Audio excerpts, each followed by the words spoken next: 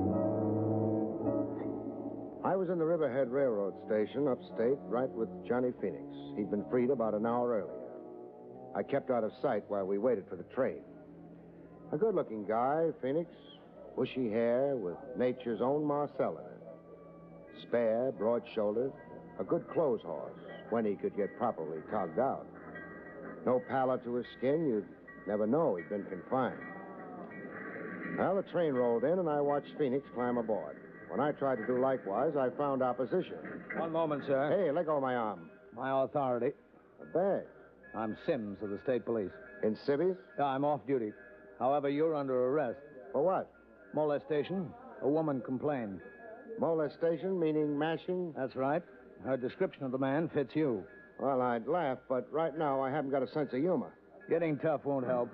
I'm a policeman myself. I'll show you credentials. Yeah, you do all that. At the station house. Are we going through with this, boss? I have authority to shoot a resistor. Put your gun away. I've missed my train anyhow. Well, there's a train every 2 hours. This train was special. Let's go see your complainant.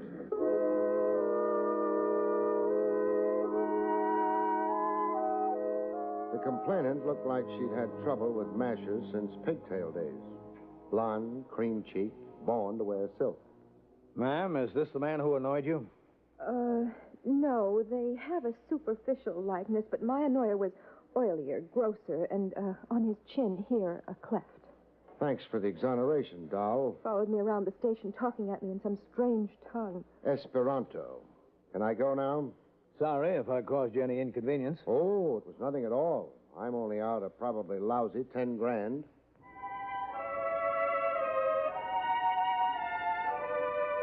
Back at the Riverhead station, again waiting for a train out, I tumbled to a masher mistaken identity routine I'd been caught up in. I watched for Golden Girl to come back to the station. When she did, I really molested her. Hello, doll. Doll, are you out of your mind? I'm mad over you. Mad? Oh, you really mean mad. I'd like to apologize Don't bother. Just explain it. My arm, please, you're bruising it. All right, talk. Well, the circumstances are plain. Here in the station before, a man... An oily fellow. My size, shape, wearing my clothes, as you told State Trooper Sims. Only oily, your guy. Therefore, not me. An honest mistake? Dishonest, baby. Well, what do you mean? The only person molested in this depot today was me. And you engineered it deliberately. Deliberately? Why, that's absurd. To keep me off the train, Johnny Phoenix left Riverhead on. I can't understand a word you're saying. You've got me grabbing your arm again, baby. Who are you? I can be gentlemanly. I can be very rough. Well, do we wrestle? All right. I'm Rita Phoenix. Sister or wife? Wife. Our train. We'll travel together, baby. Closer than Siamese twins. You made me lose Phoenix, but you're going to help me find him again. You're going to lead me back to him. Come on. Trains don't wait.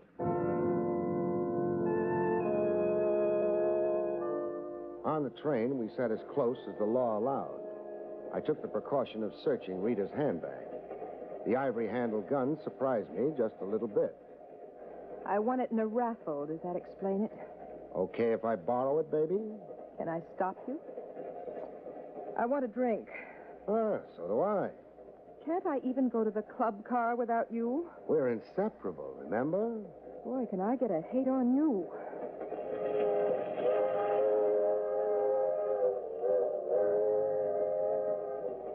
Inseparable. Only thing I was wishing aloud. We were going to be separated. By no choice of mine. It happened in the club car while Golden Girl was watering her tonsils with Smirnoff vodka. The fellow flopped on the lounge beside us. With a beauty like Rita available, the dope chose to sit on my side. I knew why in less than a minute. I knew by the gun in my ribs. Do I have to spell it out, Craig? G-U-N. Gun. I'm glad you're quick on the think. The feel. Now, this is where you leave Rita Phoenix. You've been hogging her company a long while now. You really expect me to obey? I know what you're thinking. A crowded club car, people all around us, conductors and stewards, but it won't help you, Craig. You'd have to be pretty desperate to shoot. You'd be crazy to tempt me. Dough, Craig. I drool when I think of the amount of dough at stake. All right. What's your play? That's better. The station up ahead, Sooner Falls. We roll into it exactly 3:47. That's in 4 minutes. You're getting off the train. Alone? Yeah. At the station, someone's waiting for you. Friend of mine. You plan far ahead, huh? I got a knack for detail. How do I come out in all this? You just lose a client and an opportunity. No other harm done. I lose Rita. Yeah. I lose her, and she's your pigeon. Look, let's not stretch this conversation. 3 minutes now, and we stop. Let's start moving to where you can get off.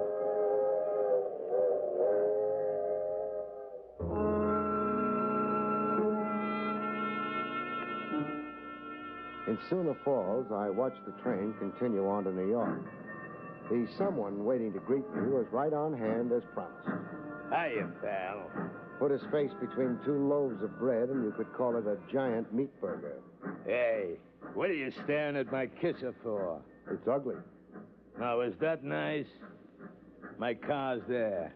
Is this ride necessary? Yeah, Canby set it up. Canby, huh?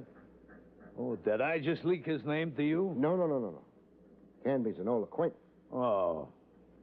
What makes this station so lonesome? No people.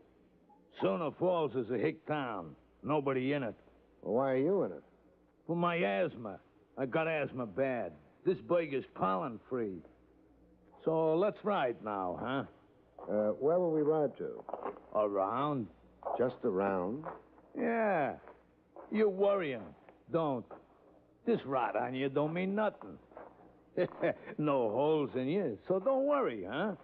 My orders is just to stall around with you, see the sights, run you into 6 o'clock, and then give you the heave. Run me into 6 o'clock.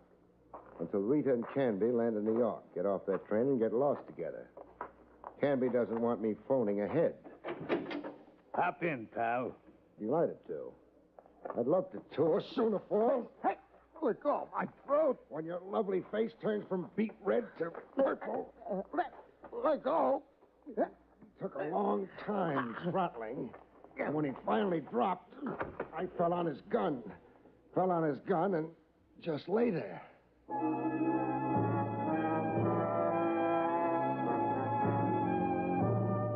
I left my meat-faced friend in a semi-conscious stupor and hurried into a pay station telephone.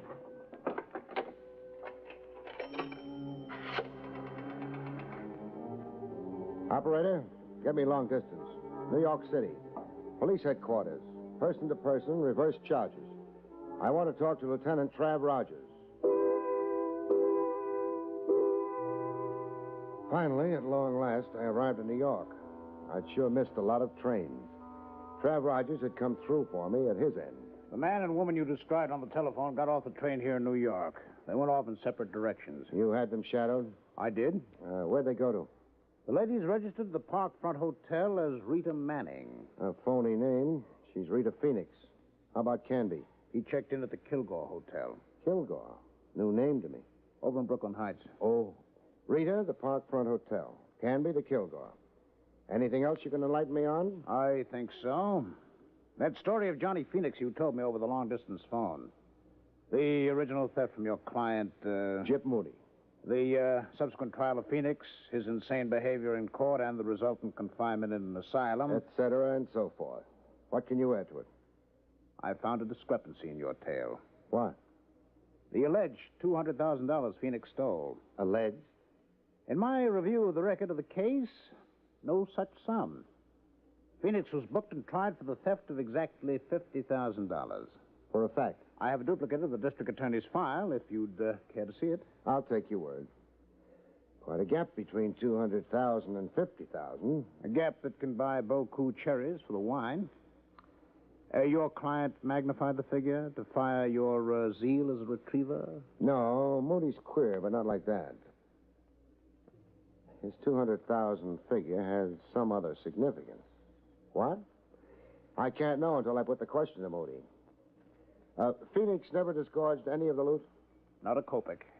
What did the police do about it? About trying to recover the money from Phoenix, I mean. Oh, the usual devices and pressures. All we accomplished was a show put on by Phoenix. He acted nuts. Climbed the walls, screaming he was a chimpanzee in a jungle. After Phoenix's asylum confinement, what police activity about the money was there? The obvious. A police plant right on the asylum? Hoping to catch Phoenix in a rational moment? Win Phoenix's confidence? Yeah. Quite an assignment for a cop. Feigning insanity. We had to change our plants every 10 days. The sheer wear and tear. The plant began to wonder about himself, huh? Was he or wasn't he Napoleon Bonaparte? Environment, they say, molds the personality. Trav, as usual, you've been a big help. Mm-hmm. Write a letter of commendation to my superiors.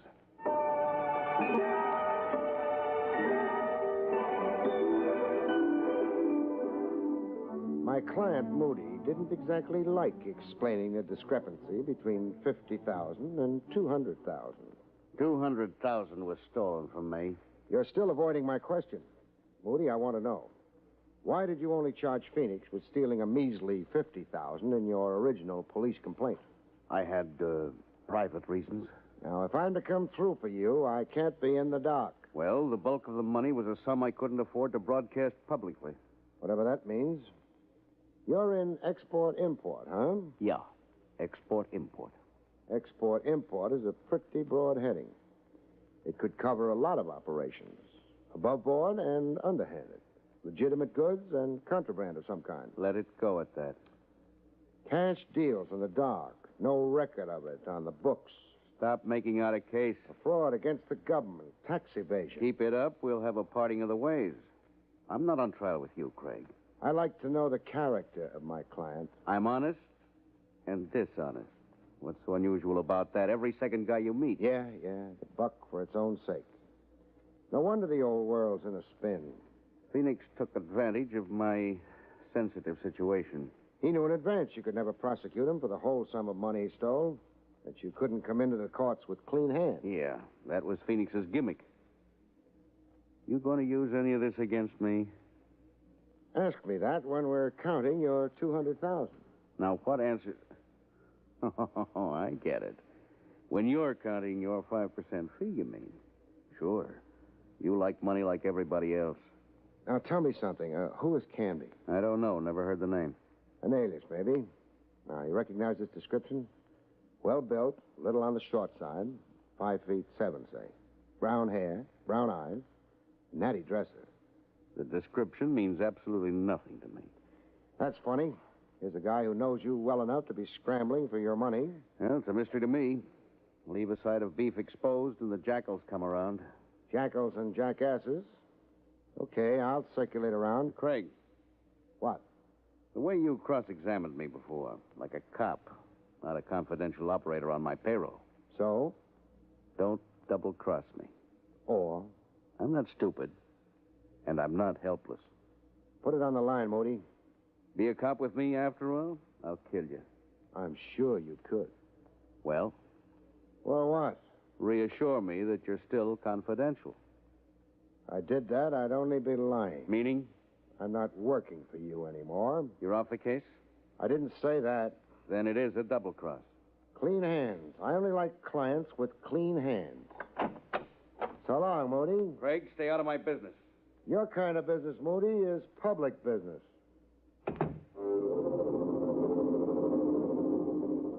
Oh, they happen like that. Case where you dump a client midstream. Where from confidential cop you change to Boy Scouts. You're working without fee in the public weal and welfare. Great. Only doesn't buy any groceries. At the Kilgore Hotel over in Brooklyn Heights, I got Canby's room number from the desk clerk. I also got an advance hint on how frantic it could get up in Canby's room. I spied the desk clerk on the telephone a second after I started for the staircase. The desk clerk tipping Canby off to my visit. There'd be a gun upstairs waiting to greet me. What kind of a hotel was it? It was that kind of a hotel. In the hall outside Canby's room, I had a scheme to outmaneuver Canby's gun. Canby? Frank Canby? Yeah, what is it? Linen service. I got your fresh linen. Yes, ma'am. I flattened against the side wall of the hall, out of line of fire, and waited for Canby to open the door. Come right in. Hey! It's my turn to shoot now. Oh.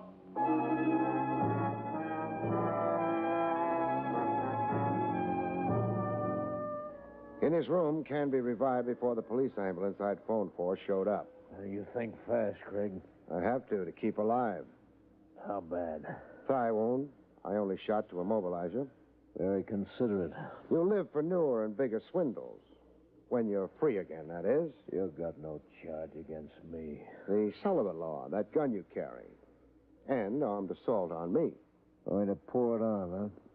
Depends, maybe, on how you cooperate. Cooperate how? Frank talk. Ask me. Where do you come in on Moody's missing $200,000? I forced myself in. Meaning? Well, I'm out of left field. I don't know Moody and I don't know Phoenix. But I do know about the dough, you understand me? I think so. You freelance in crime. You're a fly. Honey anywhere draws you. That's it, yeah. Got a prison record? So far, no. Been lucky, huh? Until you.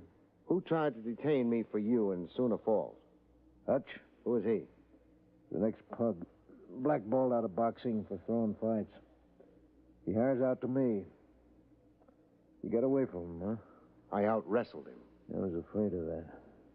Afraid you'd get the phone ahead to New York. Hutch is a pin brain. You hired him. You should have knocked me off on that train. Yeah, I second guess it that way, too. Only, Only? Murder. I shy away from it. You shot at me out in the hall. I shot to nick you, slow you up. Well, what are we waiting for? Police ambulance. Snake eyes for you, Canby. You're out of the game. Pass the dice.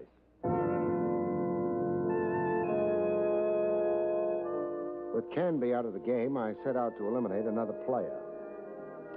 Rita. I found her in the dining room of the Parkfront Hotel. She didn't bat an eyelash when I joined her at the table, like she was immune to surprise. You, Me? Oh, what's good? Chicken fricassee. What's new? Canby's in the clink. Thanks. For what? Removing Canby. He's been giving me a bad time. Asking you where he can find Johnny Phoenix? Asking me? Where can I find Johnny Phoenix? I'm deaf. Stupid. Maybe. You're crazy if you keep dreaming of that money. I've stopped dreaming. Meaning? My husband gave me the brush. Johnny wants a divorce. What does Johnny say about the hidden loot? Not a word to me. What do you say about the loot? Meaning? Us? No deal. I get the money, I kiss it once. Then? Hand it over to the authorities to be held in escrow for Jip Moody. Now, where do I find Johnny Phoenix? Expect me to tell you? You might, seeing Johnny's read you out of his life. 742 Bond Street, a rooming house. Johnny's holed up there. When you surprise him, tell him you're there by courtesy of Rita. Rita without love. At 742 Bond Street, I finally got back with Johnny Phoenix. Funny thing, though, Phoenix didn't seem to care a bit. The money, Craig, I don't want it. Because keeping it is too hard? No, the fellow who stole it. I'm no longer him. I've had therapy. I've got a different focus now. Whole new plan for living. You sound like a walking testimonial for prison psychiatry. I feel lighter. I don't walk, I bounce. You know what I've done these 2 days I've been free? What? Read books, gone to church, looked through the one ad. Hooray for the new man. So where's the dough hidden? Buried in an empty lot in Long Island. Town named Fullerton, where I grew up as a kid. I'll drive you there. Let's go.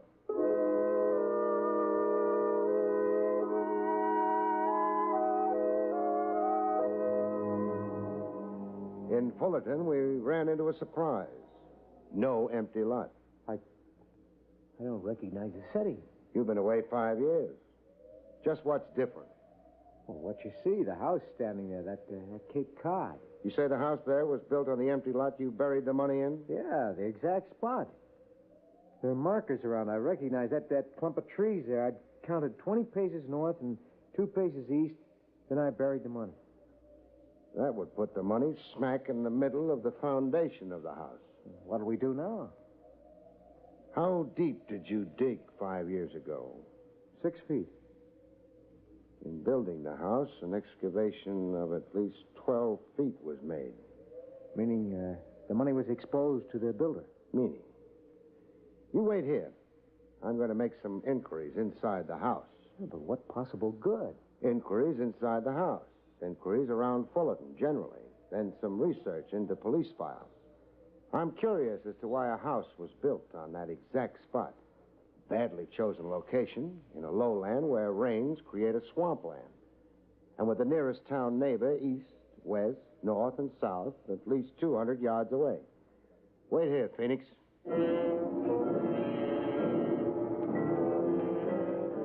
I made my inquiries, nosed around, did my research. The following day, I dropped in to see Trav Rogers to tell him who to go arrest. I'm to arrest a homeowner in a town on Long Island called Fullerton? That's right. A homeowner named Cy Cannaday? Cy Cannaday, alias Joe Caliph. The name falls on deaf ears, huh? Should I know it? A cop should. I could send you pouring through police files on Johnny Phoenix. Spare me the toil. Police headquarters assigned stool pigeons and plants to the asylum Phoenix was confined in. Yes? I have the names of the miscellaneous and sundry plants and stoolies here. Abrams, Tyler, Wilson, Mackenzie, Caliph. Is it beginning to dawn? Yes, Caliph. Joe Caliph. A professional stool pigeon the department employed years ago. A stool pigeon who spent time in a prison asylum with Johnny Phoenix. Time enough to pump Phoenix and get himself a road map to a bonanza. Double-cross the police department. You always take that chance when you engage stool pigeons. It's a calculated risk. Caliph dug up the money in Fullerton, then had a contractor build him a house right over the exact spot for him. A weird device, kind of? The house? Caliph's calculated risk. To make the quest for the money look hopeless. The money was lost to the ironies in a housing excavation. He never thought anybody would be shrewd enough to look behind his alias of Cannaday, respectable homeowner and family man, at this late date. But you did. I might not have. All the time I was making inquiries, I was sure I was wasting time. Cases, Trav, sometimes hang on that slim a thread. So, make the arrest.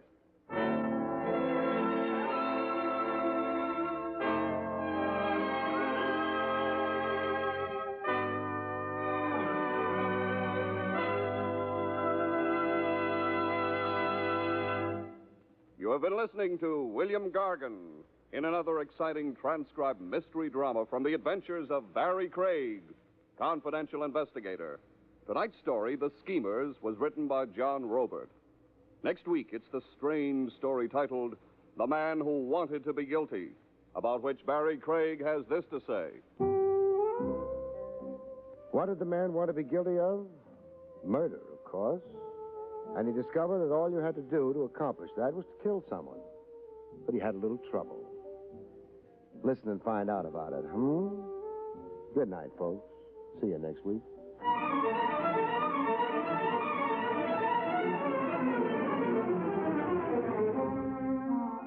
The National Broadcasting Company has just brought you William Gargan, starring as Barrie Craig, confidential investigator. Featured in the role of Rita was Terry Keane. Don Pardo speaking. It's another exciting Dragnet adventure tonight on the NBC Radio Network.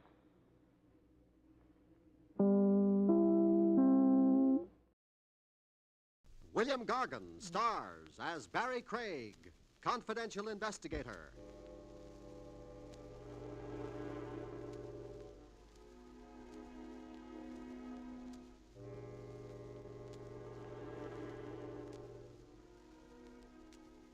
If you crave all the elbow room you can get, folks, be sure to have your coffin built to your own specifications.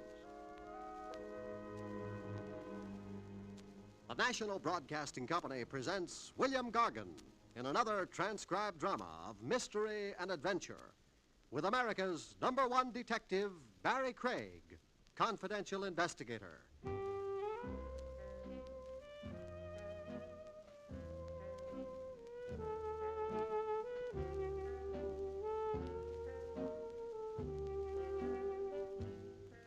Barrie Craig speaking. Live sharply with your senses in high gear, as a confidential cop must. You notice things the average citizen never sees. Little situations that look normal on the surface, but aren't really. Like a loving couple on the subway, the Sea Beach Express, en route from Times Square to Coney Island. A cute redheaded girl with an ice cream look and a young fellow with an actor's profile. He had an adoring arm around her waist, inside her coat. Young lovers, peaches and honey. Only thing, I could see the hard outline of a gun under the girl's coat. She was acting cozy, all right, by persuasion. Going through a tunnel, I changed seats to chaperone the situation. Nice day. Huh? You say something? I asked, what do you think of the world situation? Hey, what are you, some kind of a nut? Isn't everybody? Look, creep, blow. My seat's paid for. Well, my ears aren't. Oh, now, that's an unneighborly attitude. What does your girlfriend think about it? Mind your business about my girl. I can't. You what? Chivalry. I've got the taint of the southern gentleman. I once spent a weekend in Chattanooga. I can't ever pass up a lady in distress. What makes you think she's in any distress? Isn't anybody with a gun in their ribs? Look, wise guy, a gun can point two ways and I'll bite your tongue. Can't do. I'm a lifelong vegetarian. You can get plugged. So can you. Even faster than me. What does that mean? Cast a downward glance, brother. My right hand in my right coat pocket. If I fired, now, let's see. Yeah, you'd be shot in the 7th rib. Who are you? Sir Galahad. I've got a suggestion to make. What? The next station stop, we get off. The three of us. You, me, and the redhead. If not? We'll both be disappointed.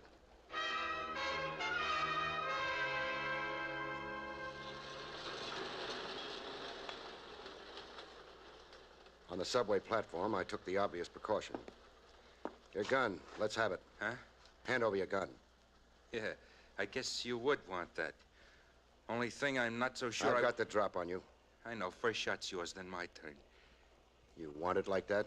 Call me crazy. Tex, give him your gun. Tex, please. Looks like Angie's for you, mister. For you?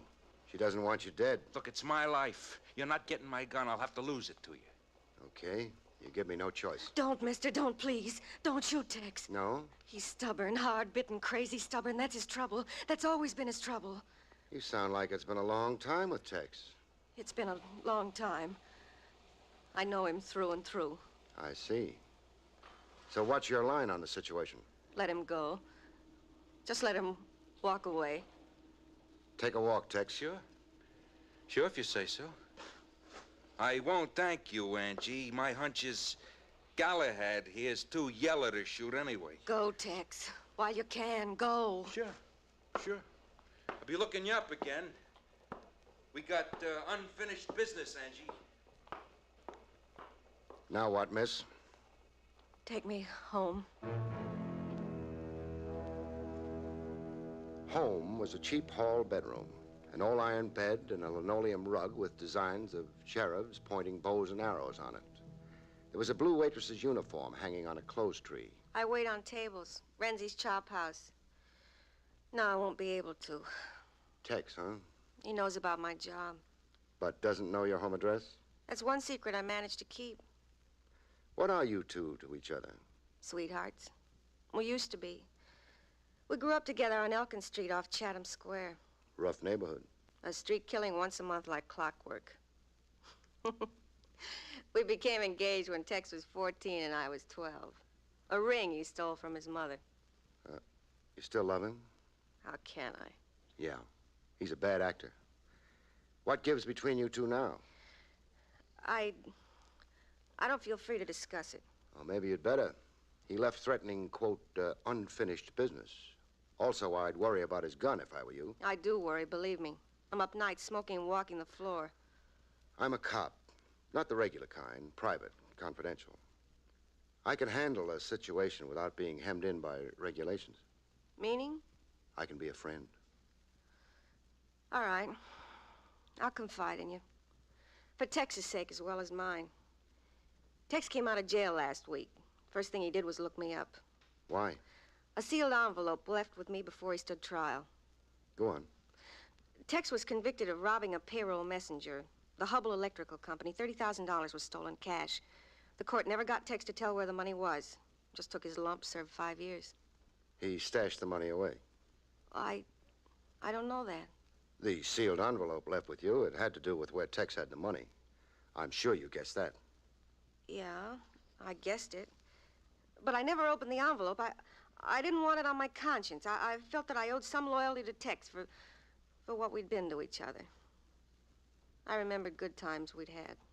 Times Tex acted civilized and normal. You turned the envelope over to Tex last week. Then what?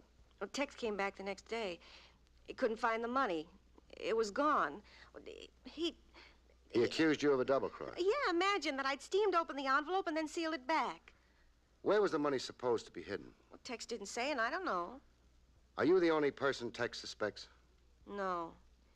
He also suspects his brother, Willie. Willie's his twin. Well, how does he connect Willie with the alleged double-cross? Well, while Tex was up, I'd been seeing Willie. Oh. Dates. I needed companionship. I couldn't sit around like a stick of wood. Well, Tex thinks Willie got to the envelope, that I was careless with it. Where did you keep the envelope? Oh, there, under the linoleum. Could Willie have kidded you along just to get at the envelope? I'd say no. Willie's sweet. The opposite of Tex, hard-working and honest. He drives a laundry truck, works like a dog to get somewhere, but... But? Oh, you never know who to trust. You never know who's rotten in his heart. Yeah. Any money to tide you over while you stay away from Renzi's chop house?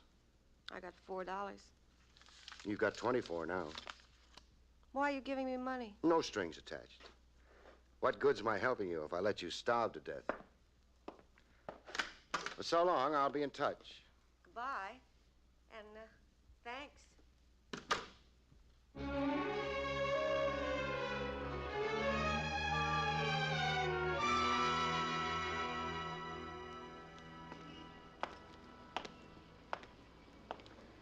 A few doors up from Angie's furnished room, the neighborhood got over-friendly.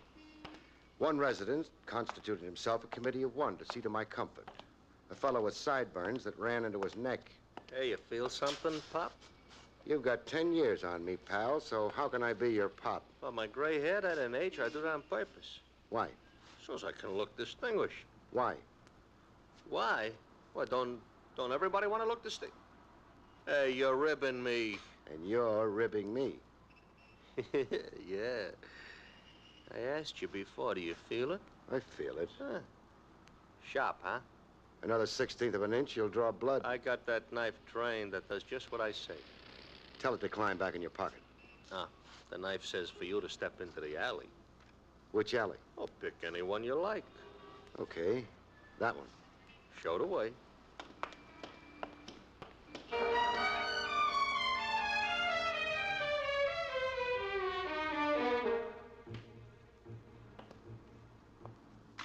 In the alley, I submitted to a frisking. Hold still. What prey are you looking for? A gat. How come, fella? Check my wallet and deduce for yourself. Oh. Private eye, huh? Worried? No, cops don't worry me. I worry them. A cop fighter. I was 10 and one shot my old man for nothing. I never forgot. Shot your old man for nothing? All he was doing was a saloon stick-up, only for laughs. Only for laughs? Yeah, it was a Saturday night, nothing doing, everything dead. The old man wanted to liven things up. And then, boom, and I'm an orphan. Stupid cop. Sad story. Well, should I love cops? No, but don't hate me. I'm private. I work for me. Now work for me. What do you want? I seen you with Angie Palmer, showing her home. So? So the dough Angie held for Tex when he was sent up, don't leave Nick out of it. You being Nick? Yeah. Me being the Nick that used to beat the ears off of Tex when we was kids, PS 142. 30 G's. And hot money. I've been drooling over it. Who's got it, huh? I don't know. Angie or Tex, huh? I said I don't know. Or maybe you. All I've got is what's in my wallet. $10. My worldly goods. Here, take back your wallet. I'm after big stuff. Just like you're after, huh? Meaning? Oh, you're after Angie for my reasons. Maybe. You make out. Remember, don't leave Nick out of it. Your knife says. My knife says. That fence there, you see it? I see it. Climb over it and find yourself some other street. I don't want to be seen with you. I'm hard luck climbing fences. I tear my pants. Get.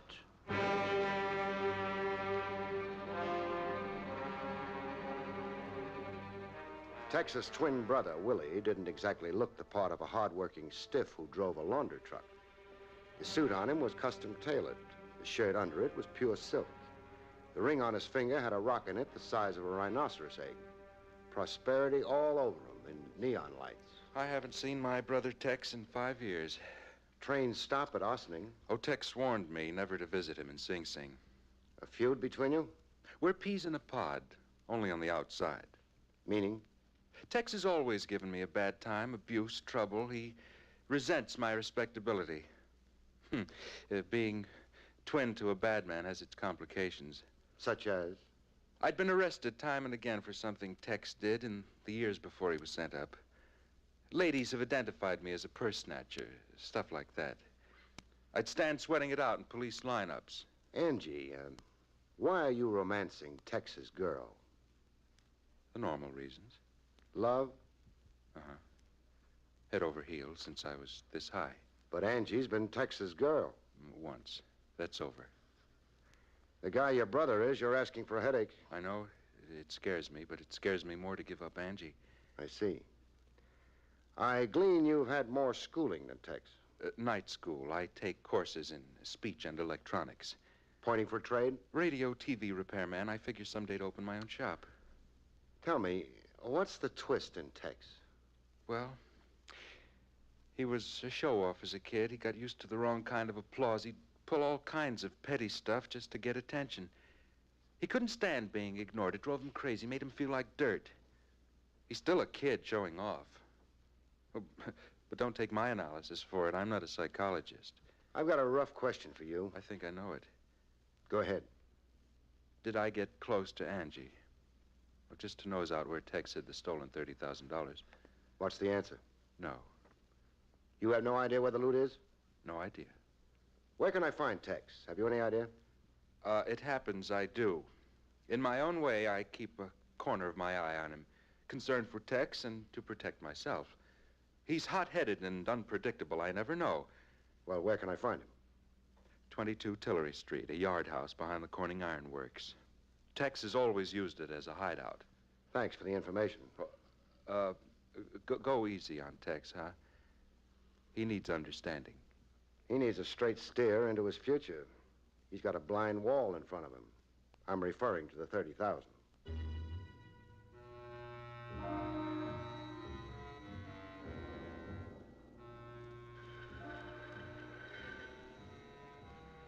The frame yard house behind the ironworks looked like a strong wind would blow it down. I found Tex in the room that had the smell of last year's rain. He was stripped to his waist, stretched out on an army cot. More in a coma than asleep, his eyeballs popping in a lunatic stare and sweating a hot paste of sweat. Sick he couldn't be sicker, and delirious, babbling in a delirium. Mistake for Tex. Tex riding high. Velocity no good. 30,000. Beautiful, beautiful, beautiful. Old Dunstan's chicken farm. Walk a line from the coop. Easy. Oh, it's easy. Do it blindfolded. Easy. Easy as pie. Easy. Pretty soon, I was playing nurse to a hoodlum, bathing his brow and cooling him down. And then his eyes were on me, blind to who I was, and suddenly calm as if the fever had passed. Oh. You. Yeah? The bottle. Shelf over the sink. Reach me a pill, will you? Sure. Oh. Here, now, raise up a little. Oh. Thanks. The pill brings me to. Fine. Oh, I must have passed out. You were delirious. Yeah. Fever. I got it in the tropics once. I was a kid on a job in the tropics. Rubber plantation. I was hired out to a surveyor. 40 lousy bucks. The fever.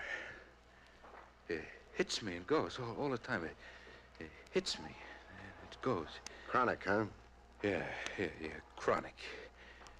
The prison medic had me on shots. You... What? Do me another thing, will you? Fry me a couple of eggs. Oh, my stomach. It feels like an empty drum. How do you like your eggs?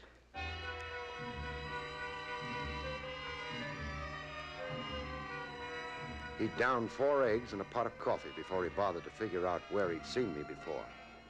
His eyes began to focus like a veil had dropped. You're the creep who jumped me on a subway train. No hard feelings. What's your game?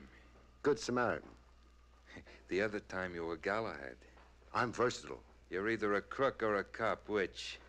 Cop. Jerk. But you're prejudiced. I did 5 years. For armed robbery.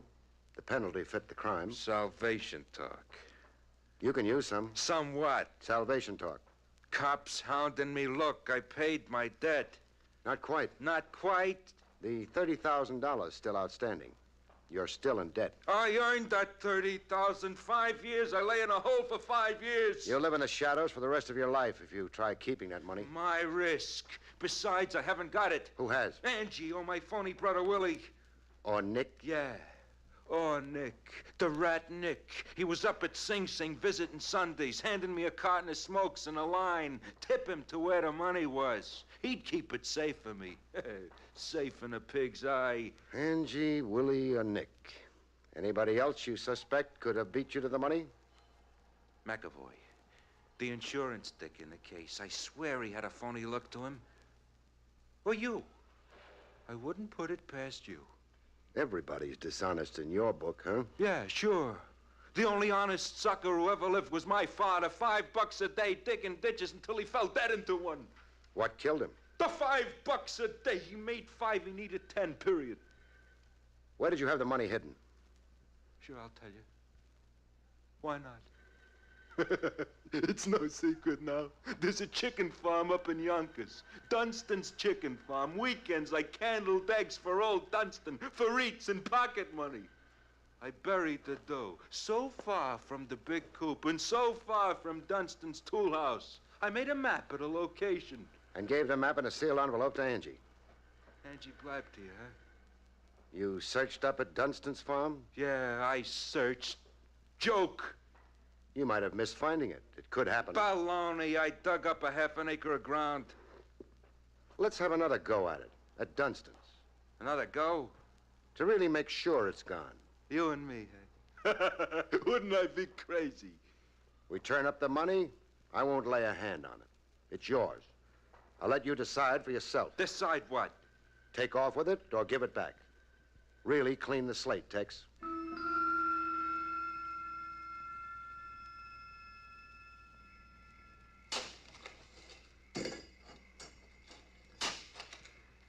We had 4 hours of digging in the evening quiet of Dunstan's Chicken Farm. What used to be Dunstan's Chicken Farm, that is. Dunstan was gone, and there was a for sale sign on the abandoned property. I give up. Oh, my sentiments, too. We've at least dug up an old shoe. Now, if we can find one to match it... Oh, don't make with the jokes. The money's been snitched. I know it. Maybe old Dunstan himself. Don't sell me that. Or anybody. Some lucky stranger. Still no sale. It's Angie, my smart aleck brother, or Nick. Hey, somebody mention my name? Nick. Yeah, in person. Hiya, kid. Greetings. This disposes of one suspect, Tex. Yeah, how's that? Nick trailing around after us, letting us dig and watching us. Would he if he had the $30,000? No. No, I guess not. Unless it's a smart cover-up. Yeah, don't beat your brains, Tex. I ain't got the loot. Yet. I was sure you 2 chumps was gonna lead me to it tonight. May I offer my regrets? Save 'em. So it's Angie or Willie, huh? Nick, stay away from him. Says who? I'm warning you. Oh, long time since I batted your ears, little man. Yeah. Yeah, I have taken my lumps from you. Sure, from kid days up. You've been my pigeon. Oh, Nick. What? Got your knife sharpened? Yeah, and pointing at both of you. I notice. But see what I've got. What? Hey, a gun. Cocked and ready. Drop your knife, Nick. Oh, sure, no argument. Drop. Tex. Yeah? I've got a hunch about you. That you've taken a lot of guff from people right from the cradle. That it gave you, say, a complex. Made you try awfully hard to pass yourself off as a tough guy. Yeah, I've taken a lot of abuse from Nick here, right? He made me the joke of the block. All the time, the joke of the block. With his fists, fair and square, and the best man wins? Fists, my eye. With his knife. I got scars to show. Then go to it. Go to it? Here's your chance to lick Nick in a fair fight, man to man. Lick Nick and lick a few of your complexes. Wait a minute. Yeah, I always wondered how I do it, Nick, fair and square. Let's get to it, Nick. Hey, wait a I'm minute. gonna beat your brains No, in. now listen. Show some fight, Nick. Listen, Tex.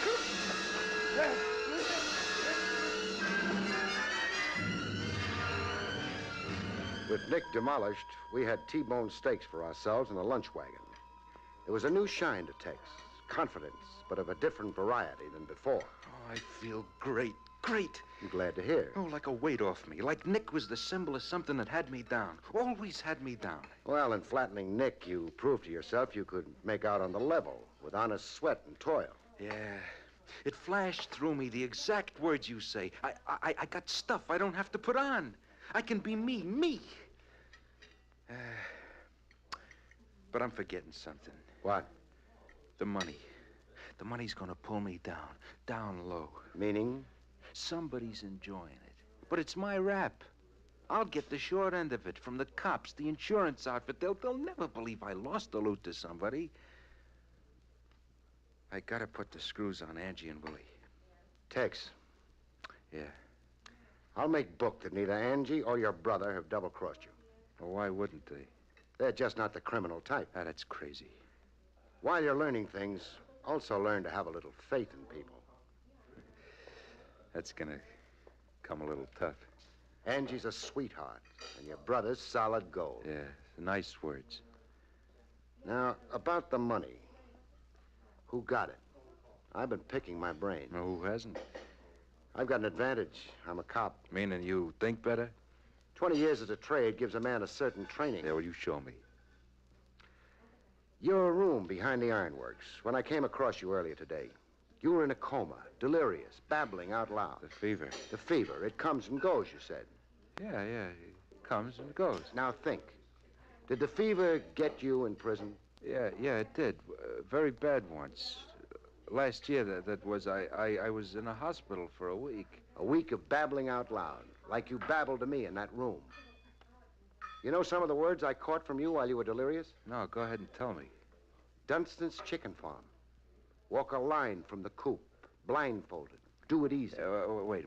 Babbling in my delirium. Is that like talking in my sleep? Talking things wild horses couldn't drag from you when you were conscious. The DA and a judge couldn't drag it from me. Neither could the warden. Where was the dough? I laughed in their faces. Now think hard, Tex, if you get my drift. I'm ahead of you. I know who we're after. I got his face in front of me. Who is he? Joey Stutz, a short-timer in Sing Sing. He was an orderly in a hospital. He couldn't do enough for me. With the alcohol and the sponge, with the medicine. Every time I'd come to, there was Joey sitting in my bed. Smart Joey. He got an earful of your babble. Oh, yeah. I made him a present of 30 grand. Know where we can look him up? Yeah, I know. I do know.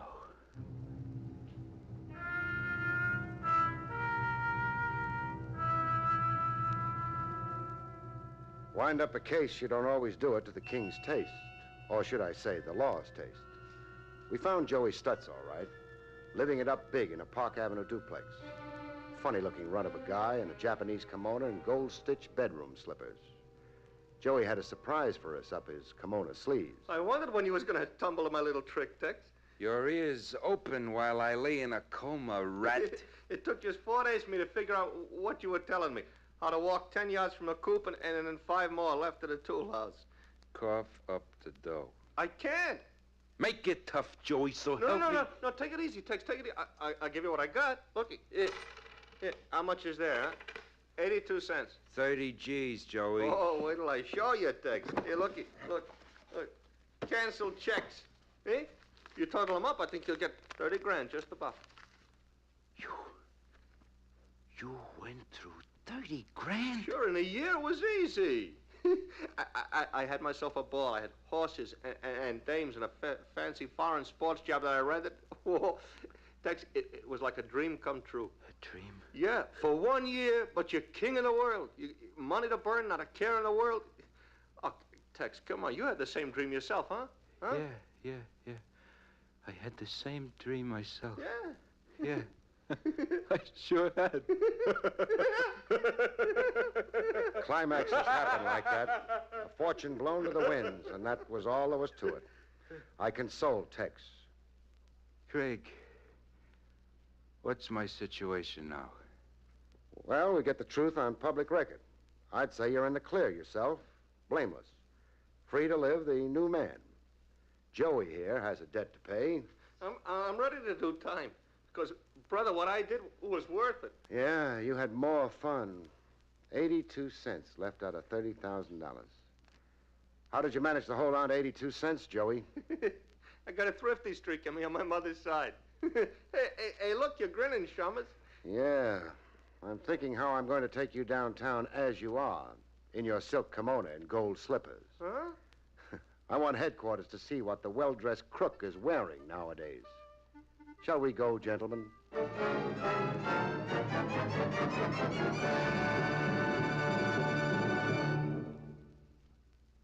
You have been listening to William Gargan in another exciting transcribed mystery drama from the adventures of Barrie Craig, confidential investigator. Tonight's story, The Tough Guy, was written by John Robert.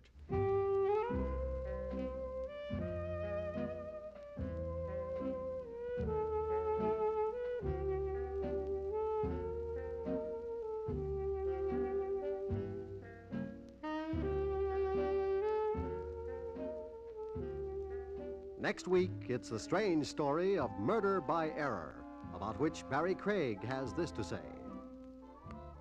Next week's story, Murder by Error, a footloose husband stubs his morals and almost collapses into the electric chair when a hot pistol sends a cold chill through him. Good night, folks. See you next week.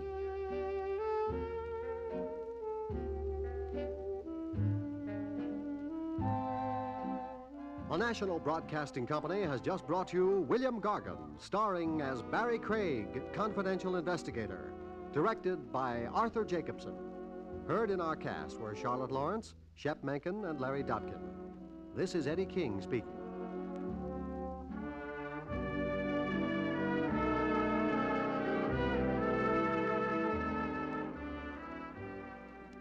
NBC sends a welcome to WAPI Birmingham, its newest affiliate and Alabama's oldest radio station. This is the NBC Radio Network.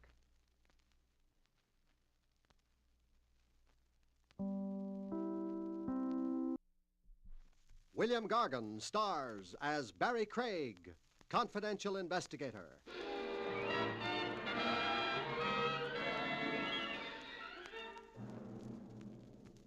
Distemper is a human failing, but don't ever try blowing the lid of your coffin.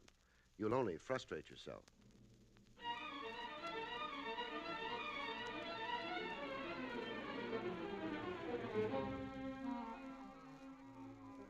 The National Broadcasting Company presents William Gargan in another transcribed drama of mystery and adventure with America's #1 detective, Barrie Craig, confidential investigator.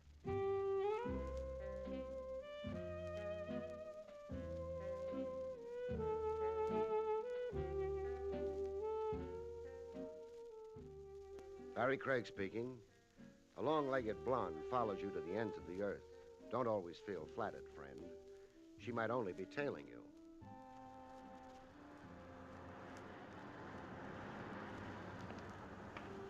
Such was my case on the public streets one sultry summer's evening. A doll panting after me, but keeping a discreet 50 or so yards between us. I got a look at her face without turning around. How? A gimmick standard with cops. a pocket mirror held in front of me. My pursuer was good-looking, with twin dimples in her cheeks and an aristocratic hook to her eyebrows. I let her follow me into a cocktail lounge. Inside, I watched her fidget at the far end of the mahogany bar for a couple of minutes. When the sweat began to spoil her makeup, I joined her. Hello. Look, you're wrong if you... If I confuse you with a pickup, I don't. Well, then... Cry wolf if I'm wrong, but I get the impression we've been inseparable for hours. Inseparable? I left my office at 3:45. I've been east, north, south, and west, and now it's 5:15. In all that time, the shadow I threw was you. Well? No, you're right. I'm sorry I couldn't help but follow you. I'm your dream man? I meant nothing personal. Oh, that deflates me. If I can explain. Do. At 3:45 outside your office building, I didn't dare come up. Why not? I discovered that I myself was being followed. Oh. You were strongly recommended to me. As a confidential investigator, I could trust implicitly. To whom do I owe that bouquet? Never mind. I followed you, hoping we could eventually talk somewhere without being observed. Like this. What makes you think we're alone with each other now? What makes... You mean the person following me? I do mean. I haven't seen him for the last hour. Shadows don't generally quit, any more than you did. Now, look around. He's not in here. Describe him. Oh. Unusually small man with an enormous head, totally bald. He wore an odd candy-striped suit. You're describing a freak. He did look freakish, yes. Tell me, lady, how do you feel generally? I'm quite sane, believe me. Which brings us to your problem. Well, it's more precisely my husband's problem. Well, introduce yourself. Vera Baxter. My husband is J.C. Baxter. You say that like J.C. Baxter is a muckamuck. My husband is someone substantial. Rich, upper class, a figure in the business world? All of those things, yes. He hasn't been himself for months. He's morose, secretive. He can't eat, he can't sleep. I believe my husband is submitting to blackmail. Does J.C. know you're aware of his situation? No, he doesn't know.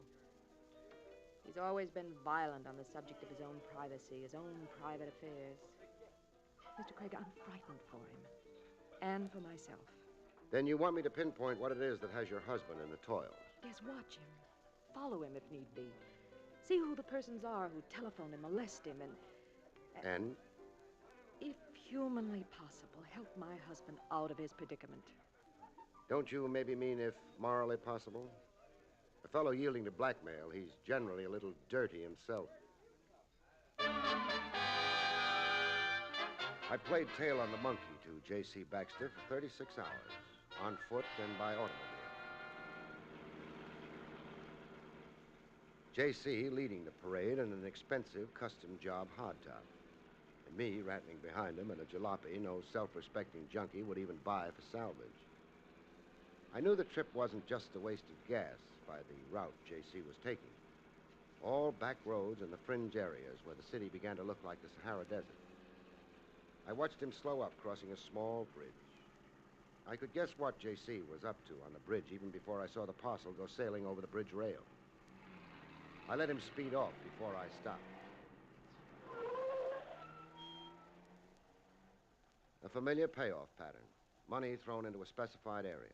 A blackmailer wanted dough, but didn't want to be identified taking it.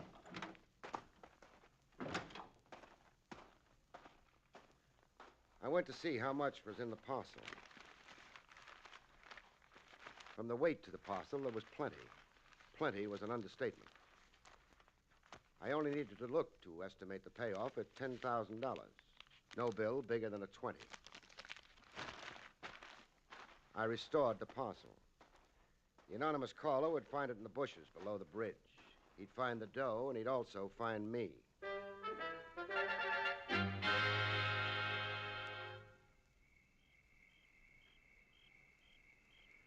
The moon was out, and the cricket serenade was going full key when somebody came looking for the money. Little guy, not too much taller than the reeds, and a big round head to him, the size of a circus balloon. When he finally found the parcel, I found him flush on the jaw.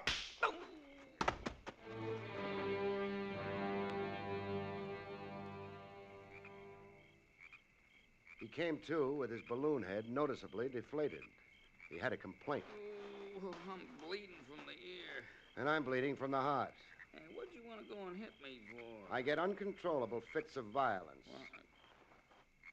Hey, who are you? A cop. Your name? Lou. Lou what? Too hard to pronounce. Make a try at it. Zyma Particus. Zyma Oh, we'll settle for Lou. Yeah, I figured you would. Now, tell me why J.C. Baxter thinks your silence is worth $10,000 to him. Why J.C. who is what? The 10 grand you had your fat little hands on. In this parcel. Why do you rate it? Let me take this slow, huh? You're telling me there's $10,000 real money in that bundle? I am. And that it's coming to me? You had possession of it when I conked you. Well, sure, I had it all right. There's no doubt as to that.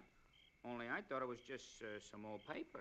Work up an act, you'll only promote yourself into bleeding all over. Mister, let me tell you, I only came down here looking for old newspaper. What for? For the frogs. So I could make a bundle when I catch them. Catch frogs? See. See over there by the pond? So? Frogs. When the moon is full like now, there's millions of frogs. Here, see this flashlight I got on me? What about it? Well, I sneak over to the bank there, and I shine the flashlight right in their eye. It hypnotizes the frogs. All I have to do is pick them up and wrap them. Now, what do you want with frogs? The Valencia Laboratory over on Mercer Boulevard. You know, the medical students? I get a quarter for every frog. That's your story. Yeah, so you see, you got a case of mistaken indemnity. You don't want Lou's, Particus. Thanks. My own name had me. Yeah, we can fix that. How's that? Shorten it. Shorten it to a number. Let's go. Irregardless, I'm pinched, huh? Irregardless. Come on. The frogs won't miss you.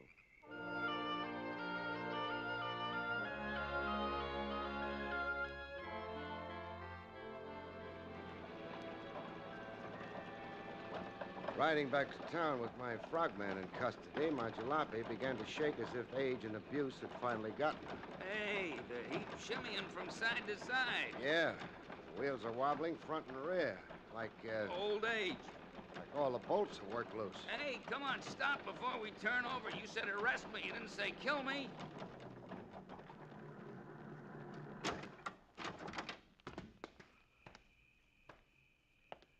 Bolts had come loose, all right. Any minute, you'd have lost 4 wheels. Yeah, but not from natural causes, Buster. Not? Human hands did this, while I was down in the reeds pollywogging with you.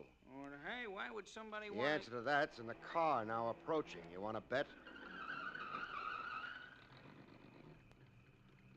The guy behind the wheel with a big beak pushing through a handkerchief he wore as a mask. The play was his. Who wanted to argue with a gun? Hey, you there, Shorty. Me? Yeah, you. Climb into my boat. Me switch cars? You're rescued. By the boss, is it? You talking one ear comes out the other. Right now, I don't know what you're talking about. Sure. You only know from frogs, liar. So long now. Now you, big stuff. That presumably is me. Give me a lip, I'll plug you. I'm speechless. All right, hand over the parcel. Parcel? Oh, yeah, the parcel. Here. Toss it the back window. Okay, you've got it. The contents are intact? Check with your stew. I'm asking you. I held out a dime. You want it? No, you keep it as a tip. That incline over there, you see it? Yeah, I see it. Well, start climbing it. What for? Exercise. Be glad I'm leaving you in shape to climb. Watch me go. He watched me go, and then I watched him go. No rear license plate I could read. He had black tape over it. I was up against pretty resourceful competition. That much was very plain.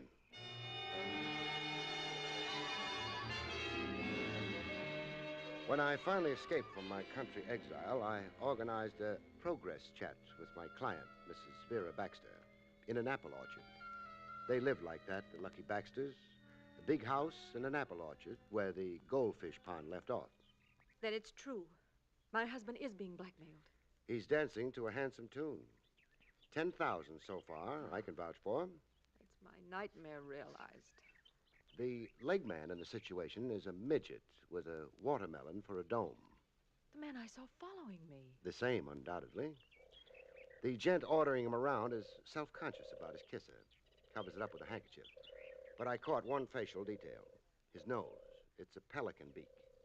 That mean anything? No, nothing. I've never seen anyone my husband's in negotiation with. Just what I told you.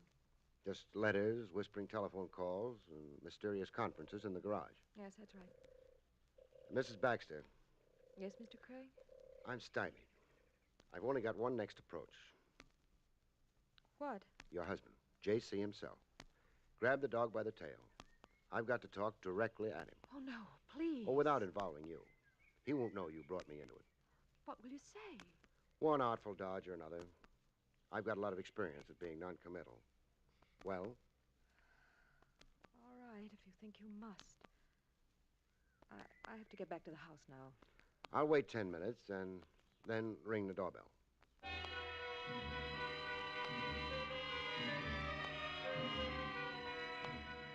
J.C. looked as morose as a guy could get and still want to live. Face tight, every muscle in place. Very close to the screaming Mimis. I find your visit a little fantastic, Mr. Craig. In my business, the fantastic is everyday stuff. To single me out, why? How is what you really want to ask. How I found my way to you. I'll only tell you what I have so far. Let your imagination fill in the rest. You're paying hush money. You threw 10,000 over the rail at Ramapo Bridge. Now, confide in me. I'll mind my own business, and I'll thank you to mind yours. For your own sake, Baxter, any rap is worth facing up to when the alternative is giving in to blackmail. Blackmailers keep coming back again and again. You won't have a dime left or a shred of self-respect. My advice is, open up and get done with it. If I dared what you suggest, I wouldn't have a shred of reputation. You lick your wounds, take your lumps, and start all over again. Life's a long time. You can fall down and get up. Now, who's blackmailing you and why? I have nothing to say to you. Okay, then. I'll go. I'm in a puzzle to stay, Baxter. I can be delayed, but I can't be stopped. I'll be back with the answers one day. Bet on it, Baxter. Oh, wait. Now, you're smart to get it off your chest. Strict confidence. Sorry. I can't make blind promises. I was abroad 3 months ago. I became involved with a young lady tourist. Oh, platonically, mind you. Nothing compromising. We were only companions. Go on. There were talks. I was lonely. There were dinners and walks on the promenade. Visits to museums, the tulip fields in Amsterdam. Just a harmless diversion. But the young lady tourist made more of it, huh? She distorted our situation. I've been receiving letters here at home, demands for heart balm, redress. Her broken heart. I'd misrepresented my status. I had not told her I was already married. No foundation to any of her claims? All lies, a blatant fakery. I was only an escort, a friend. Why are you paying blackmail? To prevent scandal, to forestall any needless hurt to Vera, my wife. You feel that vulnerable to pay tribute to a lie? My social and business situation is sensitive. My colleagues, all of them, blue noses, very provincial. With the merest breath of notoriety. And also, my wife is a woman of certain delicacy of spirit. A perverse sense of pride and propriety. I could never make her understand. Vera would turn against me. You see my trap. I see it all right, only I'm not so sure I believe it. You don't believe me? A man your size in the world, Baxter, top dog, a high social level, howling business success. You don't figure to be stupid enough to yield to a blackmail built on a tissue of lies. No, I don't think I believe you. That's very arbitrary of you. Whatever's got you playing obliging sucker is motivated by something a lot more potent than an old-fashioned badger game. Now, this girl, what's her name? I'll not disclose that to you. And you won't either disclose what she's really got on you. She and company, that is. I've already told you all there is to tell. You fed me a line of bunk. I'm sure you can find your way out. Yeah, out and right back in. Watch for me. I'll be back to tell you some of the things you've left unsaid. Goodbye now. In due time, I got to identify Baxter's young lady tourist. It wasn't too tough. I accomplished same at the customs desk of the International Airport. The passenger list of the plane Baxter had returned from abroad in 3 months before. Only one of the passengers qualified for the description of young lady tourist. Paula Wiley, age 23, residence Manhattan, New York, 216 Marlborough Heights. I found Paula at home and about to decamp, dressed to go out, and 2 suitcases at the door. Who did you say you were? Barrie Craig, my credentials. Police? Private investigator. I bring you greetings from J.C. Baxter. Oh, you're not going to deny knowing J.C. How is Mr. Baxter? Oh, he's got an ulcer growing in all directions. Where were you going?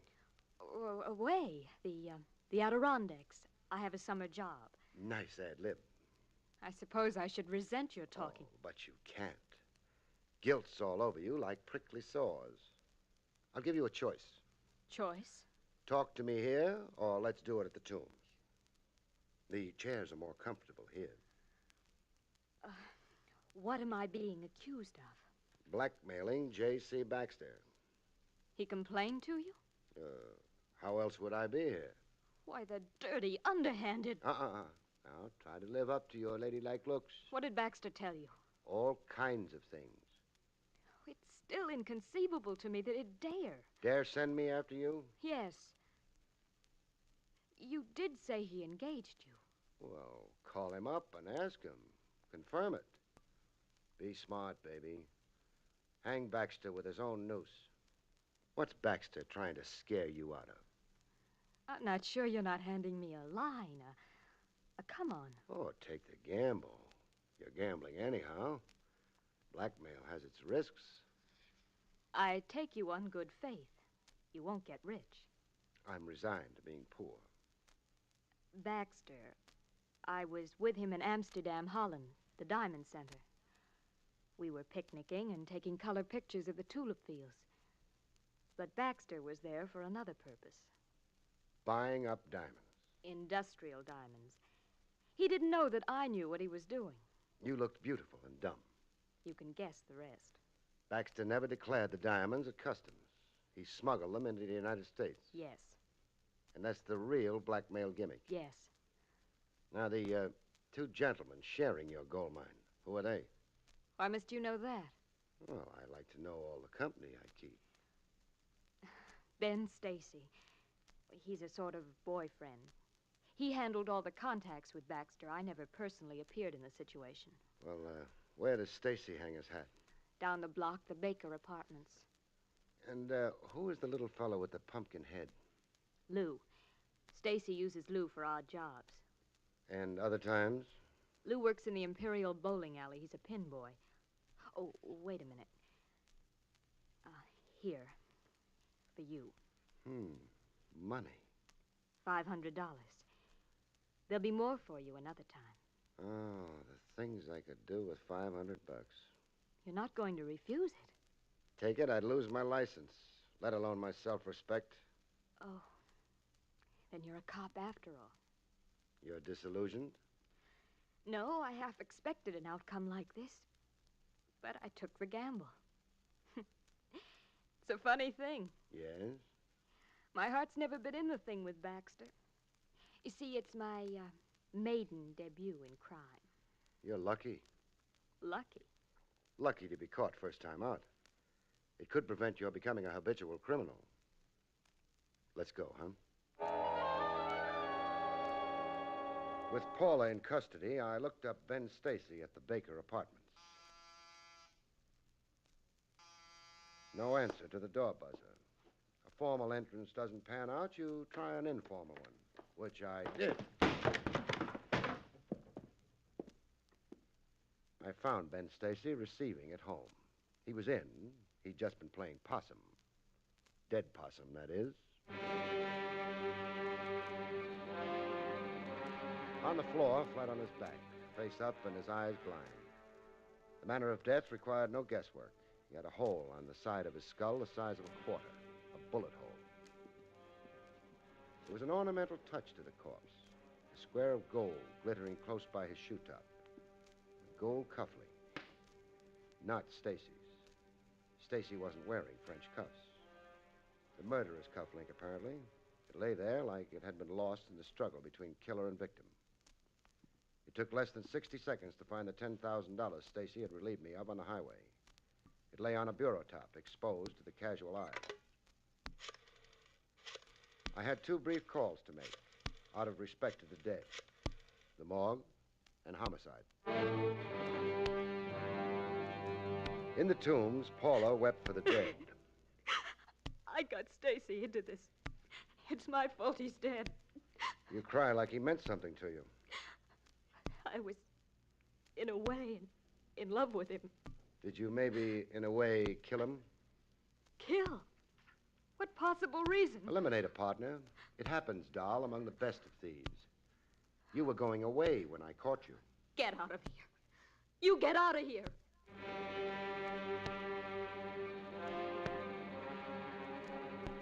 In the Imperial bowling alley, the balloon-headed stooge Lou looked like he only wished he'd lived a clean life.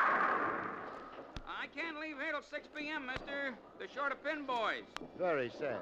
So come around and see me then, huh? So a mourning band on your sleeve, Lou. Huh? Hey, somebody died? Yeah. Your once-in-a-while boss. Stacy? Stacy. What'd you want to go and tell me for? You'd rather I hadn't? No, I won't be able to keep my mind on the pins. Better that way. Now you can concentrate on your troubles. Troubles? You're fingering me for the Stacy killing? You're a suspect, chum. Please join me. Wait till I set up the alley. And lend a hand there on number 4, huh? Like I told you, they're short-handed today. In a more fragrant setting, by the shade of ye old apple tree, Mrs. Vera Baxter clutched her heart. Murder? Murder it is. You've really got a domestic nightmare now. Oh, no, you can't let your suspicions... I can't exclude your husband as a suspect. He had a pretty impressive motive against Stacy. But he's incapable. He's a gentleman. An ungentle crook. A crook? Smuggler, I should have said. But the characterization of your mister doesn't really surprise you. No. No, it doesn't surprise now. Last night in my husband's study, I pried open a drawer. What did you find? Diamonds. A bag full of diamonds. Diamonds he bought in Amsterdam and smuggled across. Your husband had a little racket going for himself. It's incredible to think that he'd stoop to... profit? The truth out in the open, that's what you hired me for. Yes, the truth. I don't know how to live in fear. I now show you a gold cufflink, this one. Can you identify it? Well? I'm not sure. Your eyes tell me you are sure.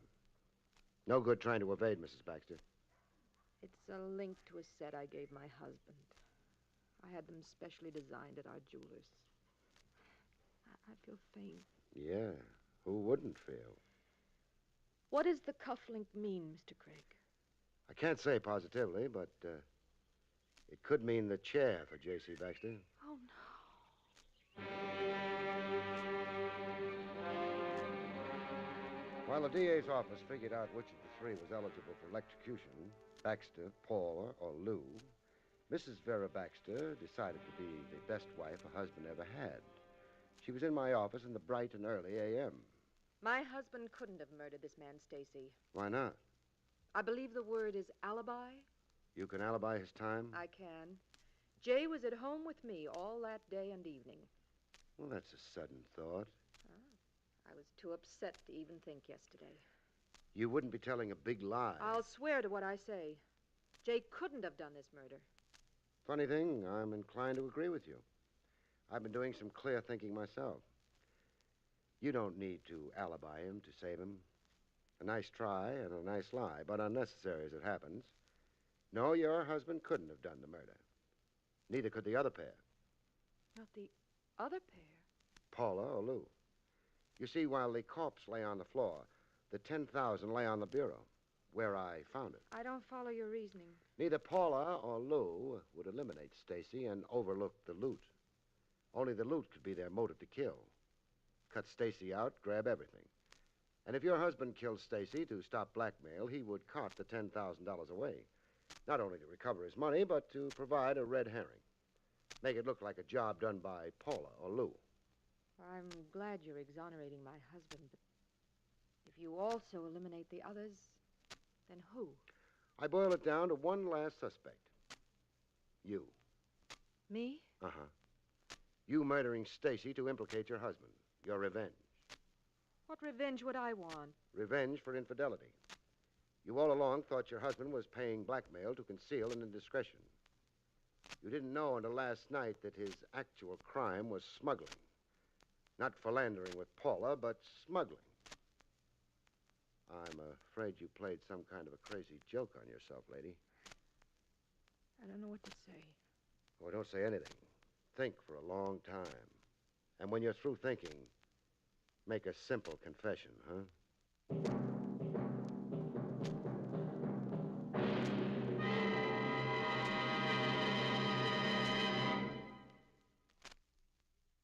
You have been listening to William Gargan in another exciting transcribed mystery drama from the adventures of Barrie Craig, confidential investigator. Tonight's story, Murder by Error, was written by John Robert.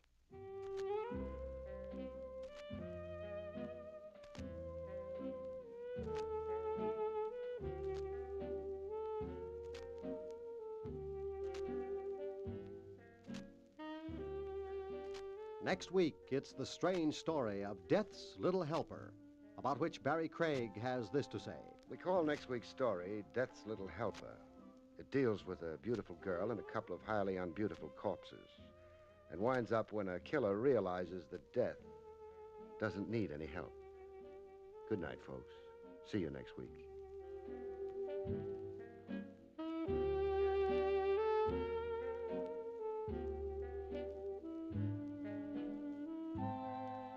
The National Broadcasting Company has just brought you an NBC Radio Network production, William Gargan, starring as Barrie Craig, confidential investigator, directed by Arthur Jacobson. Also heard were Gene Bates, Julie Bennett, Herb Vigran, Hal Gerard, and Herb Ellis. Eddie King speaking.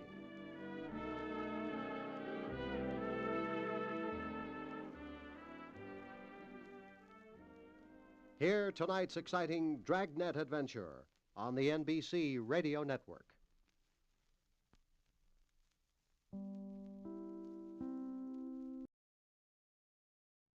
William Gargan stars as Barrie Craig, confidential investigator.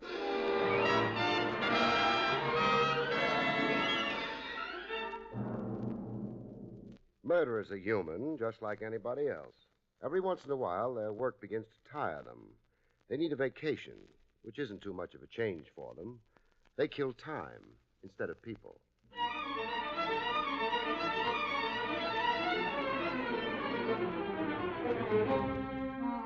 The National Broadcasting Company presents William Gargan in another transcribed drama of mystery and adventure with America's #1 detective, Barrie Craig, confidential investigator.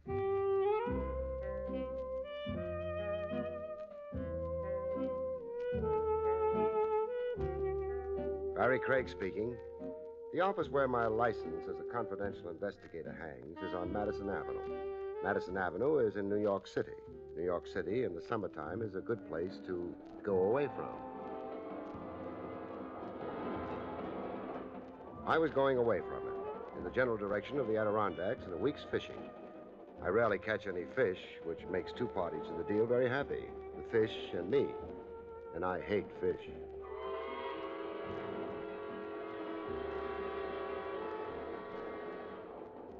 I was in the club car looking admiringly at a planter's punch when company came. Would you have any objections if I sat here? Well, would anybody object to Santa Claus dropping in? Thank you. What's your name?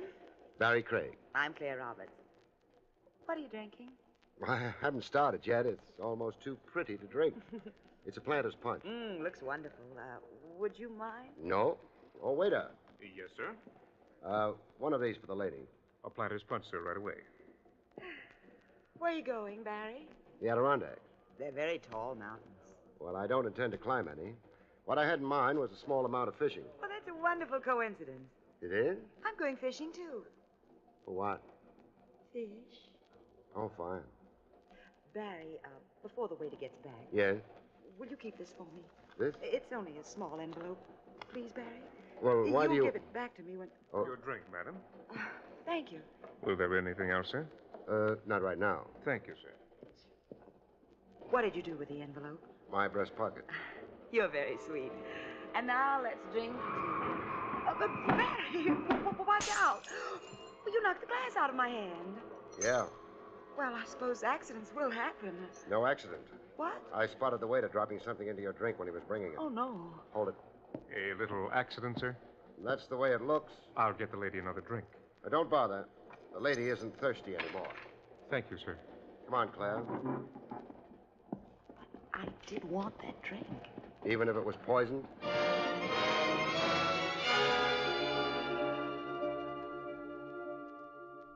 I could have been wrong.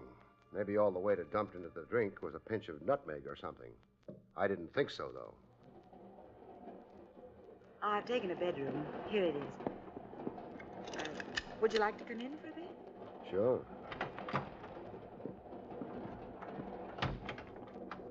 You're wondering about me, aren't you, Barry? A little. Was it nice? It was puzzled.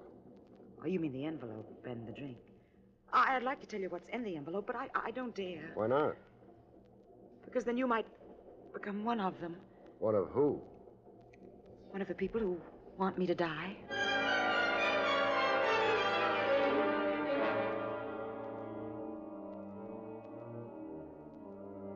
She didn't go on to explain.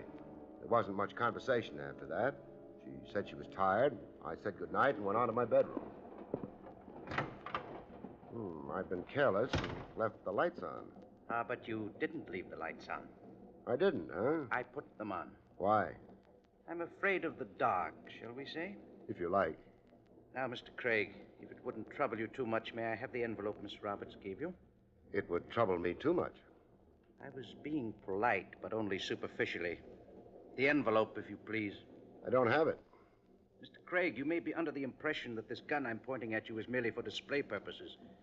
It isn't. It's a rather deadly weapon. If I must employ it on you, I shall. Aboard a train filled with people? Oh, come now, Mr. Craig. Surely you know enough about firearms to recognize a silencer, don't you?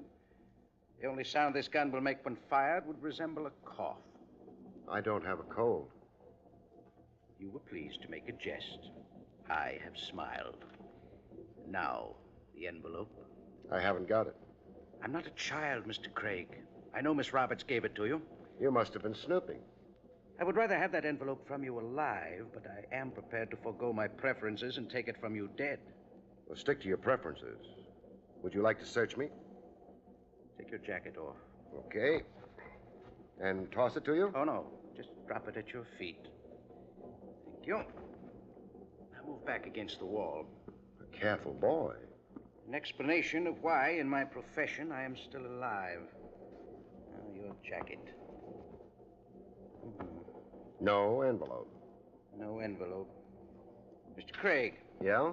Where is it? I don't remember. Very well. You have exactly 5 minutes in which to remember what you did with that envelope. 5 minutes in which to remember or die.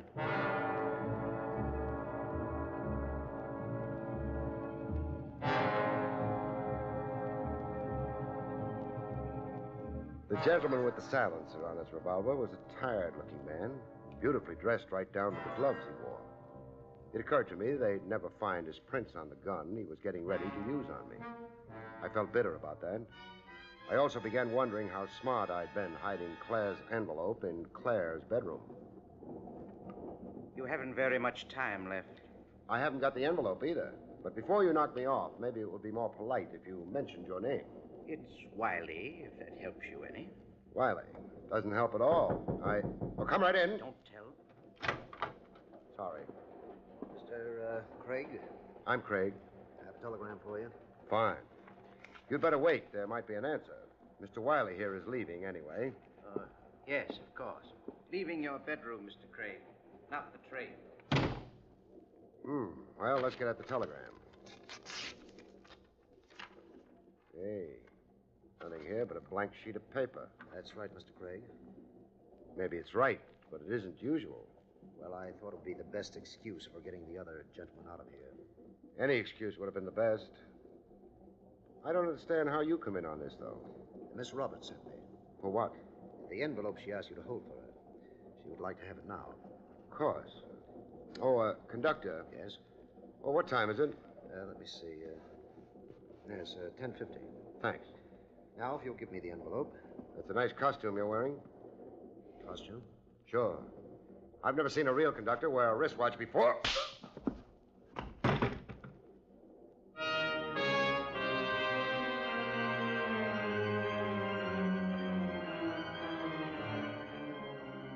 He must have had a glass jaw. He went down and out quietly and quickly. I worried for a couple of seconds. Maybe conductors have started wearing wristwatches. But then I stopped worrying. Because after I went through his pockets, I found out his name was James Bryan. His shoulder holster told me he preferred a .32 caliber revolver with its serial number filed off. And the haircut under the borrowed conductor's cap said that Mr. Bryan had very recently been a guest at a penitentiary.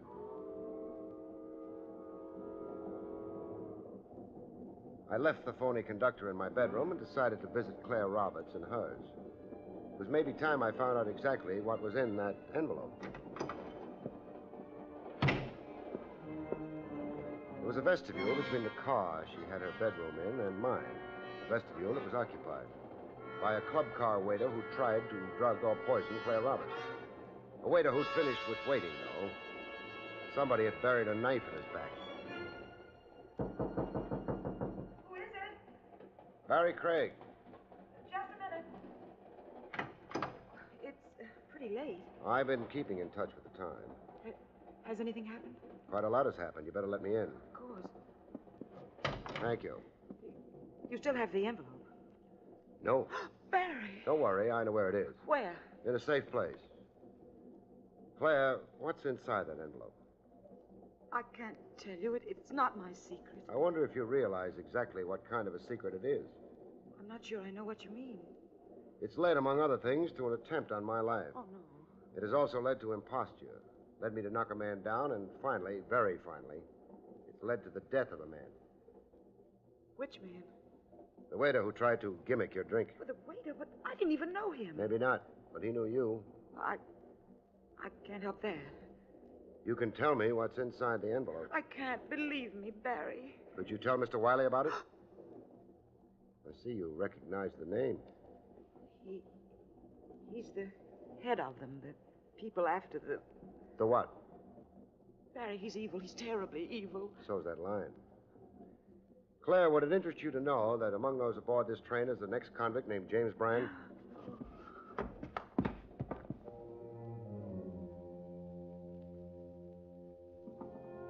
I didn't catch her as she fell. I let her fall. She hit pretty hard, which told me at least one thing. The feint was genuine. I didn't rush to revive her. There were things to be done first. One of them was to get her suitcase open. I did. Now, there were clothes in it. Maybe I was a cad for intruding on a beautiful girl's privacy. Any thoughts I might have had about that didn't last long. For a girl who was going fishing, Claire Roberts had packed the wrong thing. A couple of silk dresses, sweaters, odds and ends of nylon, and a number of high-heeled shoes. So I shut the suitcase. It would have been fun thinking of how Claire would look in the various clothes she was carrying, but I didn't have time for fun. One thing was pretty obvious. With the clothes she'd brought, whatever she was going fishing for, it wasn't fish. Barrie? Yeah? I must have fainted. You did. Here, I'll give you a hand up. Thanks. It was silly, fainting like that. It was genuine. Who's James Bryan? I don't know. Just the mention of his name made you faint. Well, I meant I don't know what he's doing on this train. He's a gangster, Barry. Uh-huh. He kills people. In which case, he ought to be in jail. Why isn't he? Well, he was in jail. Barry, he must have escaped. That's not legal. You're sure he's on this train? Very sure. He's the gent I knocked out a little while ago. Where is he? In my bedroom. You're about to suggest I get a half a dozen conductors together and arrest Brian? No. No. Well, I mean, well, of course he's an escaped convict and all that, but... Barry, the door. Somebody's opening, Barry. That light, put it out quick.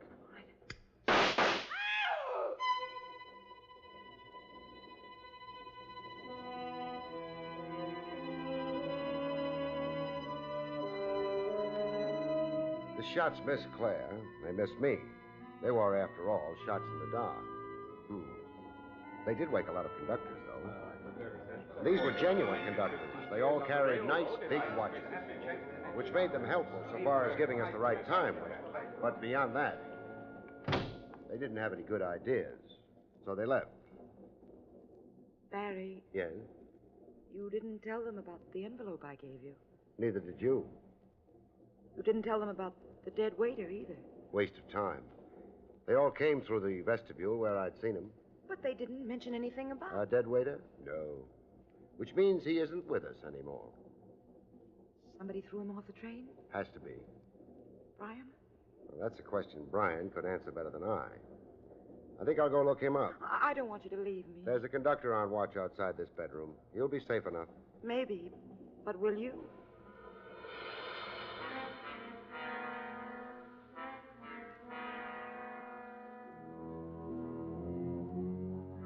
I didn't waste any time thinking up an answer to that question. I couldn't think of a good one anyway. I did hesitate for a minute outside my bedroom door and then decided that he who hesitates is a hesitator. Mr. Bryan, I discovered, had left. Maybe I should have been sorry about that. I wasn't.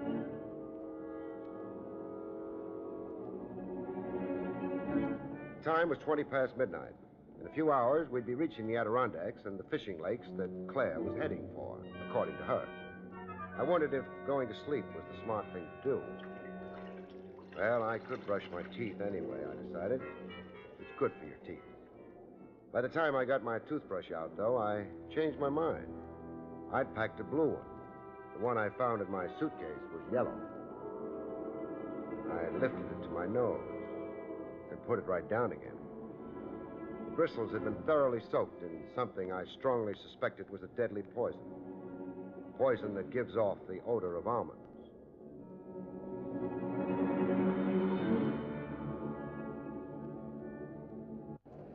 Come in. I'm sorry I have to barge in on you so late, but... Well, that's all right, Mr. Craig. As head conductor on this train, you might be able to help. Anything else happen? No, but it was intended to. That's not important, though. There's a Mr. Wiley on this train. Could you tell me where he is? Well, if he's reserved a compartment of the bedroom, yes. Give me a moment. Sure. Those shots at you and the lady is dreadful. Well, they're not so bad. They all missed. Mr. Thomas Wiley has a compartment B in car 437. Thanks. Is that all you wanted? It'll have to do for right now, except, we're on our way to Martindale. Have they had anything exciting happen up there recently? Martindale? Well, it seems that the postmaster's wife and the grocery clerk... Oh, I didn't exactly mean along those lines. I meant any crimes, holdups, or... Oh, I see. Well, yes, there was something. It happened several weeks ago. Well, what was it? The payroll robber, it seems to me. A man killed, too, the watchman. And the criminal? Well, the police are still looking for them, as far as I know. They worked pretty quick. The reason I remember about it is the train was held up for a couple of hours while the police went through it, looking for the payroll money. Will they find it? No, they didn't. They couldn't hold anybody either. There was no proof, you see. Large payroll? Well, it's for one of the lumber concerns back in the mountains. Pretty large, I'd say. Too large to get into a small envelope, huh? Oh, yes. Well, thanks a lot. Well, I've been glad to answer your questions, Mr. Craig. I wonder if Mr. Wiley will be.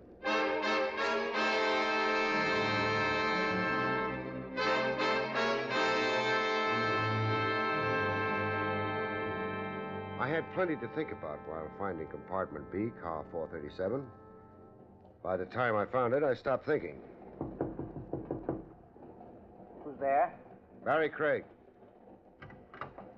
I wasn't really expecting you. Weren't you? Better take your hand out of that pocket before I come in. There's a conductor in this car. He wouldn't approve of shooting passengers. Very well.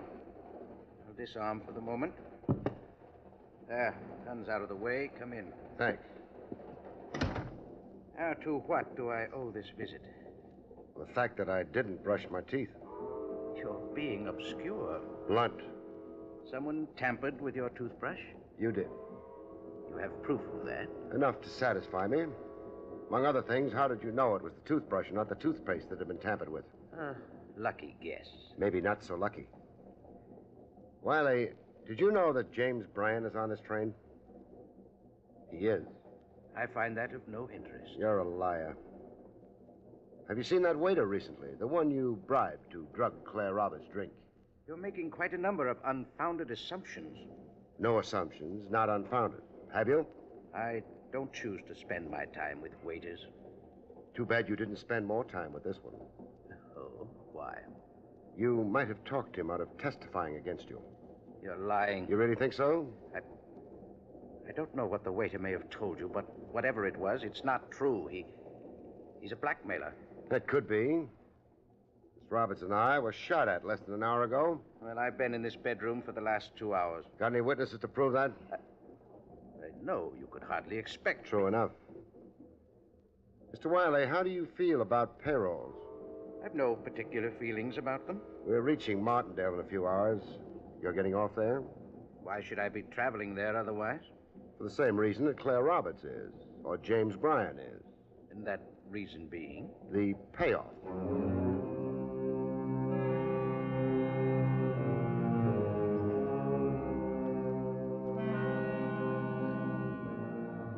I left Mr. Wiley.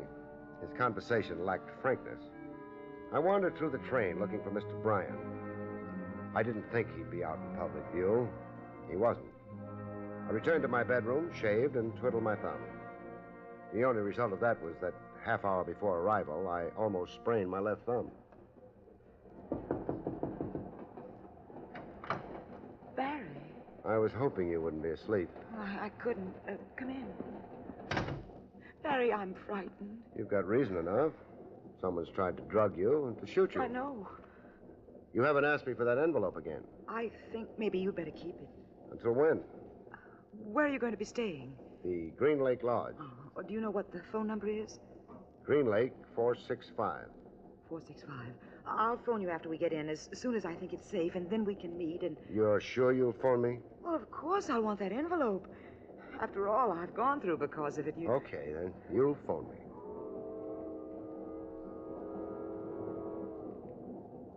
Well, looks like we've arrived. On time. Yes. I think maybe I'd better get that envelope now. Get it? Yeah. I slipped it behind the seat cushion here. What? Uh-huh. Untouched. You hid it here? Sure. Safest place for it. The last place anyone would think of my hiding it in. After they'd seen you give it to me in the club car. Barrie, you are clever. Now, you better leave first. I'll follow after a while. And Claire. Yes? Give me a ring sometime, huh?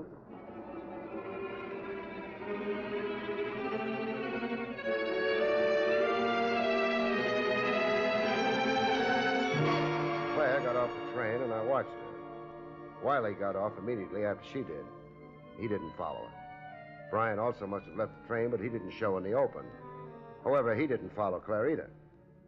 Nobody, it was seen, was interested in where she was going. But when I got into a cab, it was a different proposition.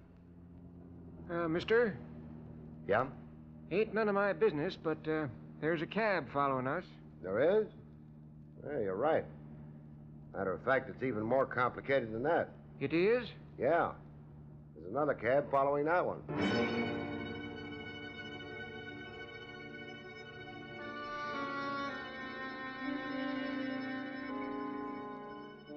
It added up neatly enough. Wiley was trailing me. Brian was trailing Wiley. I didn't think the hotel management would care for either of them. Therefore, cabby. Yep. Pull over to the curb. Okay. Wait for me, huh? Okay.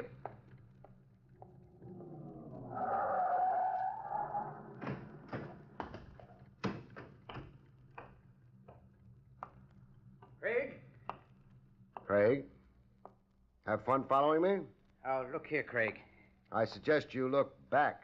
Back? What? Brian. Yeah, Brian. What are you after? Stop kidding.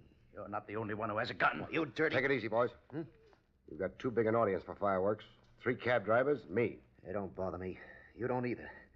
Even if I owe you something for that sock on the jaw, but we'll forget it the minute you hand over the envelope. You can have it. Now, wait a moment. You can have it, too, Mr. Wiley. Both of you can have it. One condition, though. What's that? That it's opened here and now. No. No? No envelope. Don't be a fool, Brian. He could have opened it at any time if he'd wanted to. We've got nothing to lose. Well, okay. Thanks. This is the envelope given to me by Claire Roberts. So it would appear. Yeah, ain't been opened. Fine. I will now open it. And we discover, to somebody's surprise, maybe, that the envelope was... empty. Right. Goodbye, gentlemen. Hey, wait. Greg, how can I be sure you didn't open it before I... You can be sure because Mr. Wiley is leaving. Yeah, he must have figured... So long, Craig. Goodbye. Or maybe only till we meet again.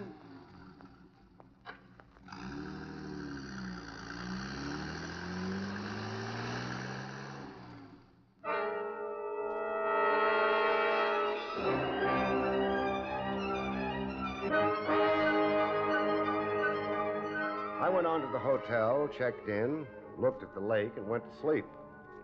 I slept for quite a while. No phone call disturbed me. Towards evening, I got up and performed a couple of errands. One took very little time. The other consisted of crawling under the baggage counter at the railroad station. The baggage clerk understood. Clerk, Yes, miss. will you get my bag for me, please? Here's the check. Oh, thank you, miss. Get it for you right away. They ought to build higher counters. Barrie, Hello, Claire. what are you doing here? Waiting for you to phone me about the envelope. Oh, I did phone several times. The line was busy. Funny, because there's no such number. You still have the envelope? No, I turned it over to Wiley and Brian. Oh. Don't look so hopeful. They opened it right away. The baggage check you just handed the clerk wasn't in it, as Wiley and Brian had thought. I admit I hoped they'd go after you for the empty envelope. They did. I'm a fair-sized decoy, Claire, but not made out of wood. I realized the envelope you gave me was empty. I also realized after I had had a look at your suitcase that you weren't coming up here for the fishing. You were carrying the suitcase as a blind. You came here for only one thing. Here's your bag, miss. For that. You know what's in it? Sure. A payroll, Claire. Okay, baby, hand it over. Brian. You didn't think I was so dumb I couldn't figure you held out on a baggage check? No, I... Give me that bag. I already killed a couple of guys for it. The waiter on the train among them? I had to make sure Claire didn't pass the baggage check to him. Don't worry, this confession ain't gonna do you much good. It's a large gun you have there. Large enough to take care of you and the clerk. Now hand over that bag, Claire. Once I was dope enough to pass you the baggage check when the cops was after me. Not anymore. Oh, all right. I don't think so. My hands are below the level of the counter, Brian. What do you think I was doing while I was waiting for Claire and you to show up? What? Practicing this. Funny, they never realize that the guns they use on other people can be used on them. Oh, don't go away, Claire. You've got a date.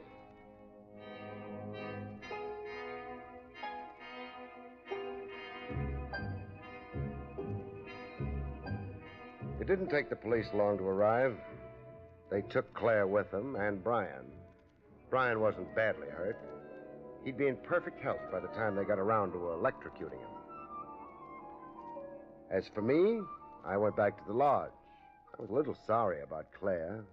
The way it turned out, all I was going to wind up with was fish.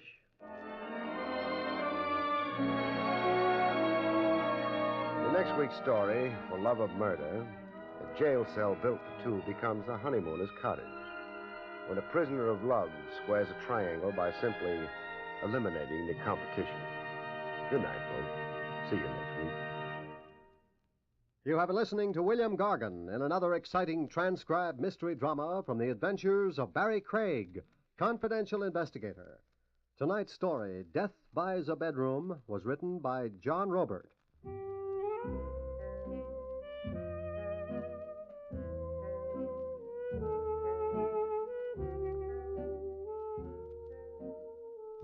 Next week, it's the strange story of For Love of Murder, about which Barrie Craig has this to say. In next week's story, For Love of Murder, a jail cell built for two becomes a honeymooner's cottage. When a prisoner of love squares a triangle by simply eliminating the competition. Good night, folks. See you next week. The National Broadcasting Company has just brought you an NBC Radio Network production with William Gargan starring as Barrie Craig, confidential investigator, directed by Arthur Jacobson.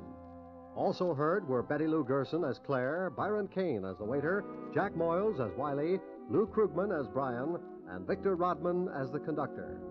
Eddie King speaking.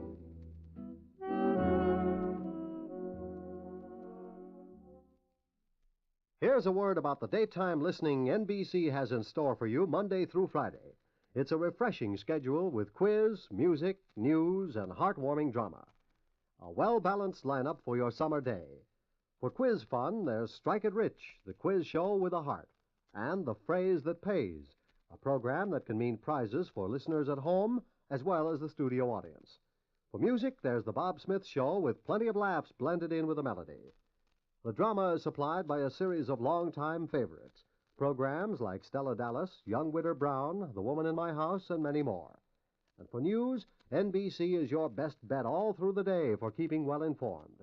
You'll hear commentators and reports like Alex Dreyer, Pauline Frederick, Morgan Beatty, Ray Henley, and many others who bring you the latest news as it happens and take you behind the scenes for the inside stories. For the very best in daytime radio entertainment, stay with NBC. There's another exciting Dragnet adventure tonight on the NBC Radio Network.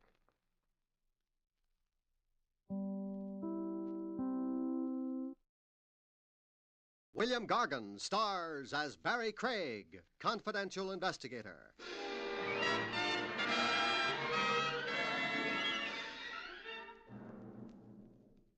Anti-noise ordinances are fine and dandy. Makes living a lot more serene. But how can you legislate against the really disturbing noises, folks? The noises in your head, that would be.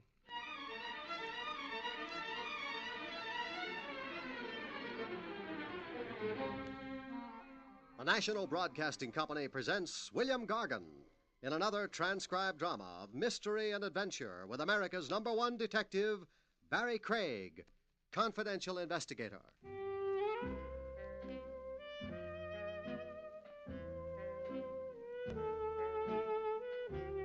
Barrie Craig speaking. The footwork a confidential cop puts in isn't always paid mileage. Some of it's for free in the public weal and welfare. Like a trip I took to the Tombs one day to see an inmate named Maxie Potter. I'd gotten a begging letter from Maxie. Could sweet charity move me to hurry to his side, end quote. Having a pint or so of the milk of human kindness in me, I complied. I found Maxie sitting on the edge of his cot. His eyes lit up like 100-watt bulbs when he saw me. Barrie Craig? That's me. Oh, you got a heart. And you've got a nerve. Just for asking you to come? For confusing me with the Legal Aid Society. What's wrong with helping people?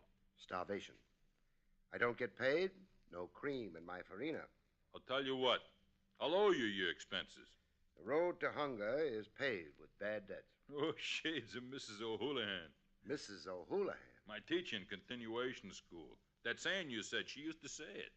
But it made no impression on you. No. What I went for was, it's blessed to receive. And so you wrote to me. And so you're here. Now, what do you want? For you to get me out. I never engineer prison breaks. Bail. Put up the bill. How much? $500. Dollars? Sure, dollars.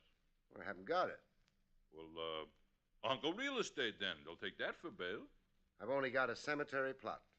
See, now, wait. You're a citizen in good standing?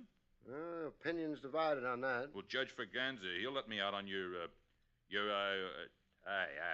what's the word I'm trying for? Recognizance. Yeah, on your, well, will you? You've sure got a cheek. I got troubles. I share 'em. I'm not proud. What's the charge against you? Assault, 3rd degree, hardly nothing. Who'd you hit? Randy Lomax, the talent agent. You might have heard of him? Everybody has. He's been promoting my girl, feeding her baloney about how he's going to make her a big star. I lost my head. I hit him. What with? A brick. But that's between us. In court, I'm denying it.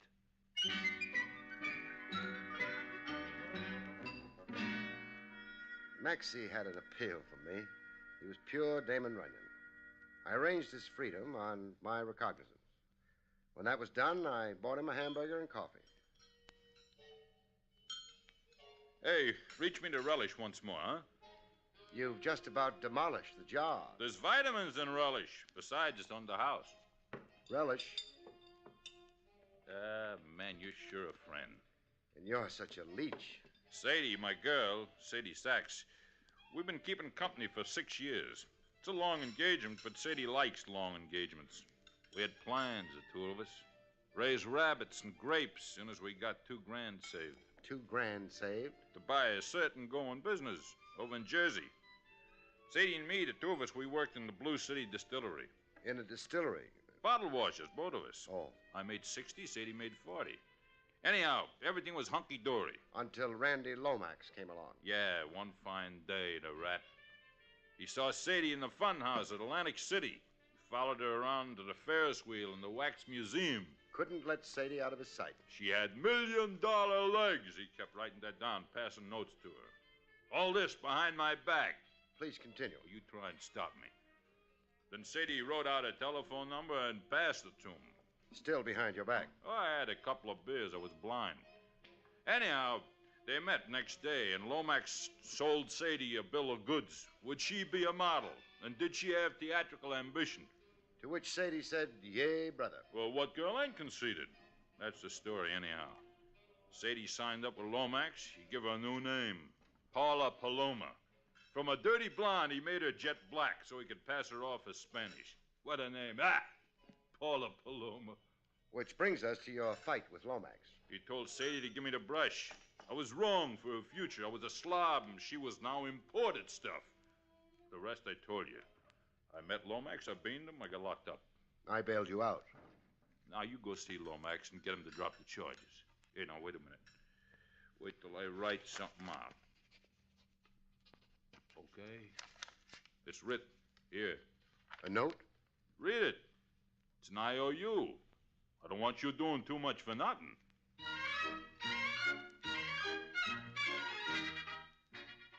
Talent agent Randy Lomax looked like his black Homburg had grown out of his skull. He was wearing it when I called on him. And what made that so remarkable? The guy was in his pajamas. All right. I withdraw the assault charge against Maxie Potter on one condition. Name it. Maxie jumps off a high building. You want him dead? Dead. Or far, far away. Craig, tell you what. What? Maxie settles down in the Congo. Permanently. He signs a stipulation to the fact that it is permanent. Otherwise? I'll prosecute him to the limit. Such seething hatred for Maxie. Why? He's a pest, a menace, a loudmouth, a jerk, and lunatic. You cost him a girl he was planning to marry. That's Maxie's hallucination. You go ask Paula Paloma her point of view on Maxie. Alias Paula Paloma. She's Sadie Sachs. Look, forget the name Sadie Sachs. Oh, the public. We spent thousands advertising the name Paula Paloma. Paula Paloma from Madrid, Spain. That's her origin. Her mother was a royal countess. Her father was a fabulous industrialist. Her boyfriend was Maxie Potter of Jersey City. You deliberately trying to aggravate me. I came here representing Maxie. Maxie? Yeah. Let me show you the type of character you got for a client. I had a private detective draw me a diagram of Maxie. A report, Maxie's background, where he came from, why he gets in my hair. How come one man can be so crazy? Here. Cast an eye over this line on a 2-page report. 1949. The Inwood Home. 6 months. Yeah, the Inwood Home is a sanitarium in Ohio. Maxie's punch drunk. Craig, on my advice, dump Maxie in the North River. Besides crowning you with a milk bottle in an impetuous moment, what other specific grievance have you against Maxie? He insults me on the streets. Language that makes my spine crawl. He hires children to throw garbage at me when I pass. And look, in a public restaurant, in front of 100 show people. Show people? My bread and butter, mind you. Maxie pours a plate of soup on my head. What kind of soup? Noodle soup. Limp noodles hanging from my brow like excelsior on a Christmas tree. Have I got specific grievances? Sounds like it. It's not all so comical. I'm made ridiculous. But I'm also in mortal danger. How's that? Threats to kill me. Threats in what form? The cowardly form only Punchy Maxie could use. Here, these. Cartridges. Low caliber. Low, high, medium. They mean murder. I find them everywhere. On my office desk, on the dining table. They come in the mail. A bullet to a letter. Craig, I'm being hounded into fear and insanity. Why do you only suspect Maxie? I got reasons. Well, let me hear. All right. These cartridges. They've been identified for me as belonging to Maxie. Identified by whom? Paula Paloma. Sadie Sachs. Craig, again, I beg you, please forget her other name.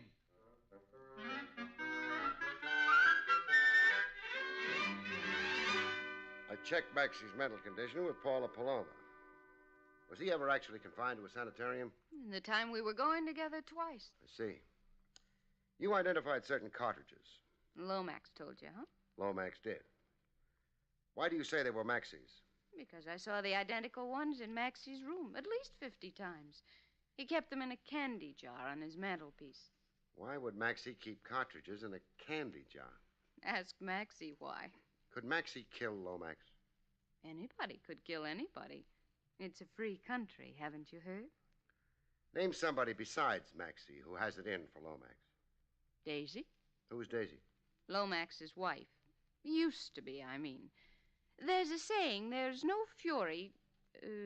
no fury... Like a woman scorned. That's Daisy. A woman scorned. She'd kill Lomax in a flash. Other enemies of the great man? People. A man with Lomax's lust for power must make enemies of the little people. How do you feel about Lomax? I worship the ground. He's my good angel, my hero. He took me out of a $40 job as bottle washer. And made you the toast of New York. In one short year, I've got furs, a French maid, a Belgian wolfhound, and a bank account. Love that Lomax. Why don't you tell Maxie you were never serious with him, so he'll stop having delusions and stop bothering Lomax? Stop bothering Lomax and start bothering me. Better he should bother Lomax. Lomax can take it, I can't. Positively not.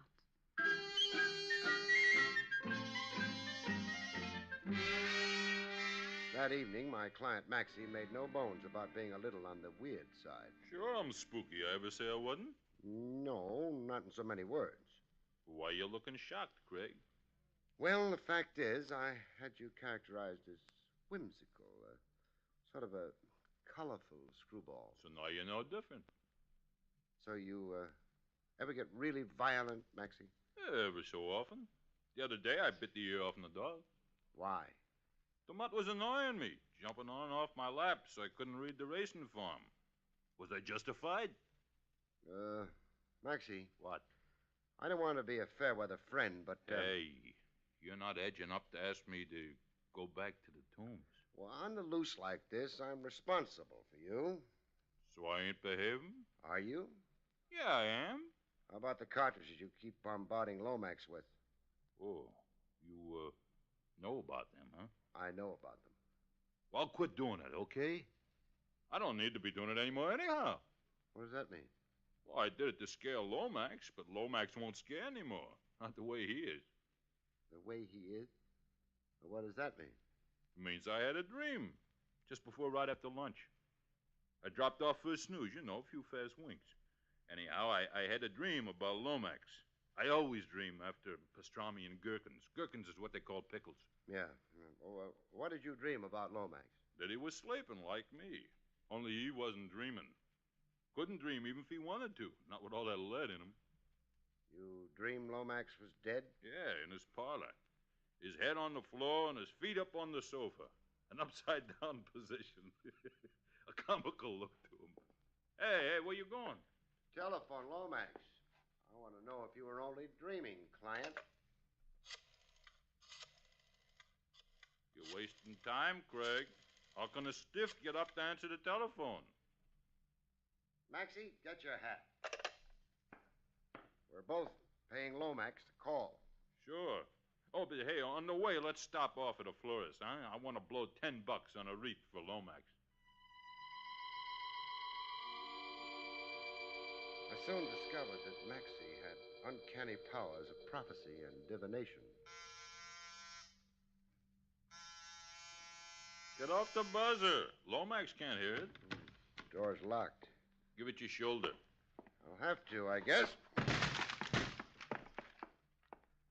light on the subject, huh? Well, is it like I dreamed? Yeah. Only there's a discrepancy. What? You said feet on the sofa and head off. Yeah, I said. All of Lomax is on the floor. Hey, what do you expect from a dream? 100% accuracy? Oh. Shot through the neck. And down there, in the ribs. Maxie, did you do it? I wished I had. You may wish you hadn't. I was asleep in the room, I told you, dreaming. Hey, you gonna cause trouble for me? I should have my head examined for bailing you out of the tombs. Do that, why don't you? I'm for examining heads, like teeth. Why is a head any different than a tooth, huh? Maxie, right off, I'm handing you back to whence I got you. Right off? Take care of Lomax first, huh? He's dead. Show some respect.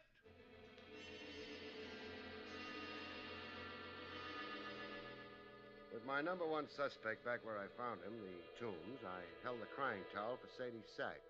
That is, Paula Paloma. I'm finished. Through. Everything was going good, and now I'm finished. So was Lomax finished, through. I'll be back washing bottles. Oh, I knew in my heart my good luck was too good to last.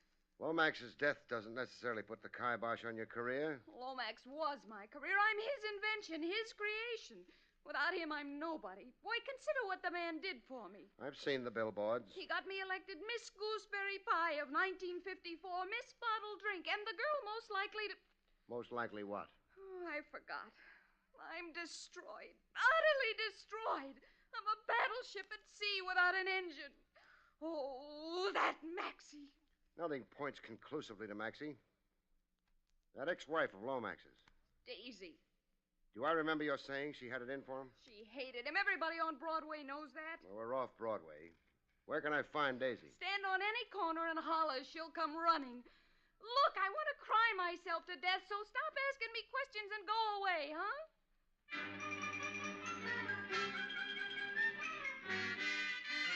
I found Daisy behind a beaded curtain. The Chop Suey parlor in Bath Beach, Brooklyn. She was running the joint. A middle-aged lady middleweight with a peroxide bleach and a washed-up look. So Lomax is dead. So I'm heartbroken. I tell you what, mister. Out of sentiment to my ex, I'll hang a dish rag at half-mast. What's your burning gripe against your late ex-husband? I could fill an encyclopedia. Fill one page. Girls. Girls and girls. I was a wife always competing with proteges. But that was Lomax's business, finding talent and building them up to fat contract status. While Lomax was building up his discoveries, he was building me down, burying me. You were neglected. I had to hand Lomax my card so he'd remember who I was. Nights when he'd come home, he'd hand me his. And a tip. He had me confused with a hat check girl. Who divorced who? Me. He sneaked it in through Mexico. I was too demoralized to fight him. He bought me this chop suey parlor so I wouldn't be an alimony load. Looks like a nice little business. You don't have to be polite. I net $50 a week, clear. I'm lucky. When I was Mrs. Lomax, I spent $50 a day on cologne. Life makes changes. Yeah. Ha! And it just did for Lomax. He'll turn over in his grave. What does that mean?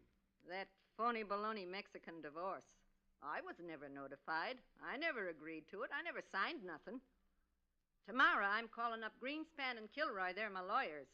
I'm ordering them to move to have the divorce canceled. Junked. Why would you want to resume being Mrs. Lomax? Guess. To be his legal widow, huh? To get my dowry rights in his estate. Smart. It all kind of brings you under suspicion. How so? If you can turn death to profit, that underlines a motive for murder. So it underlines, so I'm laughing. Huh. Do you want a real suspect? I do? Shipley. Harry Shipley. Who's he? Confidential secretary in the Marathon Wonder Enterprises, Incorporated. That's Lomax's company. There was bad blood between Shipley and Lomax. Then why would Lomax keep Shipley on? I was never sure. Something Shipley had on Lomax and vice versa. Something Lomax had on Shipley. You never knew Lomax. Nobody did. He was always underhanded. Nothing with Lomax was ever clean cut out in the open. When's Lomax's funeral? The police will release the body for burial tonight. The funeral's tomorrow at 10 a.m. I'll be there. As his legal widow. You be there, too, and watch Shipley. Never mind Lomax in his coffin, just watch Shipley. Watch him, and you'll see a happy man. Happy because Lomax is dead. I hadn't exactly planned on attending the funeral. Attend. This funeral will be good for you. How so? Perk you up, forget your troubles, make you glad to be alive. Simply delighted.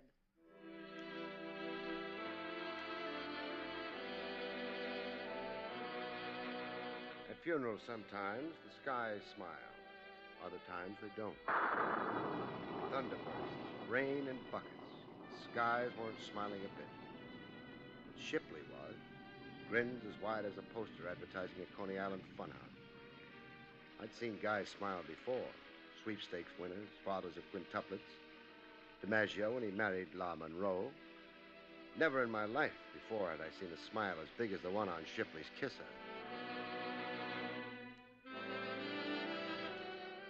There was no eulogy at Lomax's grave, like nobody had a good word to say about him. Later, in a tavern a stone's throw from the cemetery gates, Shipley let on he didn't either have a good word to say about his late boss, Lomax. As long as you're buying drinks, Mr. Craig. Hey, bartender, another orangeade for my friend. You were saying, Shipley? Rotten egg, that Lomax. Money was his god. What did he have on you? Come on, Daisy told me a few things. I owed him money. You owed the till, you mean, huh? You did a little embezzling? How much did you borrow from Lomax and all? $22,000. Why didn't he can you, or jail you, or both? Well, I had knowledge that was disadvantageous to Lomax. What? Come on, talk up, Shipley. I'm trying to satisfy myself that you didn't murder Lomax. Income tax evasion. As confidential secretary, I knew the truth about Lomax's books. Yes, you would. Shipley. Yeah? Take me to the offices of Marathon Wonder Enterprises. Show me Lomax's books and stuff, huh? Well... It's all on my responsibility, Shipley. You're doing it involuntarily. I'm making you do it. Anybody asks you, that's your excuse. I'm the beast, forcing you to be unethical toward a dead boss. Let's go.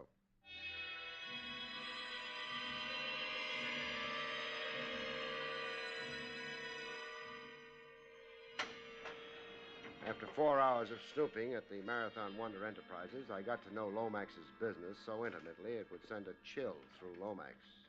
If he were alive, that is. I've done my very best to acquaint you. You've been a real help. Lucrative racket, Lomax's. His estate, when audited, will easily total $1 million. Well, all for talent scouting. Ownership of talent. Lomax wasn't only a 10%er. No, he wasn't. That much became clear tonight. He signed talent to 10-year contracts with renewal options on lopsided terms. Lopsided in favor of Lomax. Mm-hmm. One Lomax property, the actor Baxter Burroughs, now with Clinton Pictures, made more than $250,000 in the last 2 years. Yeah, I read those figures. Had Lomax lived, he was certain to make an equivalent or greater sum through Paula Paloma. Sadie Sachs. Well, let's see that letter again, huh? Yeah, here you are. From the Mecca Elwyn Bayer Motion Picture Company. A firm offer of a 7-year contract to Paula Paloma. At $4,000 a week, scaling upwards every year. I'd say that's the best contract offer Lomax ever received for any talent he represented. $4,000 a week with Lomax in for half. Half plus certain expenses. Lomax was a genius at adding expenses. The 50% generally came closer to 70. Bad time to die, with money coming at him from all sides. Thanks, Shipley. It's been enlightening. Wait, Mr. Craig. What? The money I borrowed from Lomax, I've been repaying it so much a week for years now. How much still outstanding? Oh, a relatively small sum, really negligible. Then I'd guess you've got nothing to worry about, Shipley. Thank you, Mr. Craig.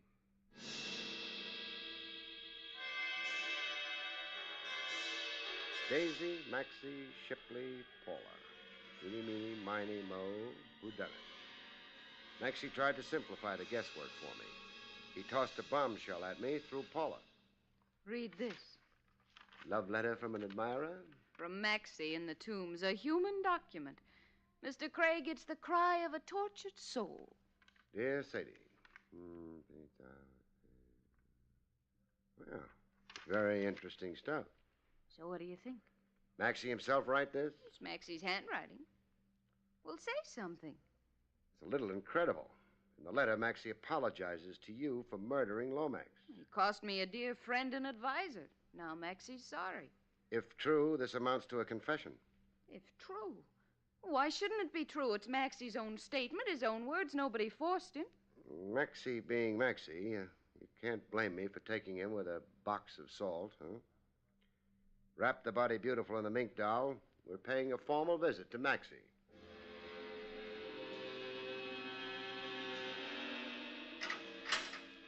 We found Maxie dining on caviar and chopped onions.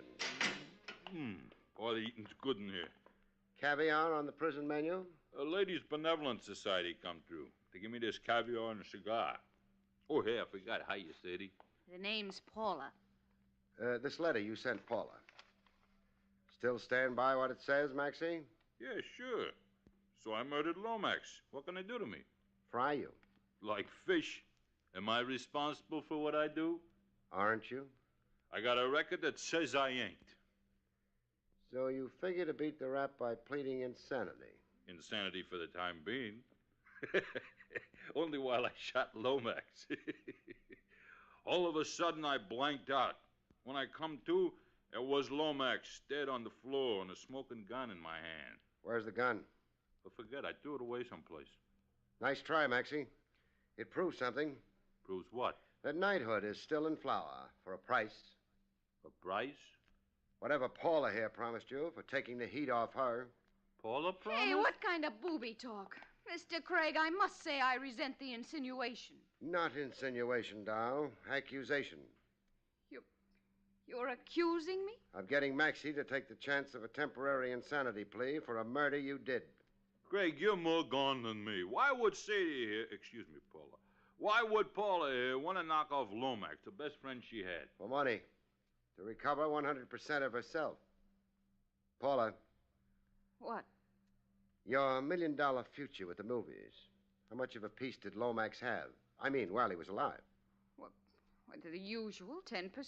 Lomax wasn't a 10%er. I mean, half. Half plus. Expenses off the top. For the build-up he gave you. Quite a bill there. Lomax knew how to run up astronomical figures. The way I calculated it in Lomax's office a few hours ago, you'd be working years for Lomax. All for Lomax, very little for you. You'd have a showcase, Lomax would keep all the marbles. How did a sensitive young lady of your refinement bring herself to shoot a man down in cold blood? All of a sudden, Sadie blanked out. When she come to, there was Lomax dead. It was a pleasure shooting Lomax, a regular picnic. Lomax had it all fixed for me to be his slave. Well, I'm nobody's slave. You'll tell your story, Sadie, how you killed a rat and a conniver who came between us. The judge will bawl like a kid. The jury won't even go out. Not guilty, Sadie. That's a verdict for sure. Suppose you two stay here and make plans. I've got to see a man about a murder. Mr. Craig, you're not leaving me here. Oh, an affectionate couple like you and Maxie, made for each other. A housekeeping cell for two. Kids, I don't know a cheaper way for a loving couple to get started in life. So long now. Hey, guard, open up.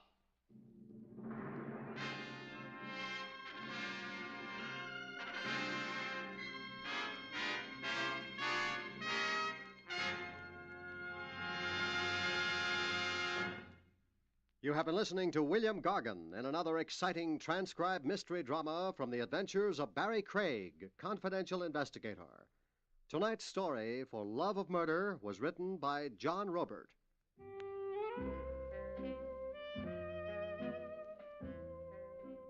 Next week, it's the strange story of Death's Bargain Basement, about which Barrie Craig has this to say. We call next week's story Death's Bargain Basement. It takes place in a department store because, as you all know, bargain basements are always found in department stores. But so, on occasion, is death. Good night, folks. See you next week. The National Broadcasting Company has just brought you an NBC Radio Network production with William Gargan, starring as Barrie Craig, confidential investigator, directed by Arthur Jacobson. Also heard were Barney Phillips, Tom McKee, Barbara Fuller, Gloria Ann Simpson, and Herb Ellis. Eddie King speaking.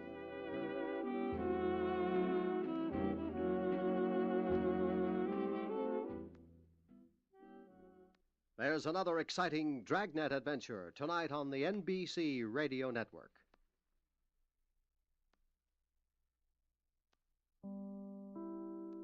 William Gargan stars as Barrie Craig, confidential investigator.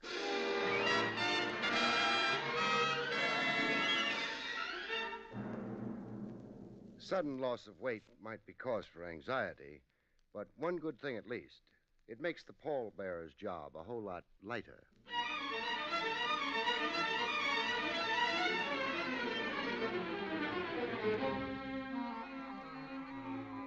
The National Broadcasting Company presents William Gargan in another transcribed drama of mystery and adventure with America's #1 detective, Barrie Craig, confidential investigator.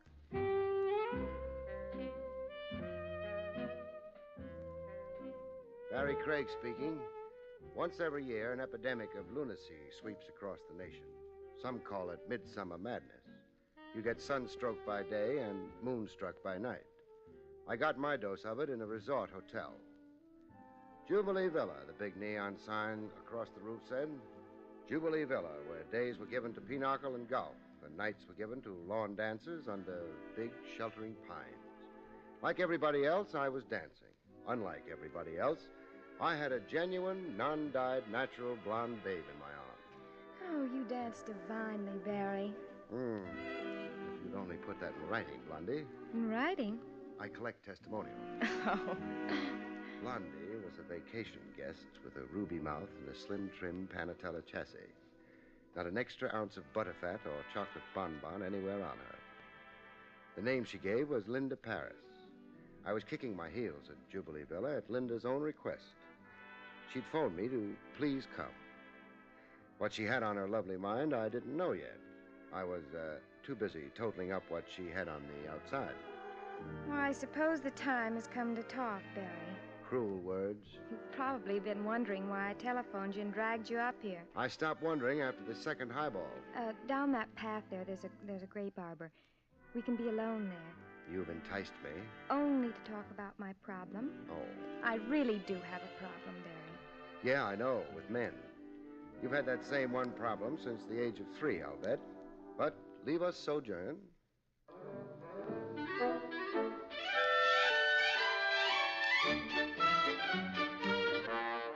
A grape arbor under the moon with a bewitching blonde at hand means all things to all men. But to a confidential cop, it only means work, police work. You have facilities for finding out about people. I do.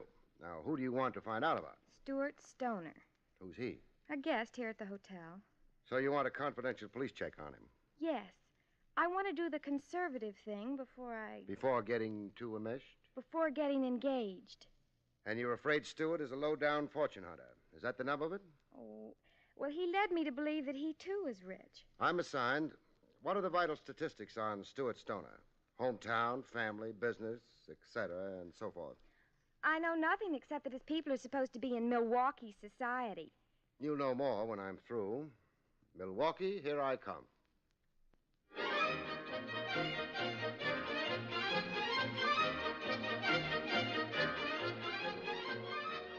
One thing about a long train ride, you catch up on your back reading. Came the day after tomorrow, I returned to Jubilee Villa, full of news from Milwaukee. Bad news for Blondie. It's all so incomprehensible to me. Then let me repeat myself. There is no Stoner family in Milwaukee society and no young aristocrat named Stuart Stoner. Then Stuart is a masquerader. It would seem. And so are you, too, a masquerader, Blondie. I check both ends of the matrimonial question mark. I'm a bug for thoroughness. Linda Paris of Brockton, Massachusetts. No such she-animal. Now, what's the real name, Blondie? Mary Ranseroff. A working girl. A wage slave. Department store ribbon counter? No, I'm a manicurist. You're putting on quite a big show here at Jubilee Villa.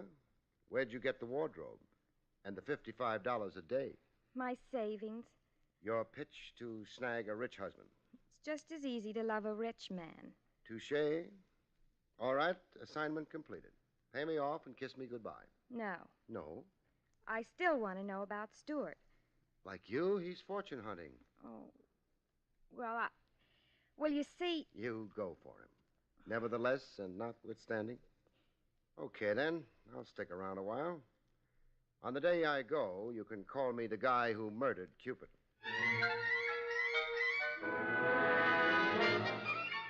I didn't buck Stuart Stoner right away. I made a study of him first from afar. Watched his behavior like a guinea pig behind glass. A guinea pig with a pencil-lined mustache. I watched him whack a tennis ball. Well, an ace.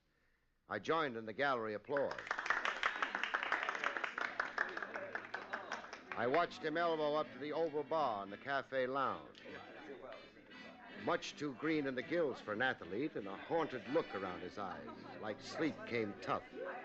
And ordering the type of drink guaranteed to drown anyone's sorrow. Steve, another one of the same. Double.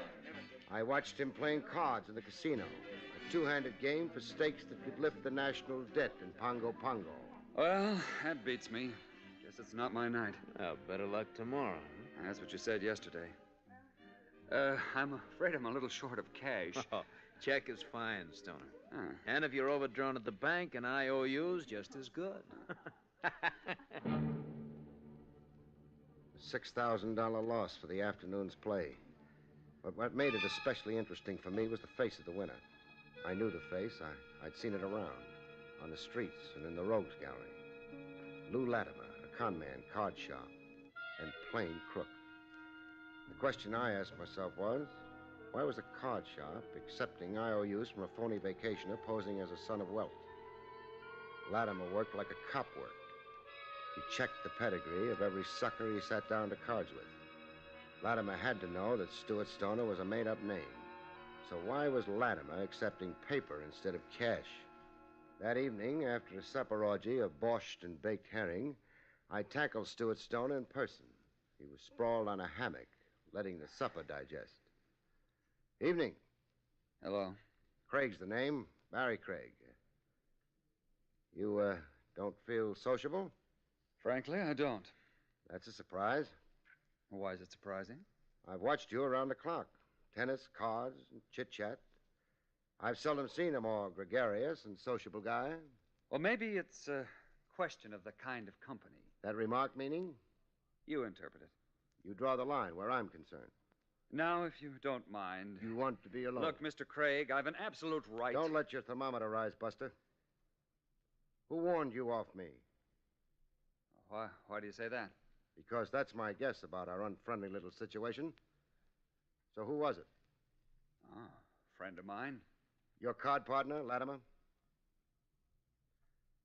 What did Latimer tell you? That I was an unsavory character or something? Ah, you're very astute. All right, he warned me that you were, well, some kind of operator. Underhanded, a type that... Works vacation resorts. Words to that effect, yes. What if I now told you Latimer was describing himself? I'd expect you to say that. You would? Latimer also told me you'd lie if trapped, that you'd reverse everything. That you were clever like that. Look, Buster, Latimer's a card sharp and a crook. And let's settle the question of my veracity once and for keeps. I'm a detective. Here, squint your eyes at my credentials. The badge is authentic? Did Latimer also warn you that I'd flash a phony chicken inspector's badge? I'm confused. So am I.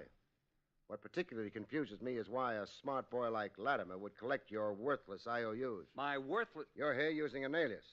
The name Stuart Stoner is made up. You've been handing a doll named Linda Paris a line of bunk. You let the impression circulate that you're loaded, filthy rich. But the odds are 100 to 1 you haven't even got cash enough to pay your board bill. You were saying? I have nothing to say. Don't please heckle me anymore. I'm spinning. Yeah, you are. In a steaming sweat, your eyes rolling. You subject to fits? No. no fits. Just every now and then a feeling of suffocation, like now I blank out. Stoner. Blank out he did, big. Eyes staring blindly and not a flutter to him, hardly a pulse. And his face contorted in ugly red folds, like it was an outside picture of some deep agony inside. I left him as he was and went for help. The house doctor had been gone for almost 20 minutes before Stoner could put words together coherently. Please, don't broadcast what you saw tonight. You seemed to slip into a fog then, Stoner. I got the feeling your eyes were seeing sights you were trying to shut out. My eyes were seeing sights? The eyes of memory, let's say. Well, like you were looking over your shoulder into yesterday. Like you were an amnesiac. What's in yesterday that gets you by the throat, Stoner? Well, you're talking talk I don't understand. Stuart Stoner, you call yourself. But what's your right name? Some other time, huh?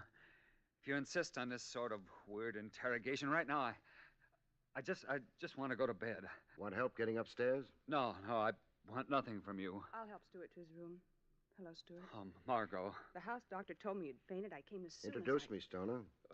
Mr. Craig, Margot Swift. Hello. Mr. Craig? You want him, lady? He's all yours. Margot, if I can just have your arm. I watched them move away slowly, her arm around his waist and a love light in her eyes. A tightly trussed look to her figure, coal black hair, colored gypsy kerchiefs around her neck, and a look of experience to her. Older than Stuart, but you'd need her birth certificate to prove it. She was that preserved. Linda and Margot, blonde and brunette. Stoner was doing okay with the ladies. A while later, in my room, while wrestling with a knot in my tie as a prelude to showering before bed, I found a typewritten note propped against my bureau mirror. The management regrets the need to terminate your stay due to a prior reservation made for room 211. Room 211 was my room. There was a deadline noted on the bottom of the eviction note. We would appreciate possession of room 211 by 9 p.m. 9 p.m. was 1 minute away. Correction. It was 9 p.m. I acted calm in the emergency. I tore up the note.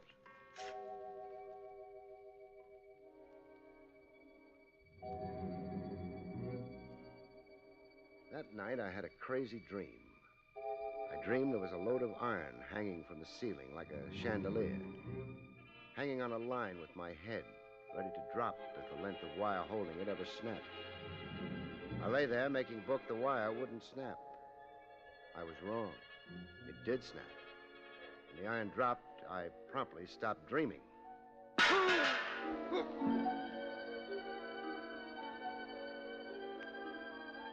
up from a midsummer's night's dream. You can find yourself in strange surroundings.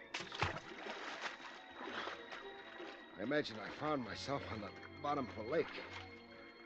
But that was too crazy, even for midsummer. What was a fact was, the lake lay around me only ankle height. I was plopped in reeds that were taller than me. The kind of reeds you find around the edge of country lakes. I had water in my nose and ears, and a stagnant pool of slop in my stomach. If I survived, I'd need a stomach pump. I lay where I was, listening to owl hoots. The owl had hooted himself hoarse before I became aware of the lump on my head. What had actually happened dawned on me very slowly. I'd been slugged senseless in room 211, carried to a nearby lake and tossed in. Attempted murder. Somebody was very careless about whether I lived or died. When I was up to it, I had questions to put to the friendly management of Jubilee Villa.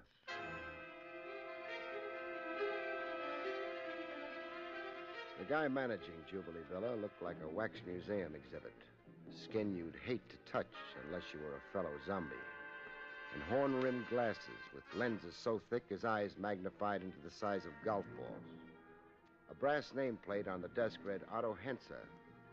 His attitude towards me was downright contemptuous. Mr. Craig, you expect me to give credence to this fantastic story. I do expect. Mr. Craig, you suffer from sunstroke. I wear a visor cap in the sun. Well, then it is too much to drink. A man with your imagination should never drink. I've been on buttermilk since I arrived here. Look, Henser, I don't imagine being slugged and thrown into a lake. Well, then at least thank your stars that you are alive. No fault of my assailants. My guess there is he didn't figure I'd land in a shallow bed. Then you insist on this preposterous story. At the top of my lungs. Someone in Jubilee Villa resents my being around. I'm a meddler. There's some scheme afoot and... Wait.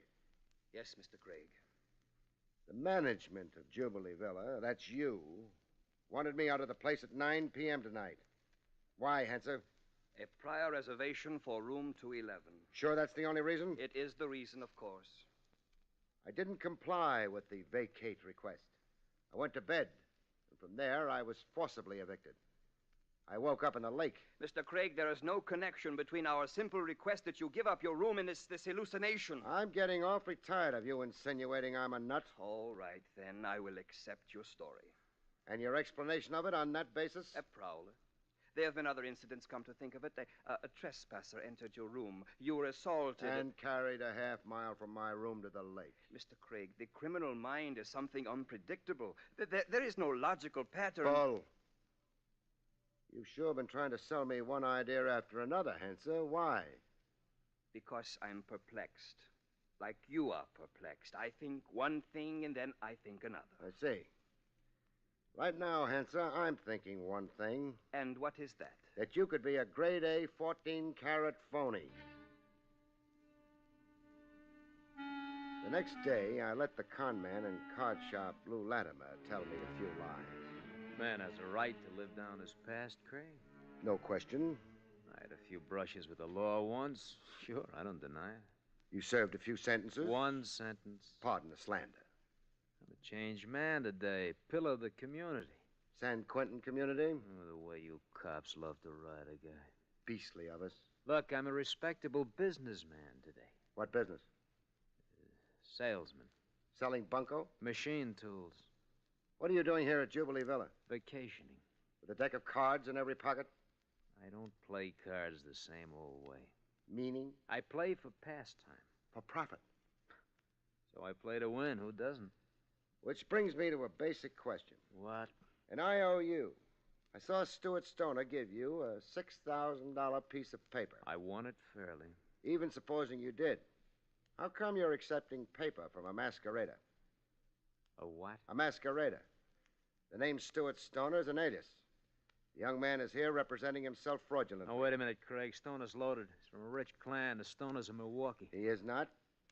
That's only a cardboard front. Stoner is a phony. And you know it, Latimer. How would I know it? Because that's how you operate. Before skinning a sucker, you check every detail of his pedigree back to the day he was born. You know how much he's worth or how little, so you can judge how much to take him for. Well? Well, what you say is a fact, that Stoner's a phony, then I've been rooked, huh? I'm holding worthless paper. Well, that's on me, huh? It would appear. But I still wonder. Latimer. What? See the giant egg built in my skull? Up here? Looks nasty. Want to claim credit for it? Oh, the way you try to cut me down. You've some surface polish. You look distinguished in your Bermuda shorts. But you're a mug underneath and a thug. Look, chum, if this heckling session is over... I've got another insult, killer. Killer? Until you convince me otherwise, I'll go on thinking you tried to drown me last night. So long. 1 minute, Latimer. Now what? A token of my very high regard for you.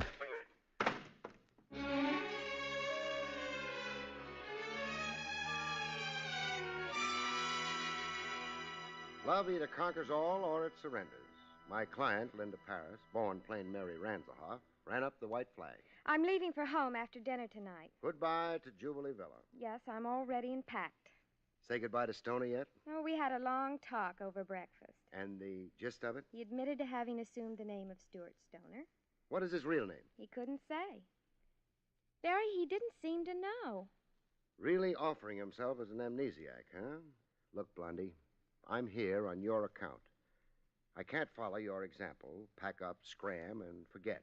Leave everything unresolved. I'm a cop, at heart and by profession. I want to know who, what, and why is alias Stuart Stoner. I want to know what Lou Latimer's game is, and where the management, Otto Henser, fits into the scheme. And Margot. Oh, I'm glad you brought her up. What about the Lady Margot? She and Stuart were close when I first arrived. I suppose I cut Margot out. Stuart began to chase me. Well, I can't blame him there. I've seen Margot in clandestine meetings with that man Latimer down at Prippet Lake. Anything else you've tucked away in your lovely mind as a significant detail? Yes. Henser kept trying to involve me with other male guests as if he... To preserve Stoner for Margot in line with a three-way partnership. Otto Henser, Latimer, and Margot. I don't understand. A three-way scheme connotes loot, wolves shearing a lamb. But where's the possible profit in Stuart Stoner? What's the bait for Henser, Latimer, and Margot? Stoner's a phony and masquerader, a deadbeat. Maybe Henser, Latimer, and Margot don't actually know Stoner's a masquerader. If they didn't know, impossible to believe as that is, if they suckered themselves in some attempted badger game, they do know now. I told Latimer that Stoner was a phony. Now, do you want to quit or follow through? All right, what do we do? Search every inch of Stoner's room and effects. You play lookout while I play burglar.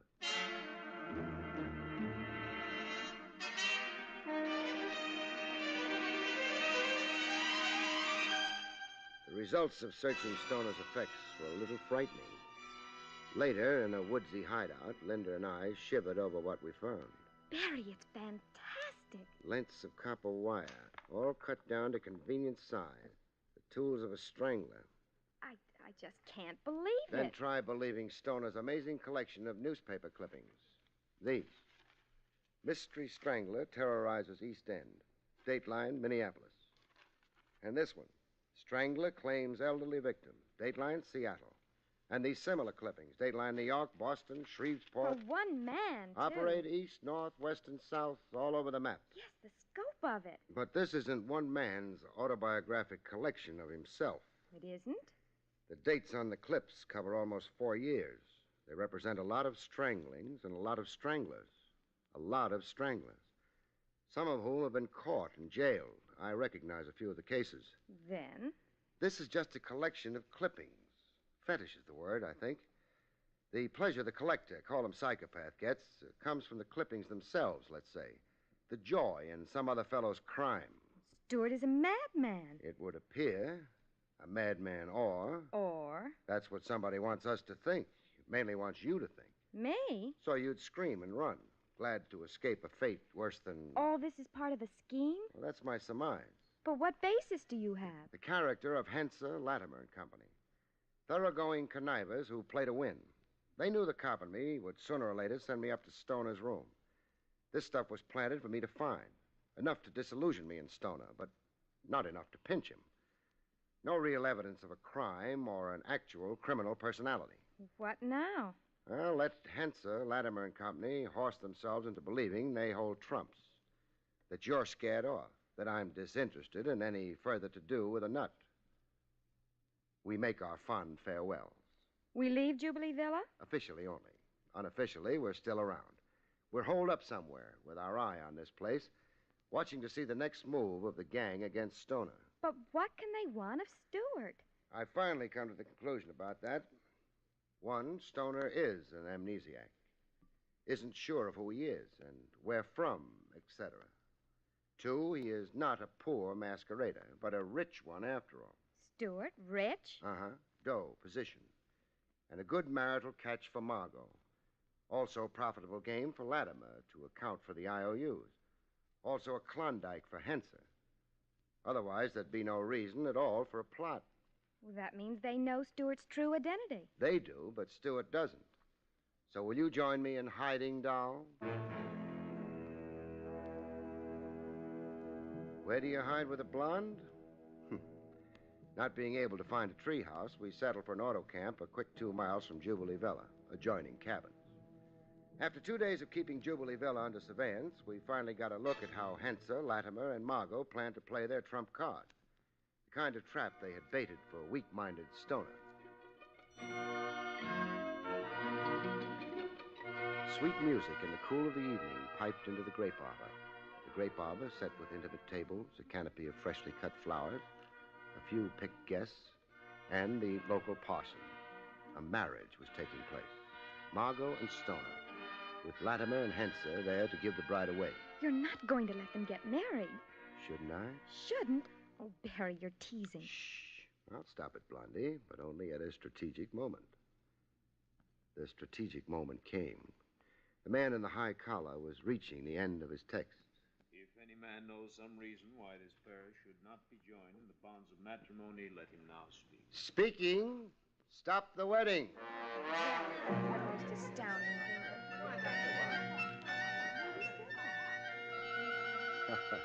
I'd played cop at Jubilee Villa fine, but I hadn't played Cupid so good.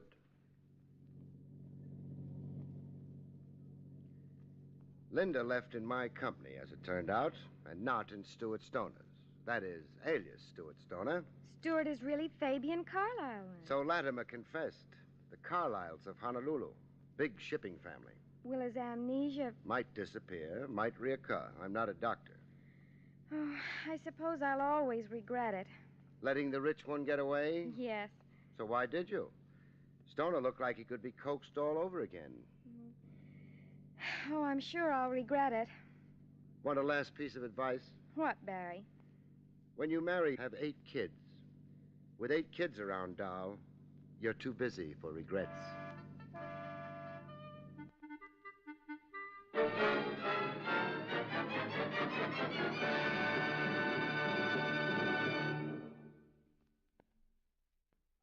You have been listening to William Gargan in another exciting transcribed mystery drama from the adventures of Barrie Craig, confidential investigator. Tonight's story, Midsummer Lunacy, was written by John Robert.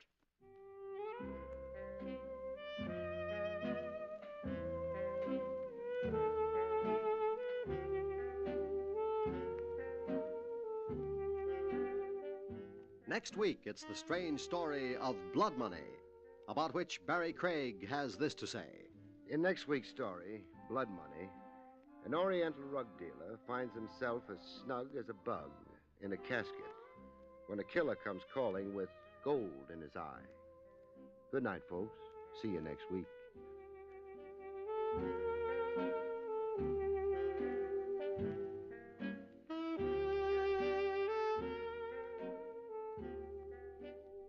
The National Broadcasting Company has just brought you an NBC Radio Network production with William Gargan, starring as Barrie Craig, confidential investigator, directed by Arthur Jacobson. Also heard Hilary Hall as Linda, Alice Backus as Margot, Tony Barrett as Latimer, George Neese as Stewart, and Herb Ellis as Henser. Eddie King speaking.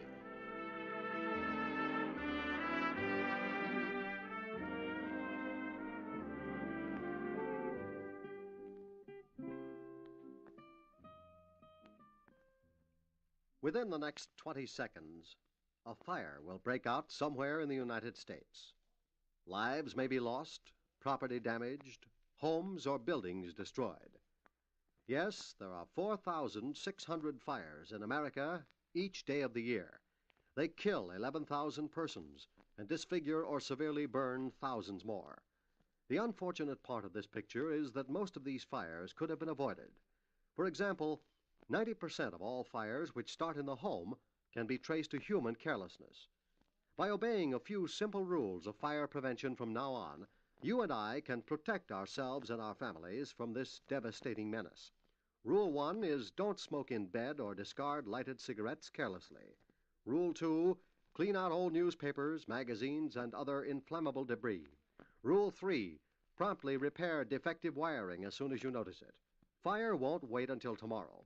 Rule 4, use only those cleaning fluids which will not burn. And last but not least, be careful with matches. Keep them out of the reach of small children. Remember, it doesn't pay to gamble with fire. The odds are against you every time. There's another exciting dragnet adventure tonight on most NBC radio stations. William Gargan stars as Barrie Craig, confidential investigator.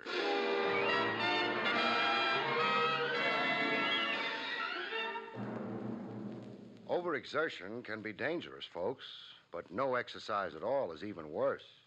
Complete inactivity can only mean you're either muscle-bound or dead.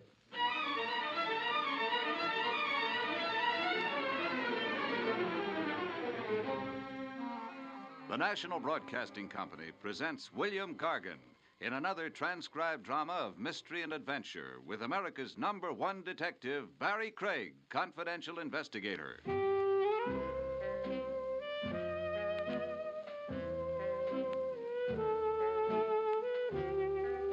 Barrie Craig speaking. Every profession has its system of reciprocal favors among colleagues. A doctor consults a fellow practitioner.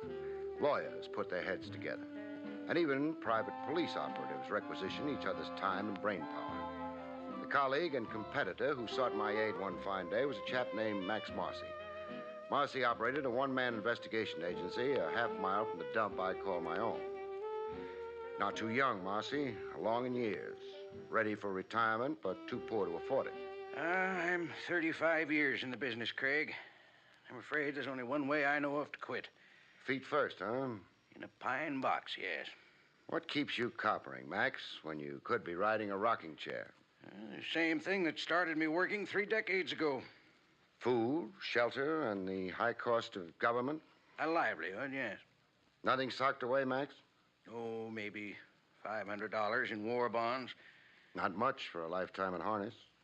You know, there's an old axiom, Craig. Yeah, it's up there on my wall, reading Cops Die Broke. Work for me, Craig. On what? The man I frankly find impossible to locate. For 3 weeks now, I've used every trick I know, every avenue. His name? Anatole Barber. The only clue I have is that he was once a rug dealer. A rug dealer? Oriental rugs. 15 years ago, he had a store on 3rd Avenue. Cold trail, huh? Cold like ice. Who assigned you to look for Anatole Barber? That information is confidential. I understand. Client doesn't want his name bandied about. So you're really stuck, huh, Max? Oh, not so much stuck as... As? Sick. Exhausted. I don't have the old strength. You know, the machine runs down. This coming October, I'm 64, Craig. Then why not just dump a tough case? Why aggravate yourself? $2,000. Who can dump $2,000? No cop I know. Find Anatole Barber. I'll split with you. The fee's all yours. I'll just tap you for expenses. Barber, a one-time rug dealer. You've, of course, got a full description of him. Even a photograph. Oh, Craig, I don't know how to thank you. I'm not doing it for you, Max. I'm really doing it for me. I look at you and I see me. Me a quarter of a century hence. I'm out asking a younger cop to help me stay in business. One cop runs into a blank wall. Another cop finds a door through the wall. The luck of the game. What was tough for Max Marcy was easy for me, as it turned out. An ex-Oriental rug dealer is a member of a clan. The tricky science of rugs limits the colony of dealers to a small, tight elite. One big family of operators, so to speak. My information on Anatole Barber came from a gentleman named Amar Sarabi. Yes, Anatole Barber is well known to me. Under which rug is he hiding? For a long time now, Anatole is not in our trade. He had a store on Upper 3rd Avenue some 15 years ago, I hear. Yes, the Mecca Bazaar. He was the cleverest trader of all of us, Anatole. But he folded his tent. Why he gave up his business, nobody knows. You make it sound mystifying. Fine Oriental rugs are more than a business, Mr. Craig. They are a culture and a passion. I might even say a cult. It is in our blood. Now, really enlighten me, huh? Where can I find your renegade colleague, Anatole Barber? He lives in Sackett Bay. Sackett Bay out in Long Island? Yes. He's using his mother's name now, Belmar. His mother was English. Anatole Belmar? Yes. Tell me, how is it you have Anatole Barber Belmar's whereabouts at your fingertips? Oh, we have a trade association. I am corresponding secretary. Even though Anatole is retired from our trade, he has faithfully kept up his dues. I see. Well, I want to thank you, Mr. Sarabi. I've been privileged. You are perhaps interested in a fine Bokhara rug at a great sacrifice price. Mr. Sarabi, please, let go of my coat lapels. I phoned Max Marcy the good news. Hello, Max. Yes, Craig? That $2,000 fee, start spending it. You found Anatole Barber? Anatole Barber Belmar. He's using his mother's maiden name. Lives out in Sackett Bay. 30 miles out in Long Island, Max. Craig, I'm at a loss for words. Why, it's hardly been 12 hours. No bouquets, Max. It happens. The breaks. I got the breaks. Okay for me to follow through in Sackett Bay? Just to verify his presence there, how he's established. Craig, don't alarm the man into flight. I'll pose as a door-to-door salesman. Max, don't worry. Telephone me from Sackett Bay. Will do. So long. At Sackett Bay, Long Island, the guy with blue freckles in the general store told me where to find Anatole Belmar. On an island a half-mile off the mainland. Anatole B. was known around Sackett Bay as the recluse type. The gent with a black patch over his eye ferried me to Belmar's Island.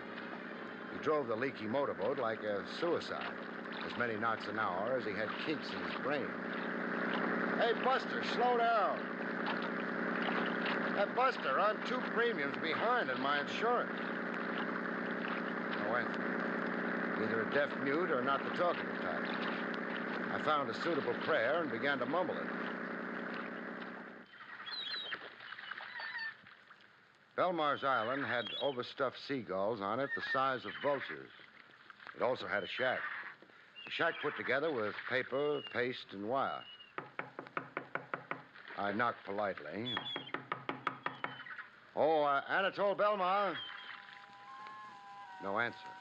I did the impolite thing. I just walked in. Inside, I again did the polite thing. I removed my hat. You generally do if you've got visiting manners.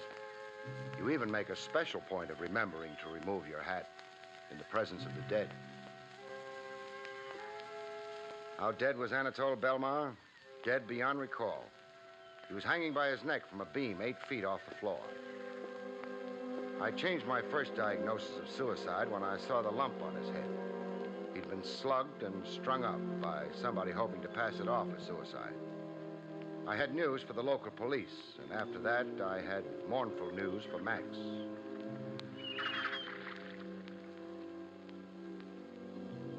Back in Manhattan, USA, I gave Max the mournful news.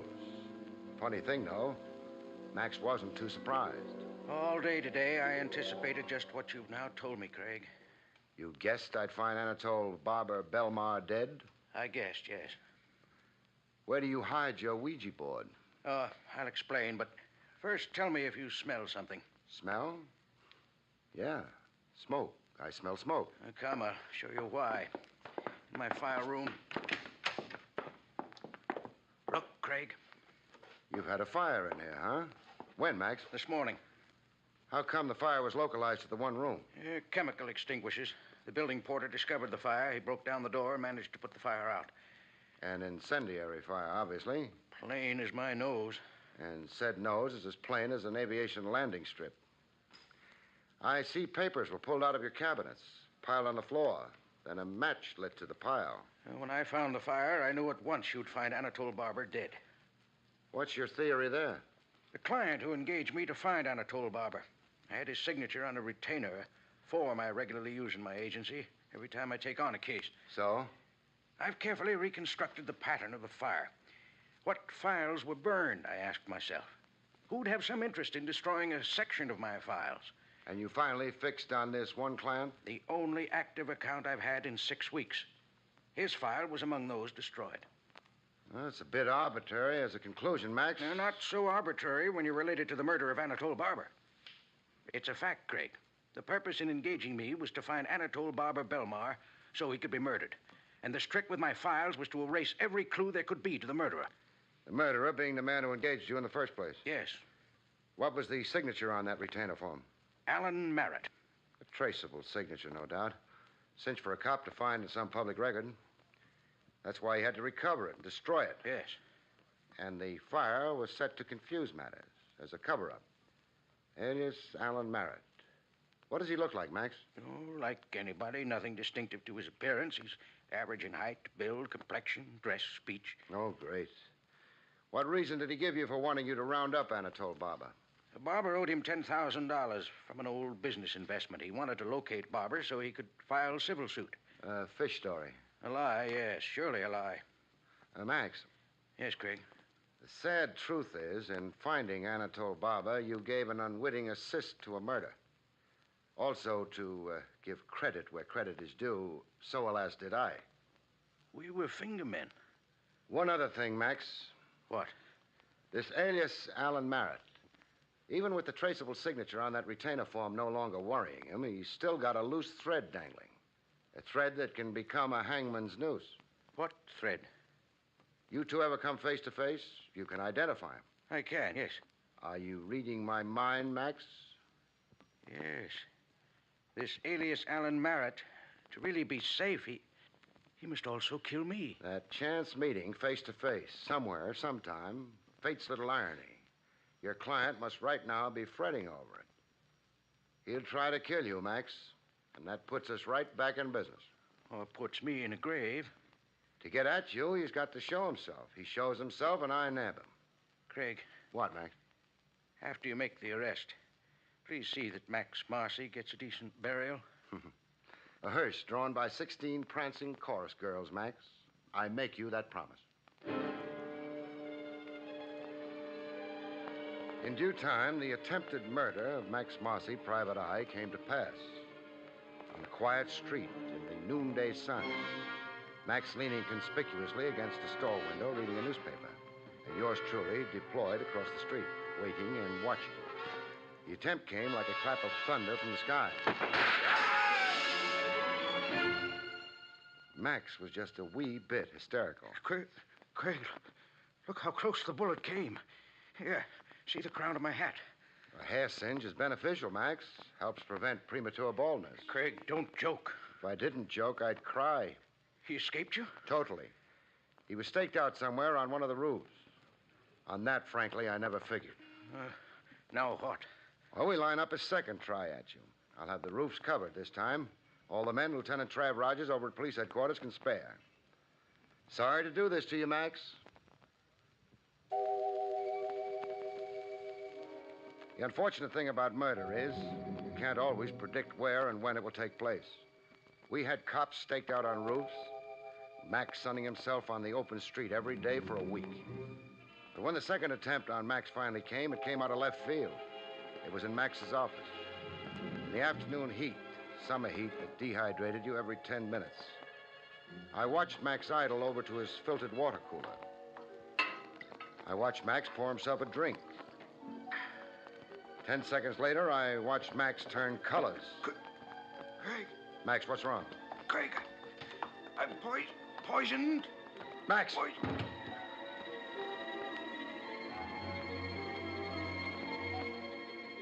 Poison in the water cooler, but not enough to kill, luckily. In the hospital 6 hours later, Max managed a whispered conversation. Craig. Yes, Max. 1, 2 attempts. Number 3. Ah, superstition. Fatalistic talk. Think of it this way. 2 strikes so far. Strike 3, the killer's out. How long will I be laid up? Overnight. You got a mild dose. Only enough to give you stomach cramps. Oh, it's hopeless, Craig. Alias Alan Merritt would even more in the dark. Better to give up. He's shrewd and slippery, our alias Alan Merritt. But I'll find an avenue to him. From here on, I'm going all out, Max.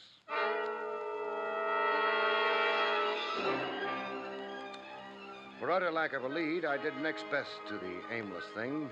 I stopped in to admire Oriental carpets in the shop of my original contact, Amar Sarabi. Yes, I have heard the sorrowful news. Police check disclosed no next of kin, no relatives. Anatole Barber was alone in the world. How about best friends? Anatole Barber turned friendships away. He was suspicious and secretive. How about lady friends? Ladies? No, I do not think. Oh, come on. Even a suspicious and secretive recluse has some male ego, some passing interest in the opposite sex. There was a woman. Oh, but such a long time ago. What was her name? Madame Nila Gallard. Know where I can find her? Nobody has seen Nila Gallard for 8, 10 years. How close was she to Anatole Barber? All I know to say, she worked in his store, the Mecca Bazaar. They would work together, take their meals together. Sounds chummy enough. Say, Sarabi. Yes? Anatole Barber's burial. The police have it scheduled for the day after tomorrow. A Potter's Field burial under the auspices of the city. Oh, this is regrettable. I shall see that the association extends the honors due him. That is to say, pays the bills for the funeral. Oh, that's fine, but keep that quiet. What I want you to do is spread the word around that a kinsman's being given an obscure pauper's burial. Create sentiment and sympathy. Make old friends and business associates want to pay their last respects. Give Anatole Barber a decent send-off. You think Nila Gallard will hear this and come to the funeral, huh? I hope Nila Gallard will put in an appearance.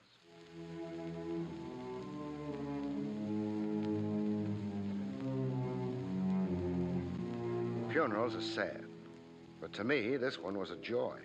I was all smiles when Amar Sarabi whispered the magic words into my ear. That woman standing there, wearing the black veil, she is Madame Nila Gallard. Some hours later, I took tea with Madame Gallard. Her home was a frame dwelling in suburban New Jersey. A middle-aged woman, once beautiful, you could tell, but heavy lines in her face now like she'd known troubled times. I knew it was a mistake to come to Anatole's burial. Now, look, you're a dignified woman, so let's do this with dignity. Don't make me talk like a bad-mannered cop.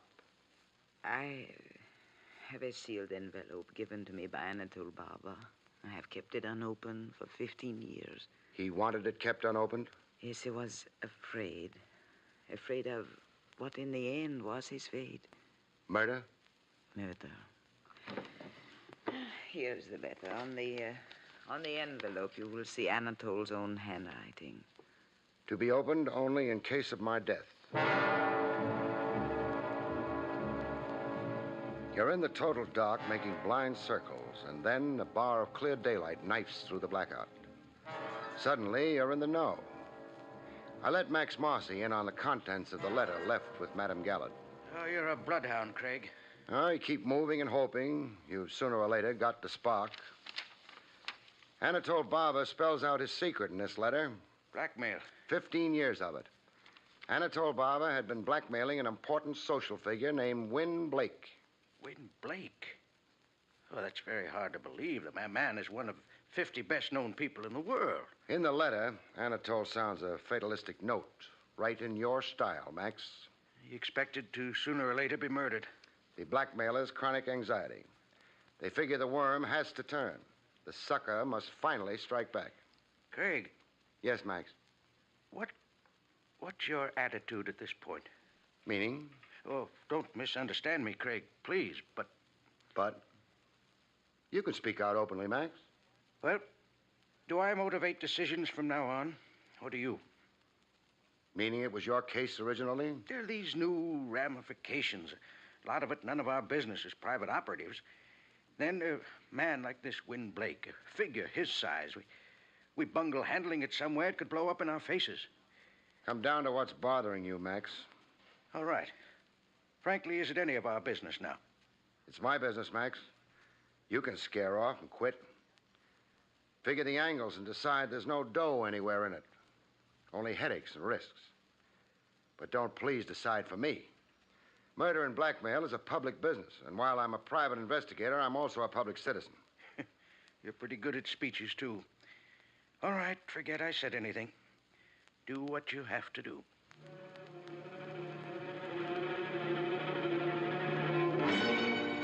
What I had to do was go see Win Blake, which I did. Blake House was not only upper class, it was the top story of the upper class. And the guy who wielded the scepter in the palace looked every inch his role in life. Gray, distinguished, with a stiff, aristocratic spine. A polished surface veneer with only one thing marring it. His eyes. I'd never seen sadder eyes. I wondered when it would be that a man just like yourself, a detective, would come to Blake Manor. You've been wondering that nightmare for 15 years. Yes, for 15 years. The ordeal of it, sir. The eternal apprehension. The ghost in your closet clanking his chains. And these days since the death of Anatole Barber, I've barely weathered them. Remorse? I'm not surprised at the innuendo. I rather expected it. Who else would care to murder Anatole Barber? I have no answer to that. Barber, a leech who's been blackmailing you for 15 years. But I paid his every demand all these years. Why then now would I want to do violence to the man? I've got a simple answer to that. You just couldn't find Barber to kill him. I did not murder or cause the murder of Anatole Barber. What was he blackmailing you for? What did he have on you? Without legal counsel, I'm not sure I... All right, I'll tell you. I was involved in an accident in the summer of 1939. Automobile accident? Yes. A late hour in the driving rain, very little visibility. It was on a downtown street. I struck and killed an elderly pedestrian. Hit and run, huh? I'm ready now to face the charges, but I was coward enough and fool enough to drive away. I let my panic override my better judgment, my more decent instincts. You see... You had a lot to lose, you figured. You didn't want a vehicular homicide against you. I just drove away. But not unnoticed and undetected as you believed then. Somebody saw the accident, jotted down your license plate number. Anatole Barber. Mm-hmm. He operated a store where the accident occurred, a rug shop, the Mecca Bazaar. He saw everything through his store window. And he's bled you ever since. He promptly closed up shop and made you his chief business from then on, huh? He extorted a fortune from me in these 15 years. When did he tap you last? 2 weeks before he died. How much did you give him? The usual periodic $10,000 in cash. I left the money in a designated place, as I always did. Barber never showed himself personally. He wasn't taking any chances. Did you hire a private detective to locate Anatole Barber's whereabouts for you? I did not. No, huh? Anybody else in your family aware of your predicament with Anatole Barber? My wife knew, and so does my son. Your wife knew, you say? My wife is dead. Oh. And your son, where is he? He lives away at his school. What's the school? Eagle University, a medical college. Stuart's in the senior class. But my son couldn't possibly have anything How can you be sure? I suppose I cannot be sure. Son trying to get his pop out of a situation. A son nervy enough to commit the murder his father shrinks from doing. Win Blake or the son Stuart Blake. I ask you, who else would want to murder Anatole Barber?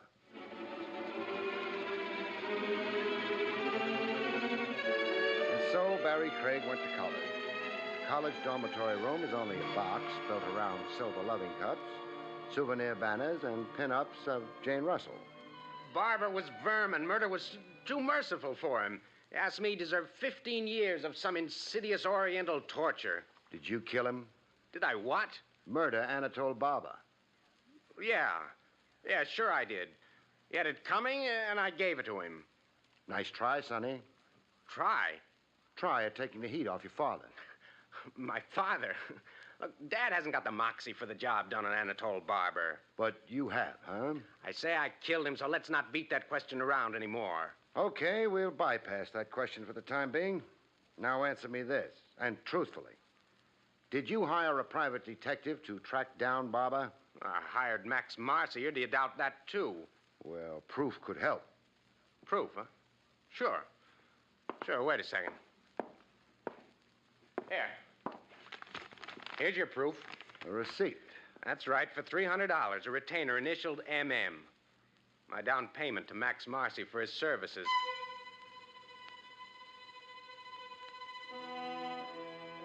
There was a statue in bronze on the college campus steps. General somebody or other. There was almost a second statue unveiled there about the time I was leaving. A statue of yours truly, stiff in the joints with an undertaker's glaze on top. A shot that froze me. Froze me but didn't chill me.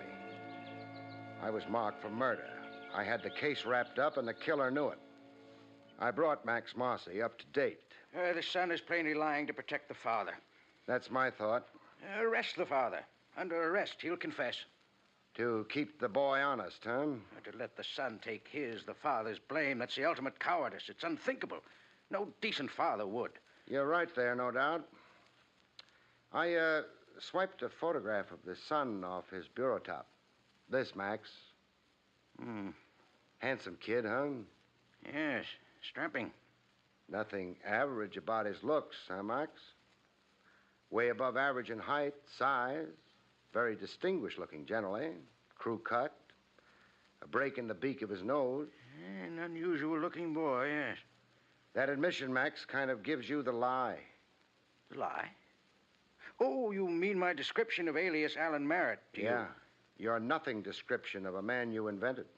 The big lie you told me. I've just remarked on the glaring flaw in your almost perfect scheme, Max. Scheme? Crime. You're accusing me? Of beating my time to Sackett Bay. Of murdering Anatole Barber before I got there. I found Barber for you. You did the rest. But, Craig, consider all the facts. Facts, huh? Facts like the phony fire you set yourself? Or the hood you hired to climb a roof and shoot at you? Or the modest dose of insect poison you deliberately poured yourself from the water cooler? All to blind me to your guilt?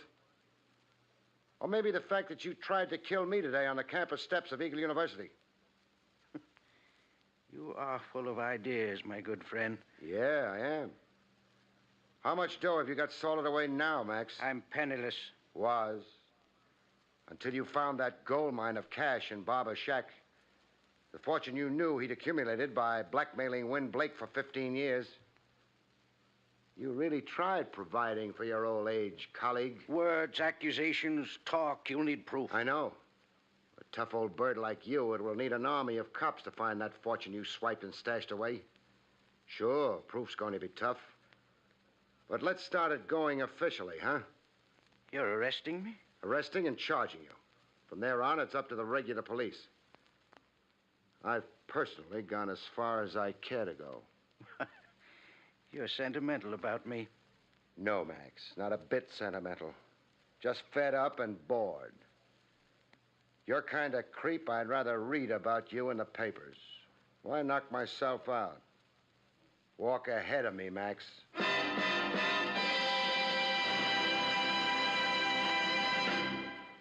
You have been listening to William Gargan in another exciting transcribed mystery drama from the adventures of Barrie Craig, confidential investigator. Tonight's story, Blood Money, was written by John Robert. Next week, our story is titled Hay is for Homicide, about which Barrie Craig has this to say. Next week's story is titled Hay is for Homicide. And the reason for this has something to do with a hayride and a farmer's daughter. With that combination, how could it help being murder? Good night, folks. See you next week.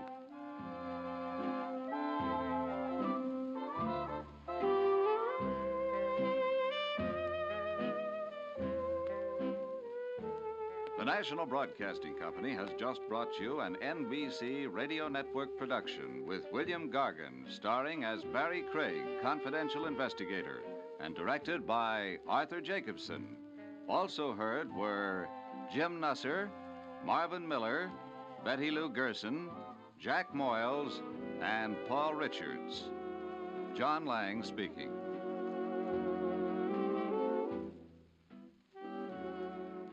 There's another exciting dragnet adventure tonight on most NBC radio stations. William Gargan stars as Barrie Craig, confidential investigator.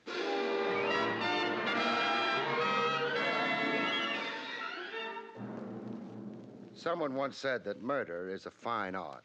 There's a catch, though. If you're a successful artist, they hang your paintings. If you're a successful murderer, they hang you.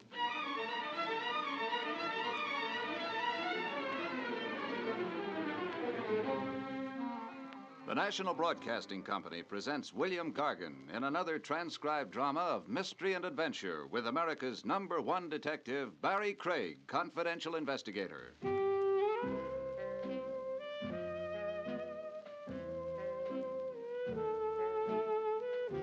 Barrie Craig speaking.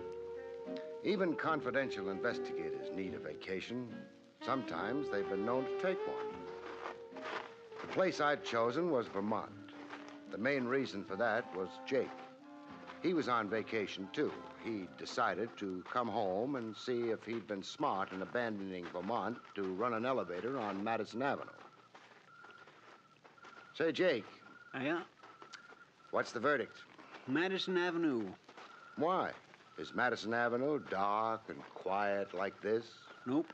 Is Madison Avenue surrounded by tall trees, cooled by gentle breezes, filled with the fragrance of unspoiled nature? Nope. Now, what's Madison Avenue got that this place hasn't? Girls. Well, you may be right, but... Or you may be wrong.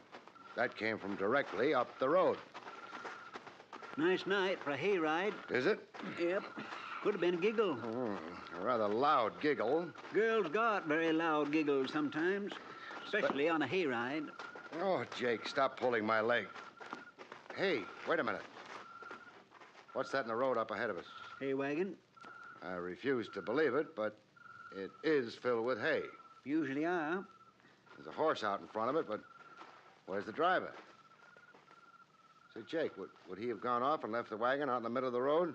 It ain't too likely. Oh. I'm coming up on that wagon.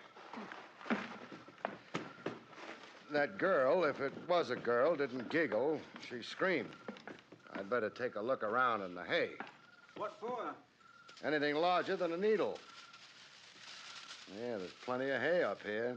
Anything else? No, Mr. Craig? I was rushing things. There is something else up here. What? A man. A very pale man. What's he doing up there? Nothing. Just being dead.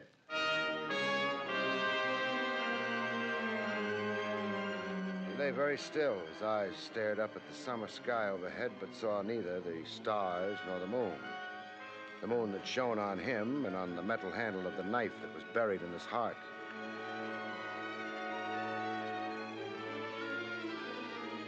He was wearing overalls and a work shirt.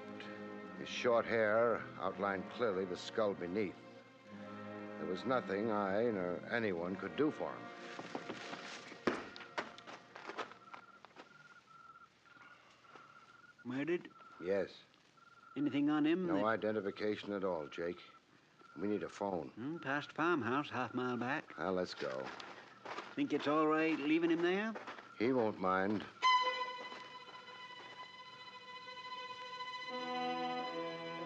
The Vermont night was as quiet and peaceful as it had been before I heard the scream and a man died of a knife wound lying on a mound of hay. Nature doesn't concern herself too much about us and our doings, which is very bright of nature. Got to turn off the road to get to that farmhouse. Yeah. Well, somebody ought to oil that gate. Yeah. Whole house is pretty run down. Jake, get down. Ain't necessary. Those shots. Over our heads. Her aim might improve. Her aim? Well, you can see her, farmhouse window. This time it's not the farmer with the shotgun, it's the farmer's daughter. Spoil a lot of stories that way. She's left the window. Yeah. She knows she didn't hit either of us. Those shots were either a warning or possibly a yell for help. How are you going to decide? Well, if it was a warning, I don't think she'd have left the window. So it must be a call for help. Come on. That was real logical, Mr. Craig. Thanks. Let's hope it turns out to be true.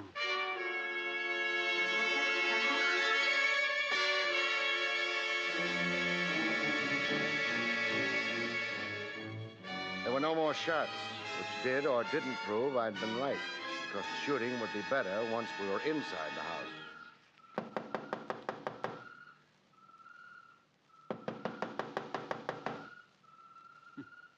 First time I ever heard of targets knocking on the door. The lady may have had all the target shooting she wants. Who's there? Barrie Craig and Jake. Hello? Barrie Craig Yeah. and Jake? Me. Neither of you look very terrifying. Is that bad? Oh, no, it's nice.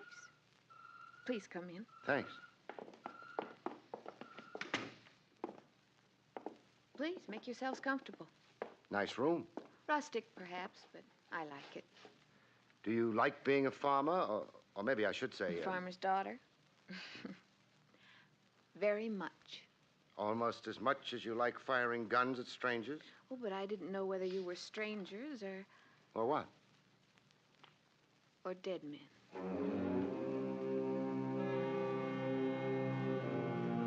Maybe she was what she claimed to be, a farmer's daughter. But if she was, somebody's been telling me lies about farms. Her hairdo was sleek, as though it had been just applied. Her fingernails had had a lot of professional attention. Her dress was so simple it practically yelled Paris at you. And she didn't need any of these beauty aids.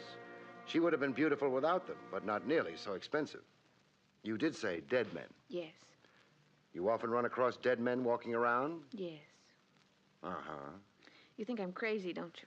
I don't think you're crazy at all. You've just got a peculiar vision. I'm not sure I ought to be grateful for that. Oh, forget I said it. My name is Millie George. How do you do? This is, or was, my father's farm. He was very happy here until the dead men started walking. And then? He became one of them himself. Your father's dead? Over a year now. You live here alone? Oh, I don't really live here at all.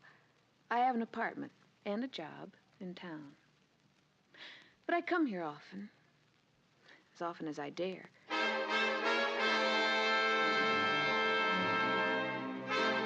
My fingers idly traced a pattern in the inch-deep dust on the table next to my chair. Inch-deep dust. Millie George was very lovely.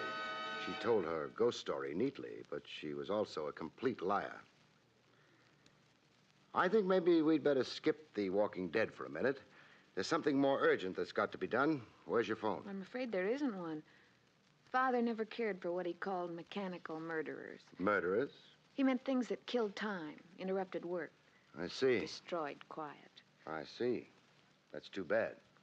Why do you need a phone? Jake and I ran across a hay wagon some distance down the road. Oh? There was a man in it. He wasn't walking around like the people you've been telling us about. He was lying down, but he was dead anyway.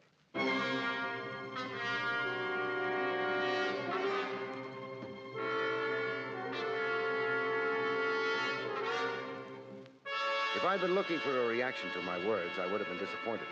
Millie George took the news with not a flicker of anything except polite interest. But I wasn't disappointed. I'd expected that reaction. The police like to be told about stray corpses. I suppose so. I think the gardeners have a phone. Where would I find them? Well, their house is about a quarter of a mile further down the road. Oh, good. Jake. Ready. By the way, this man, what did he die of? A knife in his heart. Oh. Suicide? The angle of the knife's entrance wouldn't be right for suicide. Oh, then it was... Murder. How dreadful. Yes, terribly dreadful. So long.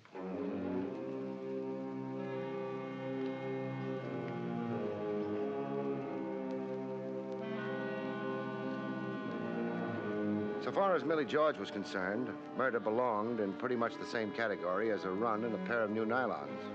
You said how dreadful and bought another pair. You couldn't do exactly the same thing with a damaged life, though. Mr. Craig. Yeah? Millie George said the gardener's house, the one with the phone, was down the road that way. That's what she said, Jake. Then why are we going this way?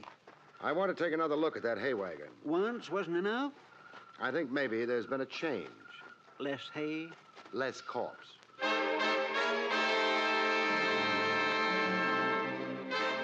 It was a nice road to be taking a stroll on in the cool evening. It would have been an even nicer road if there hadn't been a hay wagon in the middle of it. Still there? Yeah. The horse must be getting lonely. Being a farmer, you get a wrong angle on horse. You don't think being a horse's chum is romantic. I'll never say hello to a horse again. Excuse me. You're getting pretty spry at climbing hay wagons, Mr. Craig. Just practice, that's all. Mr. Craig. Counting the hay up there? No, just confirming a guess. Less corpse? No corpse.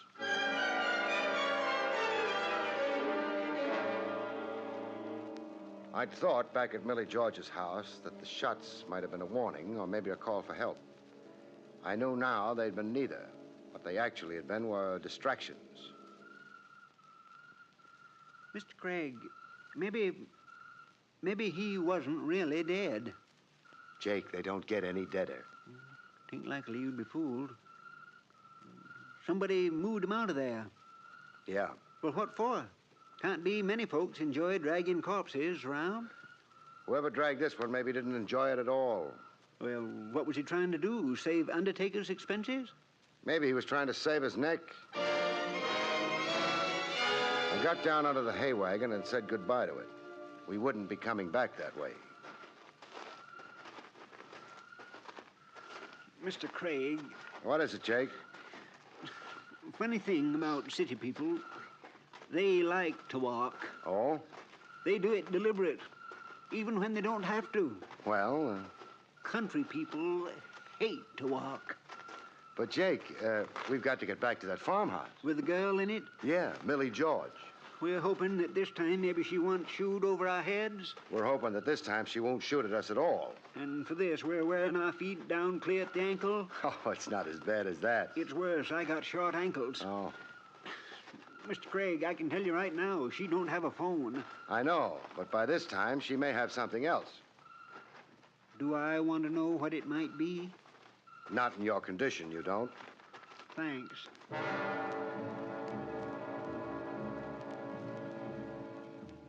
We didn't have much farther to go, which was just as well. Jake had started groaning at every step. Next to Jake's snores, Jake's groans are the surest recipe for punctured eardrums.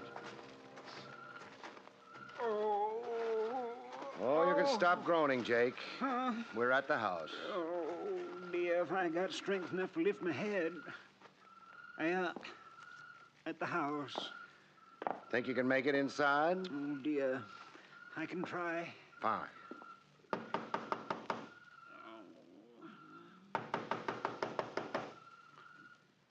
Jake. It doesn't look as if anyone's going to invite us in. This don't make me feel bad. We'll go in without an invitation. Now I don't know how I feel. Find out later.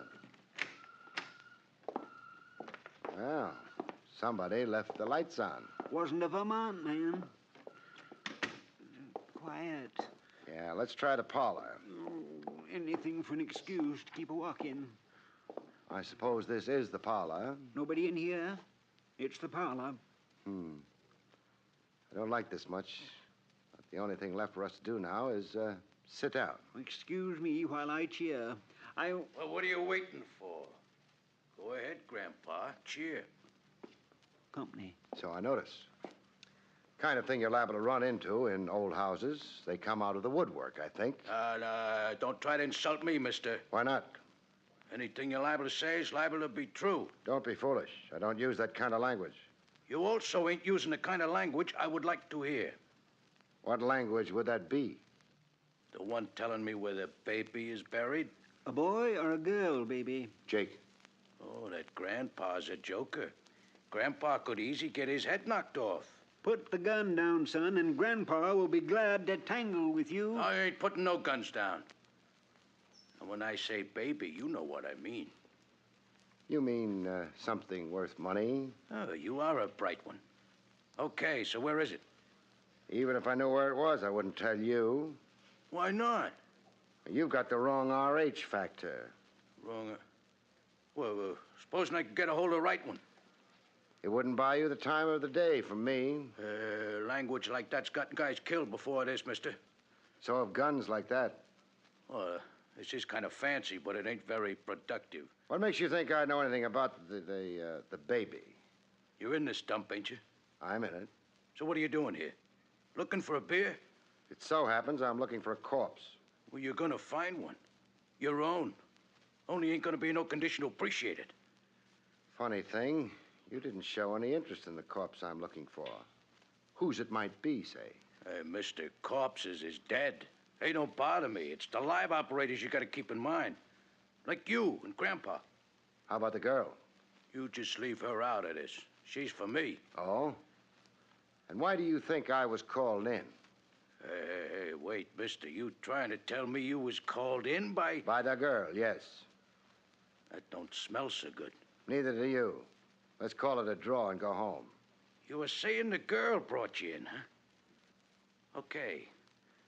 We find out fast. Hey, Sugar! Come here, Sugar. This joker informs me you brought him in on the deal. That's so? No.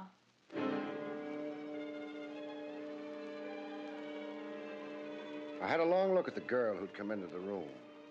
It was fun while it lasted. She was worth looking at. She was beautiful, non-rural, undoubtedly expensive, and she was not Millie George. Well? Call it mistaken identity. Oh. Oh, cut it out, Dina. I don't know what you think he said, but it wasn't very funny. It wasn't? It wasn't. Oh. This girl probably is on your side. She's not the one I was talking about. You mean there's been another babe around? Oh, honey, he must mean Joey's wife. Why don't you forget you ever learned to talk, Dina? That ain't a friendly attitude. I ain't feeling friendly. Joey makes it out of the pen, ducks for cover here, and account of here is where he buried the baby. Banks wouldn't like you calling their money baby. Well, I don't like banks. So it was bank money. Thanks for telling me. Who told you? Never mind.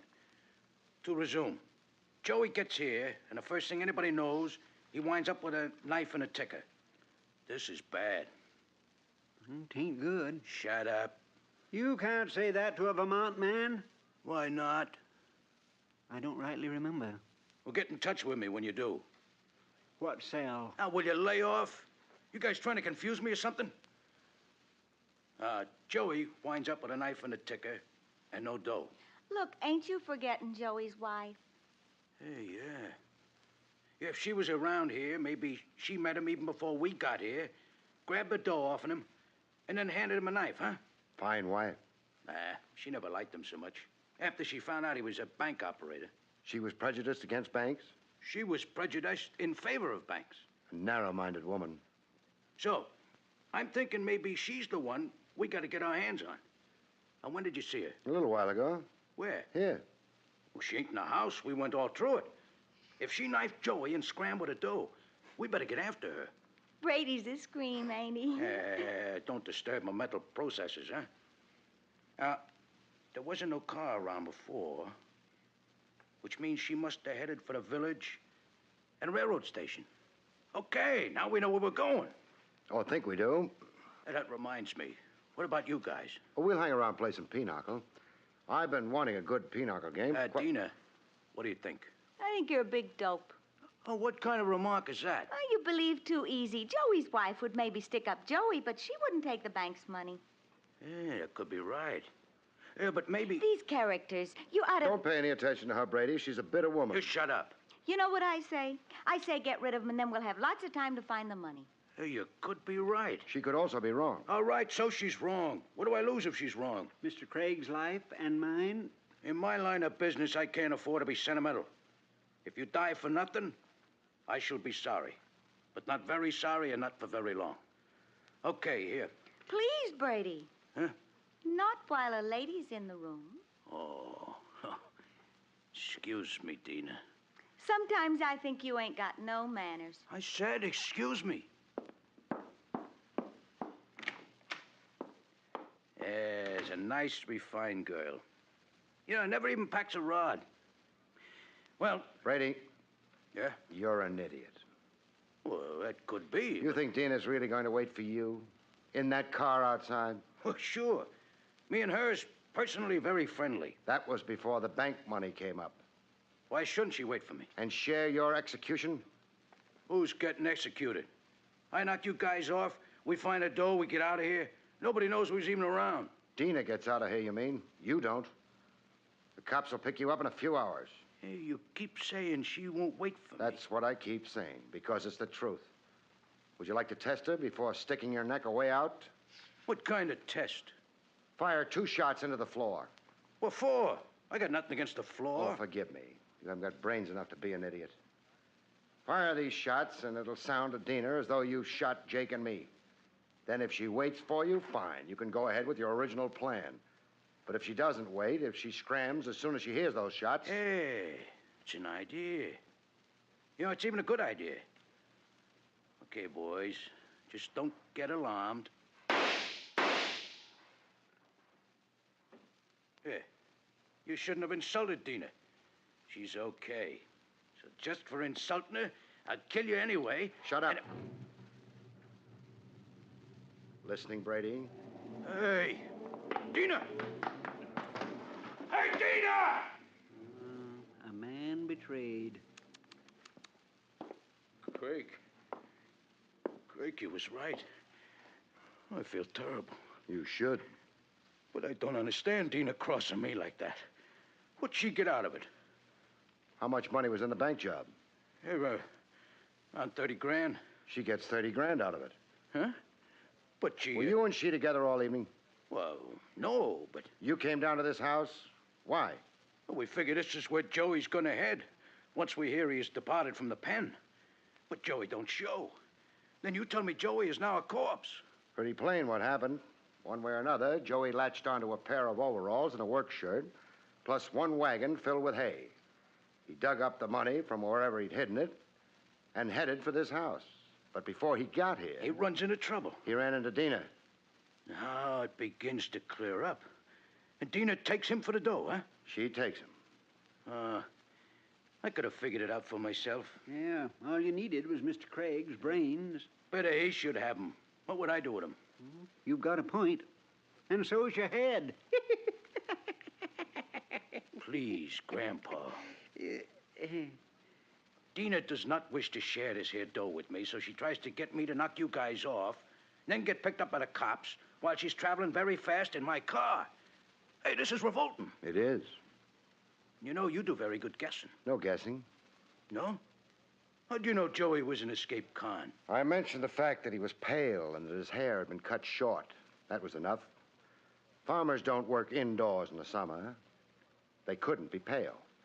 And why did Joey dress up like a farmer? Because he wasn't one. Escaped convicts are pale, have short hair, and seek a disguise. You know something, Craig? You're so smart, I'm beginning to worry. What about? What kind of securities us criminals gonna have if private eyes like you go around being smart all the time? The same kind of security you've always had. No security. Well, just don't dwell on that there. I got something else to worry about. I gotta figure out a way to get hold of Dina before she scrams out of the country with that dough. But Brady, Huh? Dina doesn't have the money.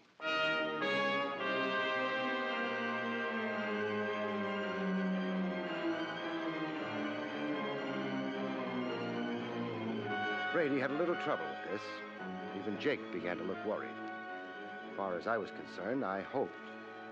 Because I could turn out to be wrong, and being wrong in a case of this kind was only one short step before being dead. But you figured it all out yourself. Logically. That Dina was the one who knocked off Joey and took the dough. What you're forgetting, Brady, is that there can be more than one logical explanation for anything. Huh? He means just because something's logical don't prove it's true.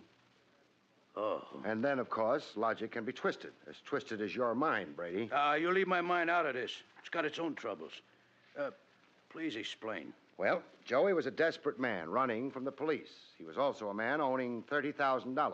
He was finally a man in a hurry. So?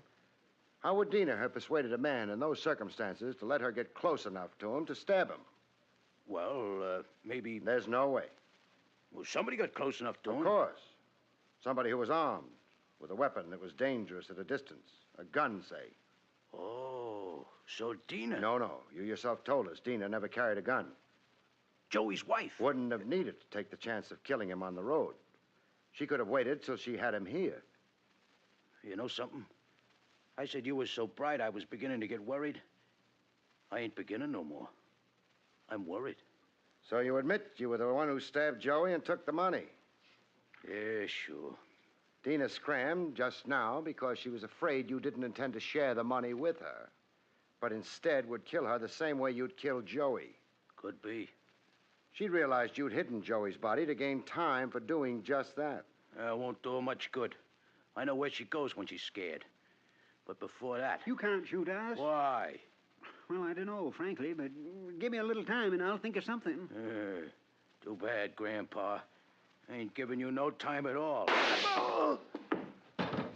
Oh, for a fellow who's just been shot, I feel fine. You weren't shot, Jake. Come on in, Miss Millie. I spotted her behind those drapes a long time ago. I was looking for her. The trouble with you, Jake, is that you spent so much time thinking about the farmer, you forgot about the farmer's daughter. It didn't quite end there, though. The police removed the debris, put out a pickup for Dina, and then... Barrie, Yeah? I really am a farmer's daughter. I know. So, Yeah? how about some country cooked ham?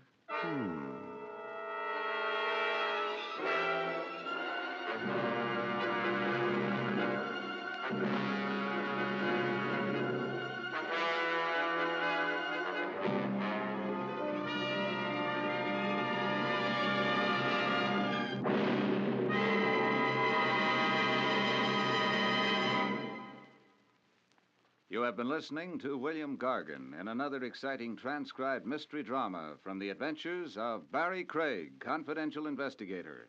Tonight's story, Hay is for Homicide, was written by Louis Vittes.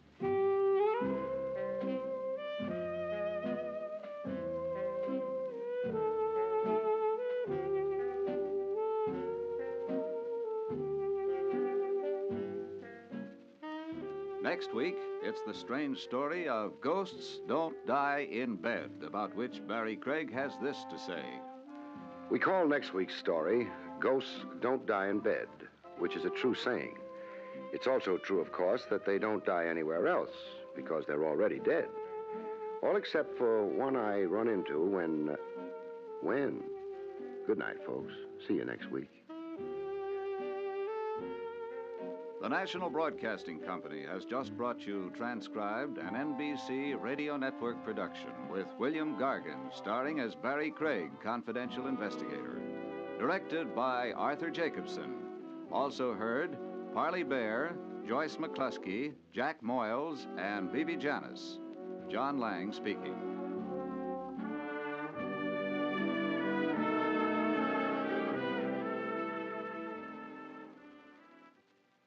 The aviation age of America is now in progress. and calls to young Americans to keep in step by becoming members of the United States Air Force. If you are a high school or college graduate between the ages of 19 and 26 and a half, single, and in good physical condition, then you may be eligible to win your wings as an Air Force lieutenant. While in training, you'll learn to fly as pilots with the latest equipment and the best instructors. Investigate now. Visit your Air Force recruiting station for additional information. There's another exciting dragnet adventure tonight on most NBC radio stations. William Gargan stars as Barrie Craig, confidential investigator.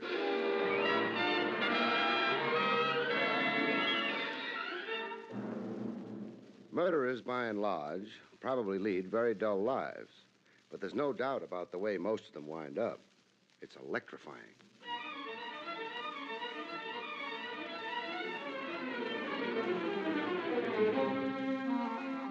The National Broadcasting Company presents William Gargan in another transcribed drama of mystery and adventure with America's #1 detective, Barrie Craig, confidential investigator.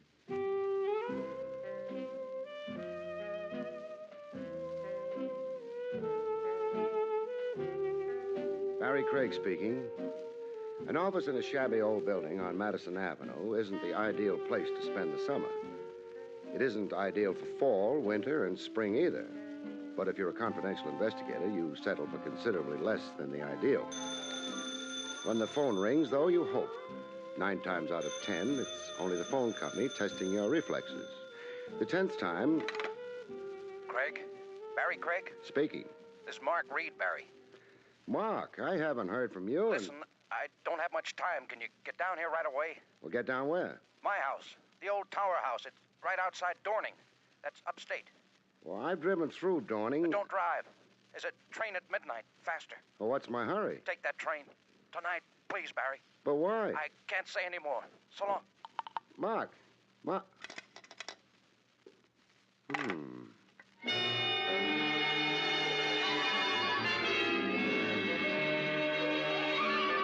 I'd known Marjorie for quite a few years. Nothing special. We'd knocked over a few beers from time to time, discussed the state of the nation, admired sports cars. I'd never figured him for an especially imaginative type.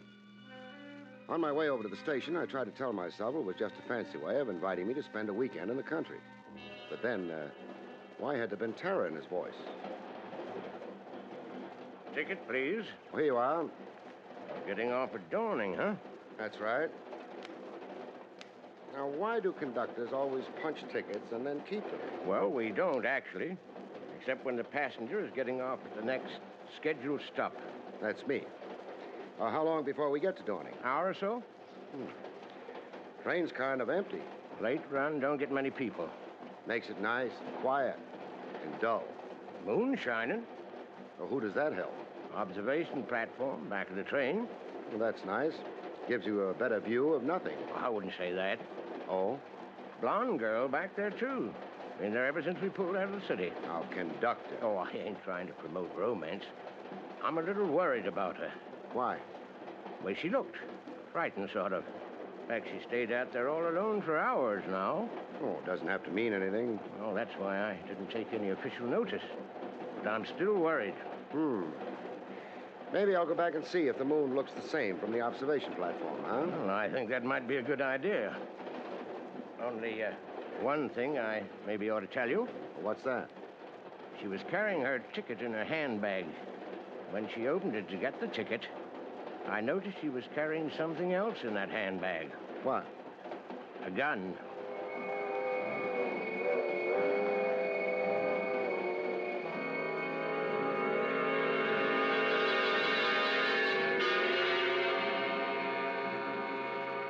A blonde and an observation platform sort of go together, especially when there's a moon around. A blonde and a gun or something else again.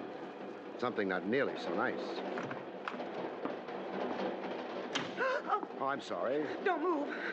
Don't come any closer to me. Okay. You don't need a gun to keep me off. It's pointing right at you. I know how to use it. You might try using your brains instead. Don't try. I'm not trying anything. All I am is a passenger on this train. Sure, you'd have to say that. I never saw you before. I'm sure you never saw me before. I never saw the man who tried to kill me before either. Tried to kill you where? Back in town? But you did see him. Well, not really. It was dark. He was in a car. He shot at me. Well, what did the police say about it? I didn't go to them. I had to make the train. Why am I telling you this? I inspire confidence in small children. I'm not a small child. You're acting like one. If you let me reach into my breast pocket, I'll show you my credentials. Credentials? Yeah, my name's Craig. I'm a confidential investigator. You get your credentials, but you be careful. Oh, I'll be very careful. Now, nothing lethal about a card case, wallet. I'll dump them on the chair here, and then I'll move away. Now, you could look at them without disturbing your aim. All right. Barrie Craig. Yeah, I'm sorry. forget it. Now, put the gun away. Yes. Good. Now, what's your name? Ruth Adams. How do you do? And why would anyone be taking pot shots at you? I don't know. Any attempts on you before tonight? No. Well, what's special about tonight? This train trip? Maybe. I've never gone up before. Gone up to where? Dawning.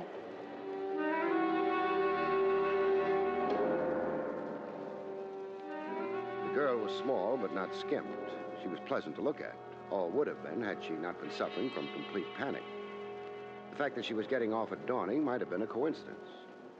I found out back in the club car. Another drink? No, thanks. I feel a lot better already. Fine. Now, you're getting off at Dawning, Yes. and then you're going on to the Tower House. Oh. Well, don't freeze up. My knowledge isn't necessarily guilty knowledge. Or why the old Tower House? My uncle lives there. It's his house. Mark Reed? You know him? Well, he's the reason I'm on this train. He phoned me, wanted me to come out immediately. Well, I got a telegram from him. It was surprising because I haven't seen him since I was a baby. He had a fight with my father. And your mother was his sister? Yes. Is she alive? No, she died years ago. And your father? He's dead, too. Don't think I'm just being nosy. I'm trying to find a pattern in... you know if your uncle has any other relatives besides yourself? Alive? No. Uh-huh. Have you found that pattern? The beginnings of one, maybe. The rest will have to wait until we get to the house, which won't be long now.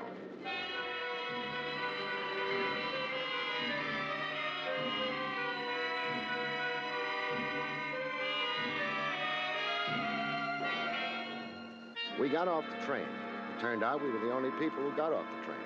Maybe because Dawning turned out to be nothing but a decaying wooden shack by the side of the tracks. This can't be Dawning. Well, it is. Sign on that shack says so. But... Hiya, folks. Oh! Easy, Ruth. It's a cabbie. Buggy's all ready for you, folks. Take you right into Dawning. I'd hoped we were in Dawning. No. This here's only the railroad station. Town's a couple of miles south. Uh-huh. Well, lead the way. I don't have to ask you folks which hotel you'd like to stop at. Reason is there ain't but one in Dawning. We're not going to a hotel. Oh, visiting friends, huh? That's right. Mark Reed. Reed? Yes, at the old Tower House. You know where it is? Yeah, I know where it is. It ain't south like the town. It's north a bit. Not very far. Just walk up the road here about a mile and a half. Oh, hold on. We're hiring you to take us there. No, you ain't. Why not? Well, the further I stay away from that place, the happier I am. Well, what's wrong with it? I don't know. I never investigated. Well, you could be wrong. Well, I don't want to find out, mister. Would you and the young lady like some good advice? Train's back to the city coming through in an hour. Stay here and get on it. Well, I'm not that crazy about trains. Well, you'll thank me for that advice someday. Well, I'll thank you right now. We're still going to the Tower House tonight. If you're afraid to drive us there, take us into Dawning. We can get another cab there or maybe rent a car. Okay, mister. Get in. Ruth? Uh-huh. I'll take you to the Tower House. Thank you. You didn't have to make no crack about my being afraid. But you are. Well, maybe I am. Maybe the reason you're so brave is Because you don't know what you're getting into.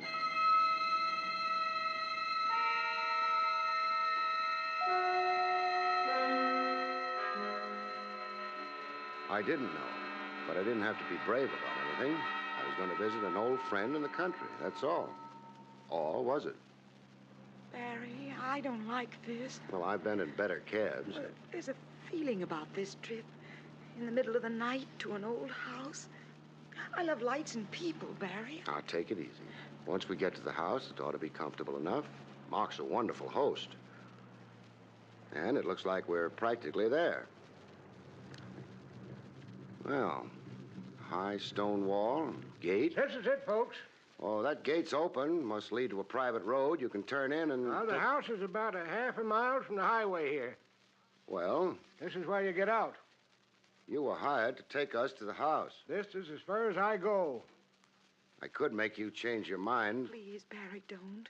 Okay, let's go. Ah, how much? $2. Uh-huh. $1, $2, $2. You can keep the change. What change? The tip is for your courtesy and cooperation. Think you're smart. Get out of the cab and we'll discuss it. You think you're smart? Somebody must love him, but it must be uphill work. Barry, I'm terrified. Oh, come on. There's nothing to be afraid of.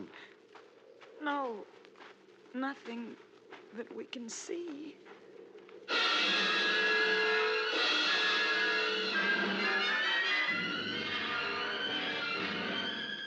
It wasn't too pleasant a half mile. The girl was frightened. The wind was blowing up. There'd be rain soon. The darkness was complete, and I didn't have the beginning of an idea of what we might be walking into. I don't like that. The thunder? Oh, it was so loud. Who knows what it might wake up. No. That was only a dog. That was the hound of the Baskervilles, and I want to go home. The house is right up ahead on that rise. 50 yards more, and... That dog is getting closer. That's a pet. Whose? Dracula's? There he is. There he is. He's going to jump at us. Doesn't look vicious. He's as big as a horse. Oh, here, boy, here. You're encouraging him. No. Easy, boy, easy. Ah, that's a fine animal. He's more afraid of us than we are of him. We got a better reason. He's quieting down. That's a good boy. Come on. We'll take him to the house with us. I hope they like dogs there. Is that the house? Must be. Oh, I don't like it. It looks like a tomb, and Grant never was up here, so... Oh, it's just an old house. Architect had a lousy sense of humor. Barry, the dog. Growling now. Well, what's the matter, boy? What's the matter? He stopped dead. Barry, he's staring at that house as though... As though he didn't know it, that's all. Come on, he'll follow us.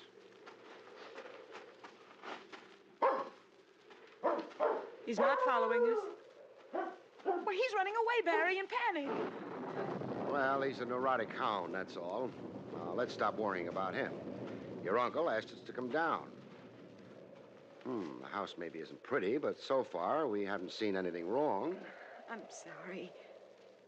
Go ahead, Barry, knock. Well, there's a bell pull here. Oh. Not exactly a happy tinkle, but... I'm not sure for whom that bell's tolling, but I hope it's not for us.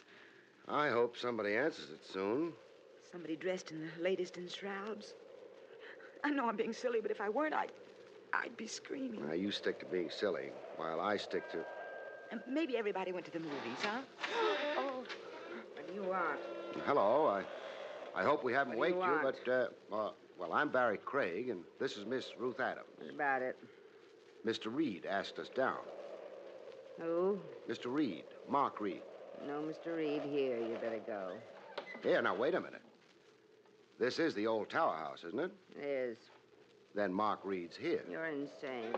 Now, that's my foot blocking your doorway. Now, Mark Reed's here. He owns the house. He phoned me earlier tonight, and he sent Miss Adams a telegram asking us both to come down here. He didn't phone. He didn't send a telegram. He doesn't live here. Well, maybe you don't know him. How long have you been? I've been a housekeeper here for 20 years. Never heard of any Mr. Reed. There's no Mr. Reed here. Go away. You could be making an honest mistake. You better step away from the door, though. We're coming in. I wouldn't be so sure of that. Oh, reinforcements? Got a gun, Barry? The complete householder. I have a gun, and I'm prepared to use it. Mrs. Dunn, what is all this? Some story about a Mr. Reed. Reed? I'll spell it for you. That won't be needed. Why are you trying to force your way into my house? We were invited here. By whom? Reed. Oh, maybe I'm getting monotonous, but it's still Reed. That doesn't explain your presence on my doorstep. This is his home. Fiddlesticks. I purchased this house 21 years ago. It is mine. My name is Loomis. Barry? I don't know. My head's starting to spin. Now, Mr. Loomis, has this house always been known as the Old Tower House? It is known by that name now. Always is a long time. It has been called the Old Tower House ever since I have lived here. Well, for a lead nickel, I'd buy the theory that Reed was a ghost. But ghosts don't make phone calls. They don't send telegrams. I'm not very well acquainted with the habits of ghosts. I suggest you carry on your investigation into their customs elsewhere. I should like to shut the door. Oh, sorry, but that rain's pretty strong now. Our cab's gone back to town. Mind our coming in and phoning for another one? We have no phone. Well, in that case, we'll accept your hospitality. I haven't offered it. You're not going to send a lady out in that rain. Well, come in, please. Thanks. Mrs. Dunn, will you prepare a couple of the guest rooms for Miss... Adams. For Miss Adams and Mr. Craig. Yes, Mr. Loomis. You can wait here in this room. We'll wait. I don't care for guests in my house. Under the circumstances, I cannot help myself. I hope you will find your rooms comfortable, but I do not greatly care. Good night.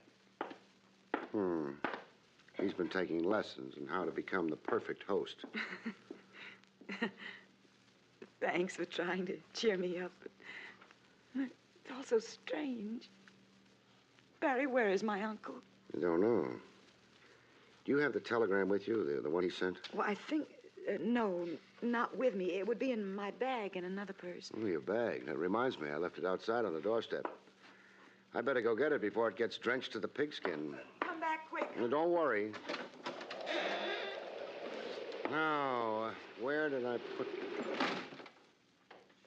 For the second time that night, I was out on Mr. Loomis's doorstep. I began to feel like little Eva heading the wrong way. Well, that didn't work. It would have to be the bells again.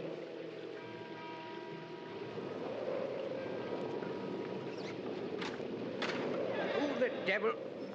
Oh, you. Me. I was getting Miss Adams' bag when the door blew shut. Come in, come in. Ruth. Not in the room I left her. That scream must have come from farther down the hallway. Now, what's this room? Yes, the library. Ruth. Ruth. The door's locked. Where's the key? I don't know. Mrs. Dunn looks after the keys. Well, there's no time. Excuse me while I try to ruin a library door. Now, look here. I'm too busy. The library's empty. Not exactly. On the floor near the fireplace. Ruth. Bruise the size of a baseball on the back of her head. She may have fallen. Or been struck. Ruth. There. Take it easy. My head hurts. It should. What happened? Someone hit me from behind. I didn't see. What made you come to this room? I heard groans, and then the door was open. Groans? From him. From who? The man in the chair near the desk. I can't look at him. He was grinning at me. Yeah, let's get you up now. Come on. There. How's that? I'm all right. Fine. Now, which man in what chair? Well, right there in that... There's nobody in that chair. Your rooms are ready. But there was someone. A man, a middle-aged man. His eyes were staring straight ahead, and there was blood on his his shirt, a lot of blood. Now, take a deep breath. There's no hurry. He died as I came in. I could feel the cold air of death on my skin. He grinned at me and he died. Oh, this girl is hysterical. This room's always kept shut. Well, the windows? Boarded up. Only one door. Maybe it was your imagination, Ruth. No. She did see something. What? I've lived in this part of the country all my life. That's how I know. The man she saw was the former owner of this house. He died with a bullet through his heart. In this room. In that chair. Then I was right. The only thing is, it all happened 80 years ago. That slowed conversation down to nothing. I took Ruth up to her room. Checked it, made sure no one would be able to get in once she locked the door behind her, and then I started out. Barrie. Yeah? Before I realized that man in the library was dead, I touched him. Then I wiped my hands on this handkerchief. Look at it, Barrie. Okay. Yeah. It was blood I wiped off my hands. Do ghosts who died 80 years ago still bleed? Well,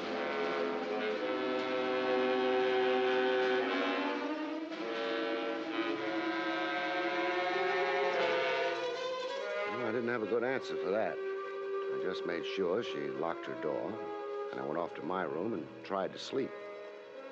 I had my troubles. I was glad when morning arrived, along with the eggs, bacon, and coffee. Well, it's a nice breakfast, Mrs. Dunn. Yes, sir. I trust you slept well, Miss Adams? Yes, I slept well. Yeah, good. That will be your taxi, Mr. Craig. Well, right on time. Glad he let us finish breakfast. You ready, Ruth? I'm ready. All right. Thanks for your hospitality, Mr. Loomis. Not at all. We'll find our own way out.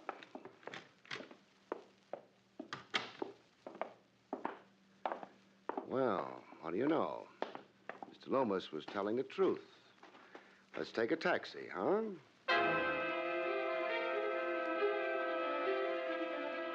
We got into the cab and drove away. It took a little longer for Ruth to start worrying about it than it had taken me.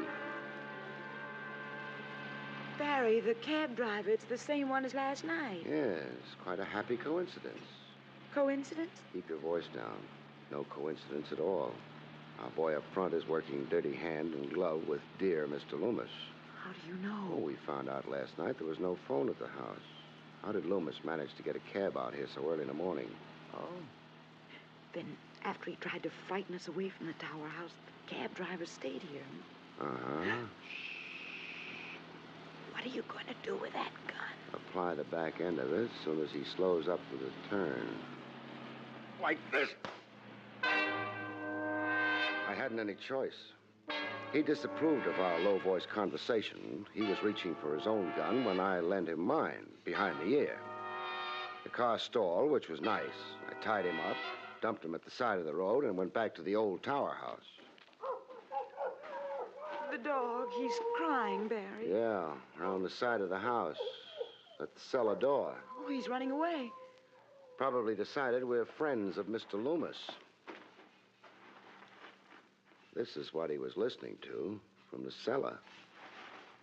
That sounds like digging.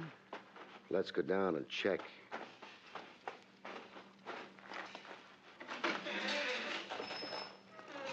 Barrie, it's Mr. Loomis. He's digging a hole. That body.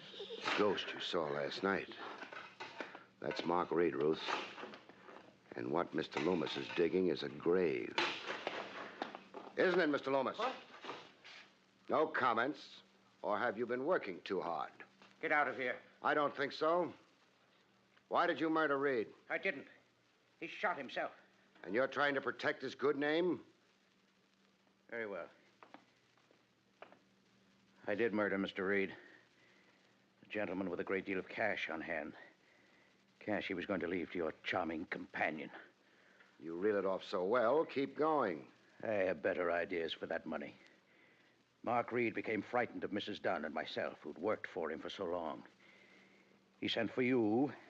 I tried to have the cabbie keep you from coming here, but... Well, such frankness on your part wouldn't be wise, would it? Unless something's changed. Your voice changed quality a few moments ago. Lots of changes. What happened? Mrs. Dunn show up at the head of the stairs with a gun in her hand? Quick, shoot! She wasn't quick enough. Amateurs never are. They don't realize how heavy a pull you need on a trigger. Don't worry about her, Mr. Loomis. I just winged her shoulder. I'm not worrying about it. I should have realized that. Courtesy stops outside the death cells, doesn't it?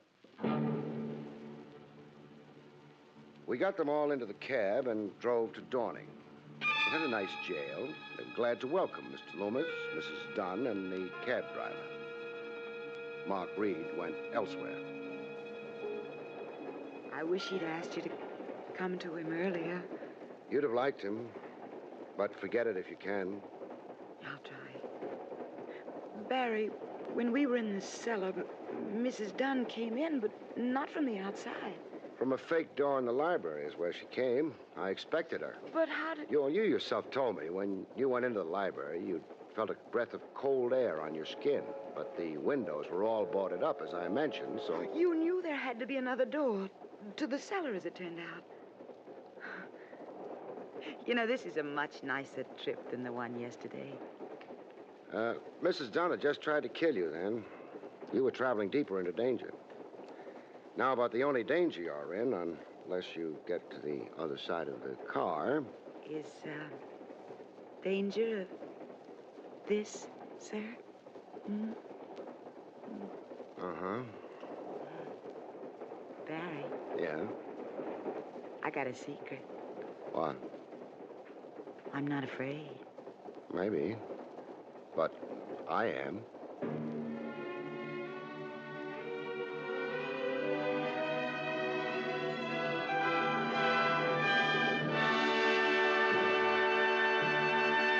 Next week's story is called The Corpse That Couldn't Swim. Of course, we didn't really know whether he could swim or not. You've been listening to William Gargan He was in dead another when we met. exciting transcribed mystery drama from the adventures of Barrie Craig, confidential investigator. Tonight's story, Ghosts Don't Die in Bed, was written by Louis Vitti.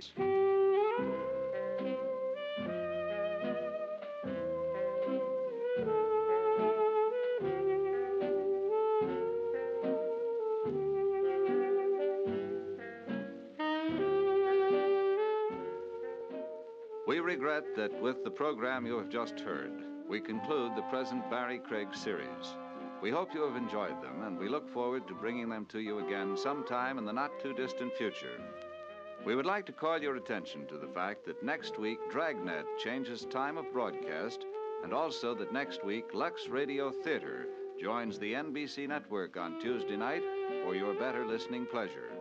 Consult your local newspaper for the time of broadcast of the Lux Radio Theater over this NBC radio station.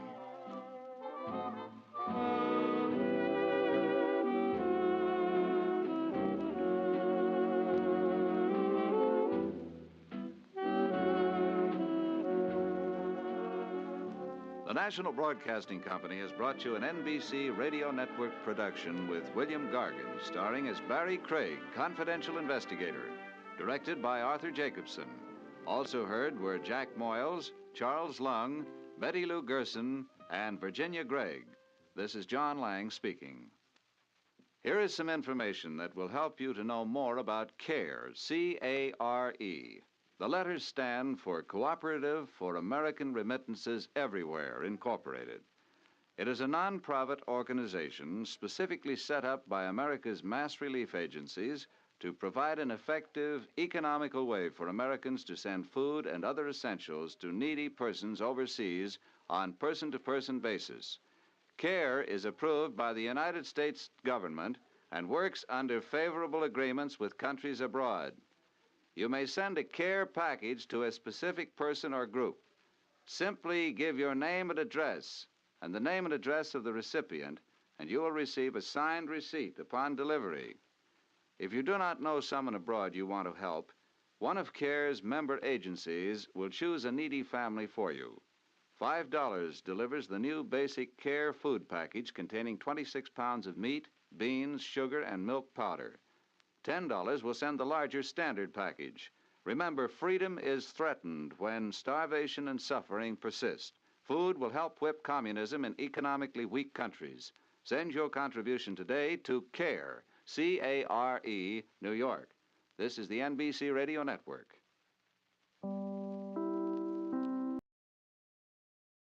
William Gargan stars as Barrie Craig, confidential investigator.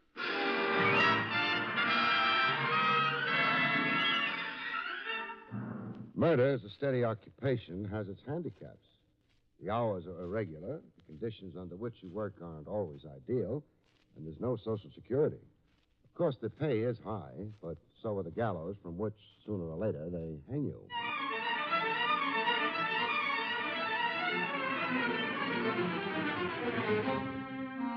The National Broadcasting Company presents William Gargan in another transcribed drama of mystery and adventure with America's #1 detective, Barrie Craig, confidential investigator.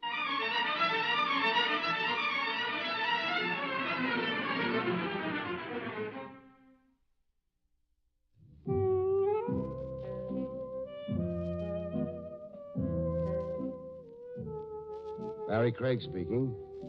If you're a confidential investigator, and if you're smart, you put yourself on a schedule. You get to the office at 9 and get out of it at 5. You eat a leisurely dinner and spend the rest of the evening with a book you hope is good. That is, if you're smart. If you're me, you get restless, and around midnight, you drop in at Willie's wagon. You find Willie morosely staring at his coffee urn, and a small but not underprivileged brunette with her head at the far end of the counter, sobbing. For a wild moment, you think that maybe Willie has wronged our little Nell. You then dismiss such happy fancies. You try to ignore the brunette, who keeps right on sobbing, and you make a brilliant opening remark. What's new, Willie? Ha! Well, all right. How are the hamburgers? Not new. Think I should take a chance on one? You got the pendants? No. I'll make you a hamburger. Thanks. Hey, better have a cup of coffee first. Why? Deaden your stomach nerves. I've tasted your hamburgers before. Well, they ain't improved since then. Willie. Huh? I know she didn't come with the place. I've never seen her here before. She's pretty, but does she have to make that noise? She is suffering from grief. She had the blue plate dinner here? According to what she tells me, she had a great loss. What did she lose? Her bull fiddle.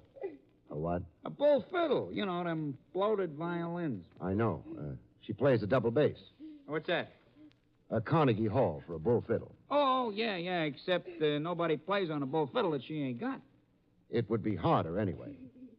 Come to think of it, losing one of those things is a little like misplacing the Empire State Building. It was swiped off her. Here's your hamburger. Thanks. Mr. Craig, maybe you can help Susie. She don't find a bull fiddle, she is liable to be out of whack. She is accustomed to eating, so I do not think this will be good for her. Susie, come here. Huh? I want you to meet Mr. Craig. Oh. Hi, Mr. Craig. Hello, Susie. Mr. Craig ain't only a friend of mine, Susie. He is also a confidential investigator. You ought to tell him your trouble. I only got one trouble. You lost your double bass. Uh-huh. Only the kind of music I play, it's a bull fiddle. Where did you lose it? At the club, the 4920 Club. You're part of the band that plays the club? I play solos. The customers like it because I'm so small and the bull fiddle's so big. And besides, I'm cheaper than the band, so they like Bull fiddle isn't the kind of a thing a man could slip into his coat pocket. There can't be many things harder to steal. Whoever stole mine didn't worry about that. Well, when did you miss it? About an hour ago. I done my number, went out for a walk, and when I got back, No bull fiddle? no bull fiddle. Well, there must have been people around. Well, the club closed early tonight. There wasn't anybody around when I got back except Brinker. Brinker? Who's Brinker? Well, he's almost as big as you are, but not so cute. Well, I'd have trouble recognizing him from that. Well, he's sort of a caretaker and club bouncer, you know. I don't. I'm afraid I may find out, though. All right, Susie, let's go over to the club. Maybe I'll be able to come up with something that might help. Gosh. Thanks, Mr. Craig. Hey, wait a minute, Tom. Closing up anyways. I'll tag along. Why? Well, I'm intrigued. I would like to meet a character who goes around swiping bull fiddles. I would also like to warn him to lay off the Brooklyn Bridge. It's fastened down.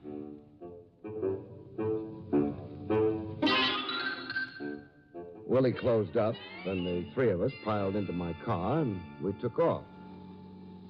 And eventually, we arrived at the club.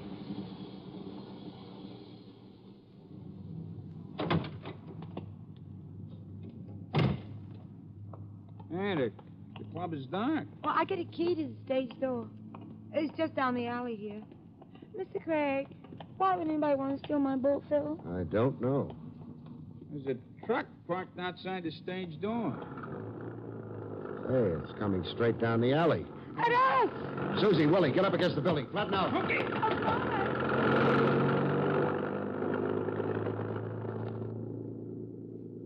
You all right? Why, I guess so. We're so close, though. That truck didn't care much whether it ran us down or not. Back of it was open, and... Susie, you had a case for the bull fiddle? Uh-huh. It was on the truck. Oh, with a fiddle in it. Hey, we ought to be chasing it or something. Had too big a jump on us. I got the license number, though. 4X354. Maybe it'll come in handy later on. Right now, let's get into the club.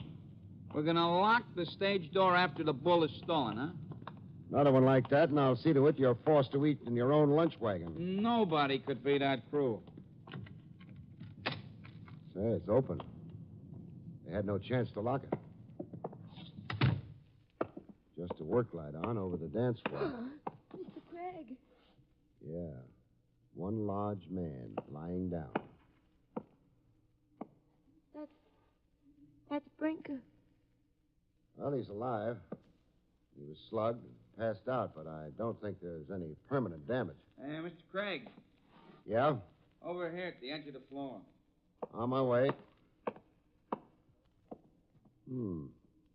Pretty. Well, that's my bull fiddle.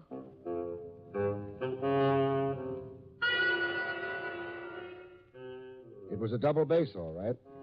Whoever had left it here had propped it up against the ringside table. The bull fiddle isn't a thing of beauty, usually, though I don't mind looking at one. This one I didn't like to look at, think about. That's yours, Susie? Yes, it is. The last time you saw it, was it out here on the floor? Oh, no, it was back of the little bandstand down there. It was brought out only when I did my number, and then it was Is there a phone in the place? in the office. Why? This may surprise you. The reason why I want a phone is to make a phone call. We're surprised. But what are you going to call about? Susie's got her fiddle back. Sure. She hasn't got the case, though. Is that something to get excited about, a bull fiddle case? I don't know. I hope not. You're worried about something, aren't you? Lead me to the phone, Susie. I want to find a truck. Maybe it was the empty club. The shadows huddling in the unlit corners. The floor pale and shining in the silence that did the job on my nerves. Whatever it was, they were jumping.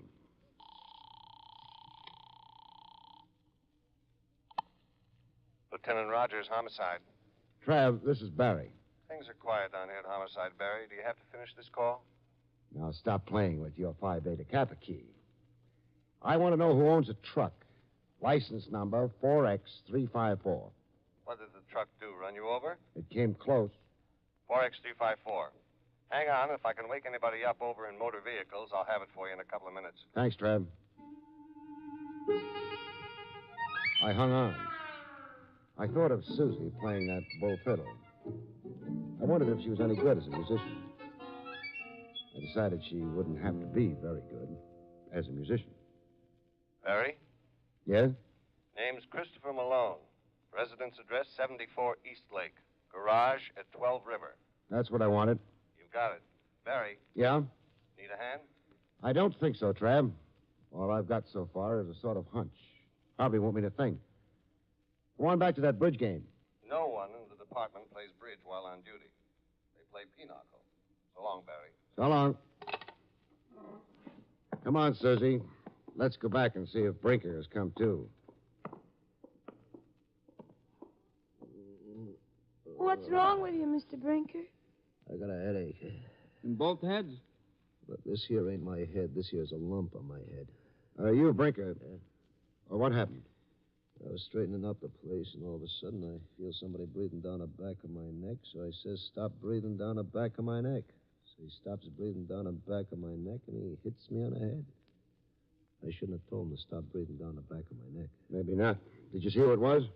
I didn't see nothing and nobody. Too bad. Well, Susie, I'll take you home. Willie, you coming along? Well, sure. Brinker, can you lock it up somewhere? Yeah, sure. One of the back rooms. Fine. Let's go.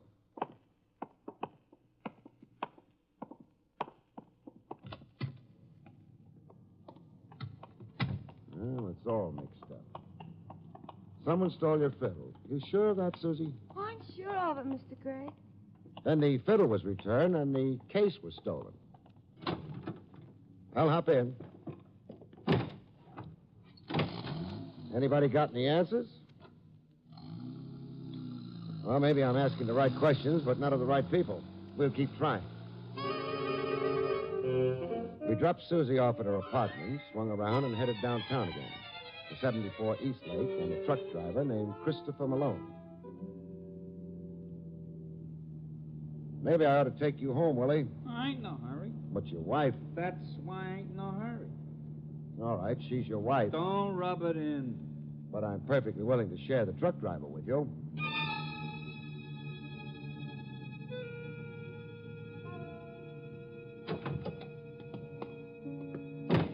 Hey, the guy's truck ain't out front. No. Well, the nameplate over the doorbell. Yeah, Malone.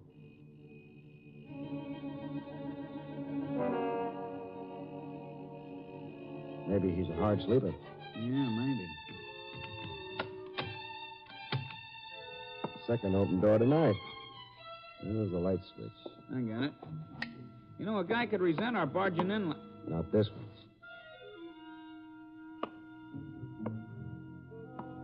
Well, according to the police, Christopher Malone lives at 74 East Lake. They're wrong. He's dead there.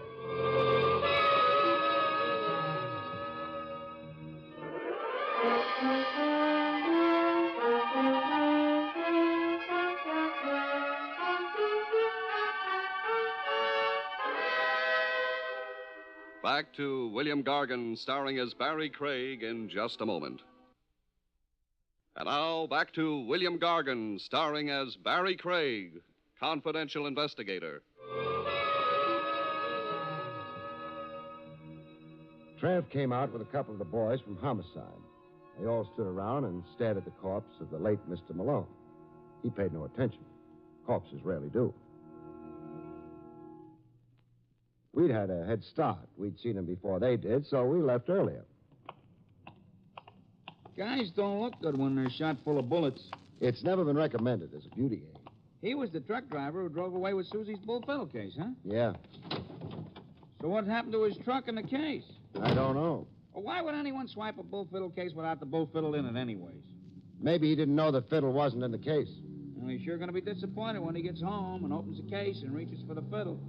Somehow, I don't think so. Don't ask me why, either. I won't. You wouldn't answer. Like if you was to ask me what goes into Willie's Irish stew, would I answer?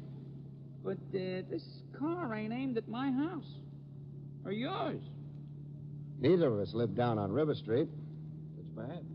Malone's garage is on River Street. Kind of late for visiting the guy's place of business. Except he won't be transacting business there tonight. I hope.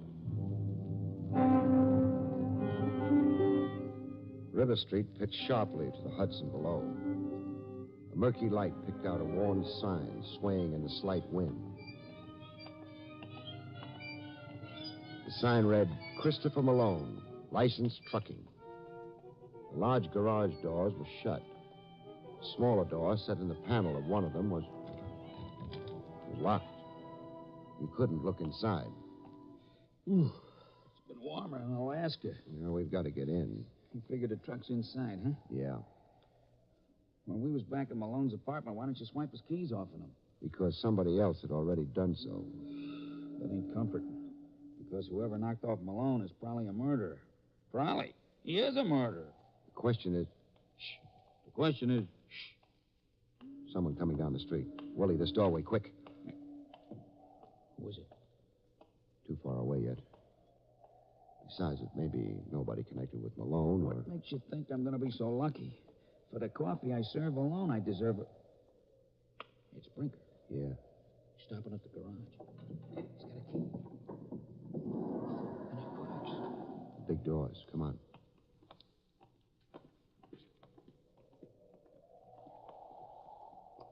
Lights on inside.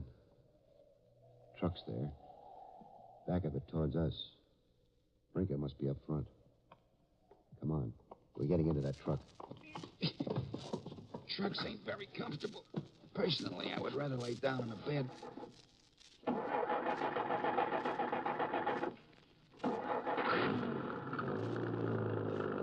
One nice thing, no window between the cab and the rest of the truck back here. So Brinker won't spot us while he keeps going. But, what happens when he stops? We'll worry about that later. You got something better to worry about now? Yeah. Tell me so I can worry about it, too. Over to your left. Oh, the bull fiddle case. Still where it was when we spotted it. I should worry about the case? Only about what's inside of it.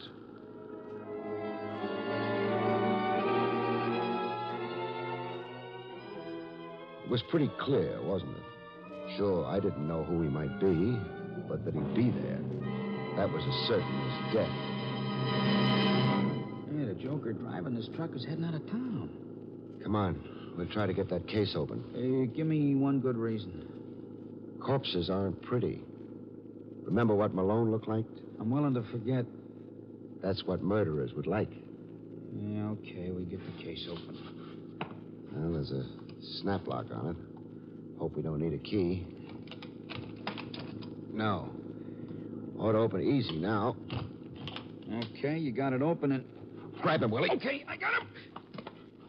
Yeah, but I don't want him. He's dead. Ease him down to the floor. I'll get the case down flat. He's down. Fine. Well, there's a wallet in his breast pocket. Papers in it. Uh-huh. Uh-huh, what? His name's Gordon Bentley. Bentley? Hey, that's the guy who owns the club where Susie works. Interesting. Come on, let's put him back in the case. Yeah, but he won't be able to breathe it. Forget I said anything. Okay, let's go. Now, it's a tight fit. Well, it'll do. Think of the trouble we would have had if Susie played the piccolo. We wouldn't have been here if she had. The guy was shot, just like Malone? Yeah, which is interesting. I don't think it's any more interesting than if the guy had been strangled or even poisoned. You don't appreciate the finer points. Yeah, what are they? I'll let you know when I find out. Thanks. So do we jump off the truck now or 5 seconds from now? We stay on. The truck's hitting at least 50. We jump now, we could get killed. We stay on, we will get killed. I doubt it. Why? No one could ever get all three of us into that case.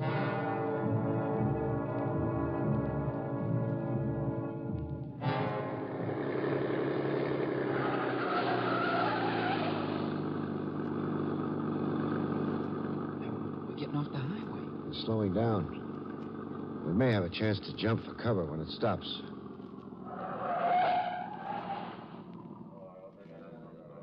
Uh-oh.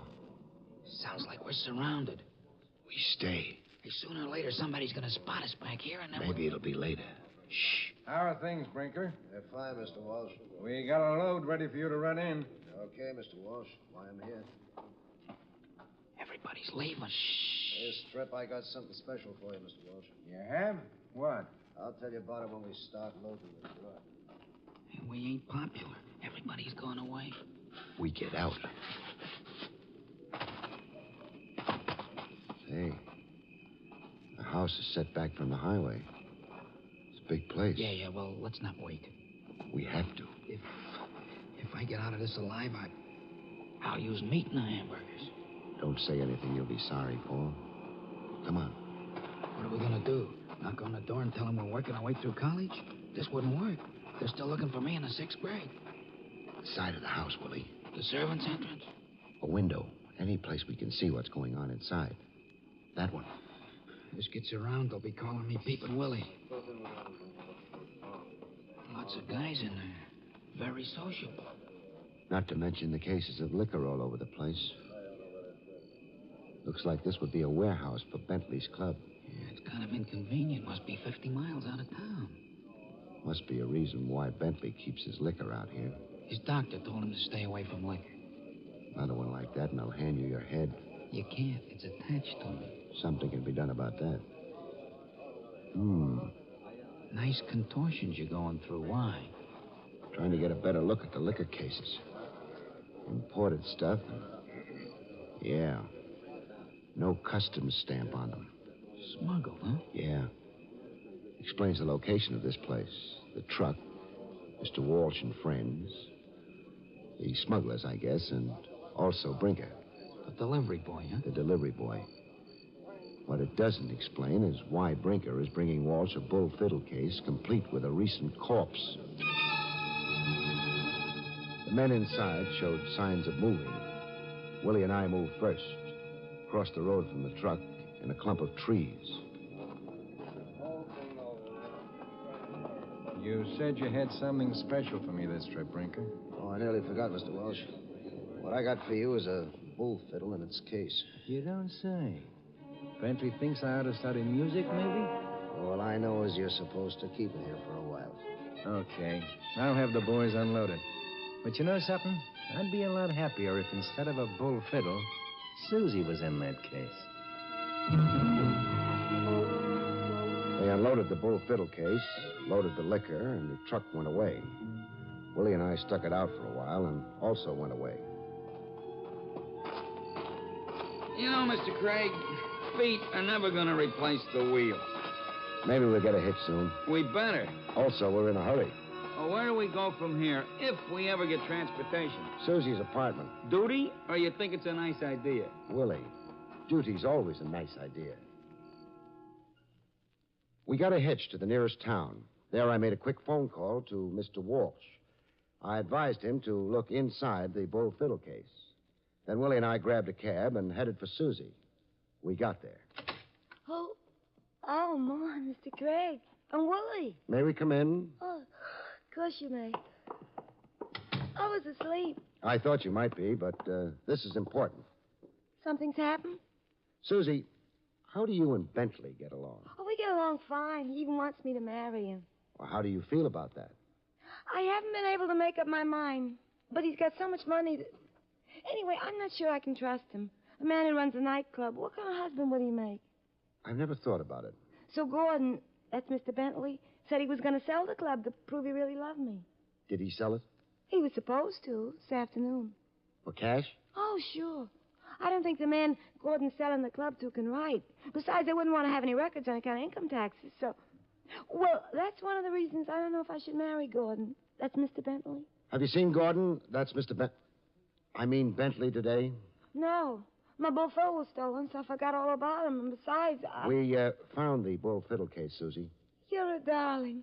Where is it? That's not important. What is important is, why was just the case stolen the second time?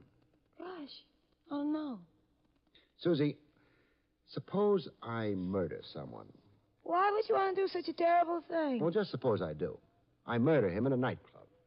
I've got to hide his body until I can dispose of it safely. Now, where can I hide it? Well, don't ask me after all. There's a girl who plays a bull fiddle in the club, which means there's a bull fiddle case around.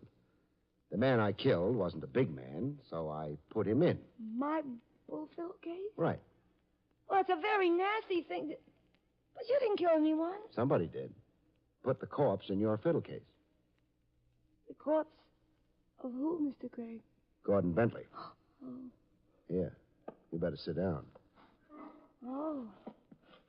Oh, that's terrible. I'll never be able to use that case again. Well, I suppose not. I'll never be able to marry Gordon. That's Mr. Bentley, either. You don't really care about that, do you? You mean because I never really loved him? I mean because you already have all his money. Hey, Mr. Craig, you're saying she... It's what I'm saying. She killed Bentley. Oh, for the cash she sold the club for. Only she's such a small girl. She had help. All right, boys. Nice and quiet. That is Brinker's help. Stop flapping your lips. You don't know a thing. You, Brinker, and Susie killed Bentley. Lifted the cash, hid Bentley in the fiddle case. You arranged for the late Mr. Malone to pick it up and deliver it to Walsh out in the country. You get around, Craig. Thanks. But I spotted that case in the truck, so while I took Susie home, you killed Malone. Closing that road, you thought. He went around thinking such nasty thoughts about me, and I said he was cute. Shut up, Susie. Plan was simple. You delivered the case with Bentley inside and asked Walsh to keep it. Susie went out and planted the stolen bull fiddle story with Willie, and as it happened, with me. Why? Tomorrow morning, Susie would yell to the cops, Bentley is missing. I'd remember the bull fiddle. Brinker would remember Walsh and the country hideout. The cops would grab Walsh, the case, find a corpse in it, and Walsh would fry. Thanks, Willie. I got a surprise for you. It's still going to be that way. Because after you two jokers go away, you're dead someplace. The program goes on like scheduled. Oh. Don't answer that. We don't care who it is. Sure you care. Because before coming here, I phoned your friend Walsh. And I told him to look inside that fiddle case. Spread around, boys.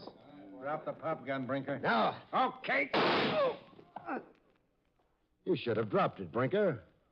Your arm would feel a lot better. But cheer up. Maybe it'll be healed before they execute you.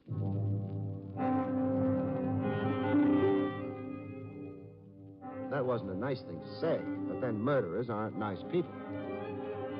I phoned the police, and by the time they arrived, Walsh had discreetly gone for a long walk. The cops would get him anyway. However, they took over Brinker and Susie.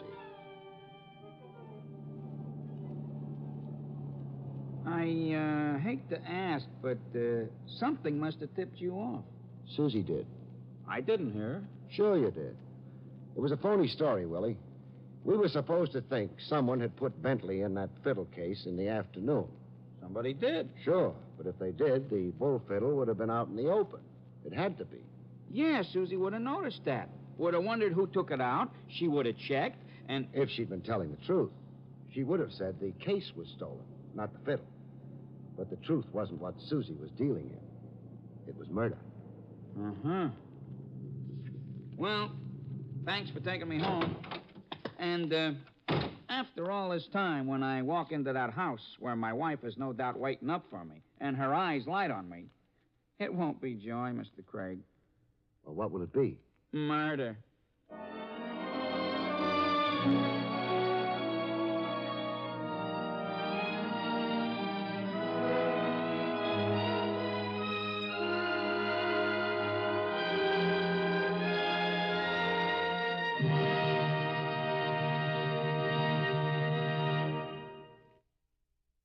You have been listening to William Gargan in another exciting transcribed mystery drama from the adventures of Barrie Craig, confidential investigator.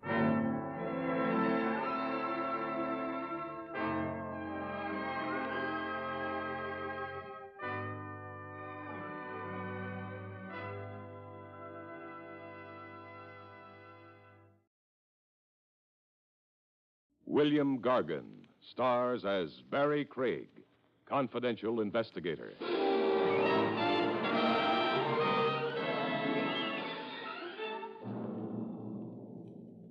A tempestuous blonde wants a carefree Romeo to slow up and settle down. It isn't always sweet surrender. Not if she emphasizes her demands with hot lead.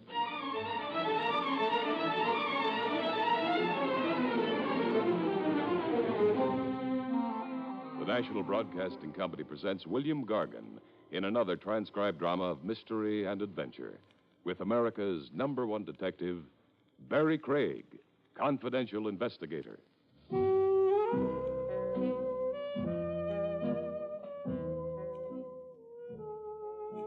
Barrie Craig speaking. In any national poll where voters were asked to elect the prize chump of 1955, I know one candidate who'd walk away with the title. Mr. Fenley, Bertram Fenley, to give the champion sap of our time his full name. I first met Fenley on the docks, Pier 82. He'd phoned me very hush-hush to please meet him there. I found him on the pier, squatting on 2 beat-up valises, looking like he'd just come off the banana boat docked right behind him. He had, it turned out. I was on that boat, Mr. Craig, the Hilda May. I was in Honduras. That's in the Orient. Honduras is in Central America, Mr. Fenley. Oh, yes. Well, I mean Central America. A middle-aged man with fat cheeks and a mild look. So, what's your trouble, Mr. Fenley? Oh, my trouble is just the right word. I don't know how to begin to tell you. Well, there's a coffee pot across the street. Let's talk in there, huh?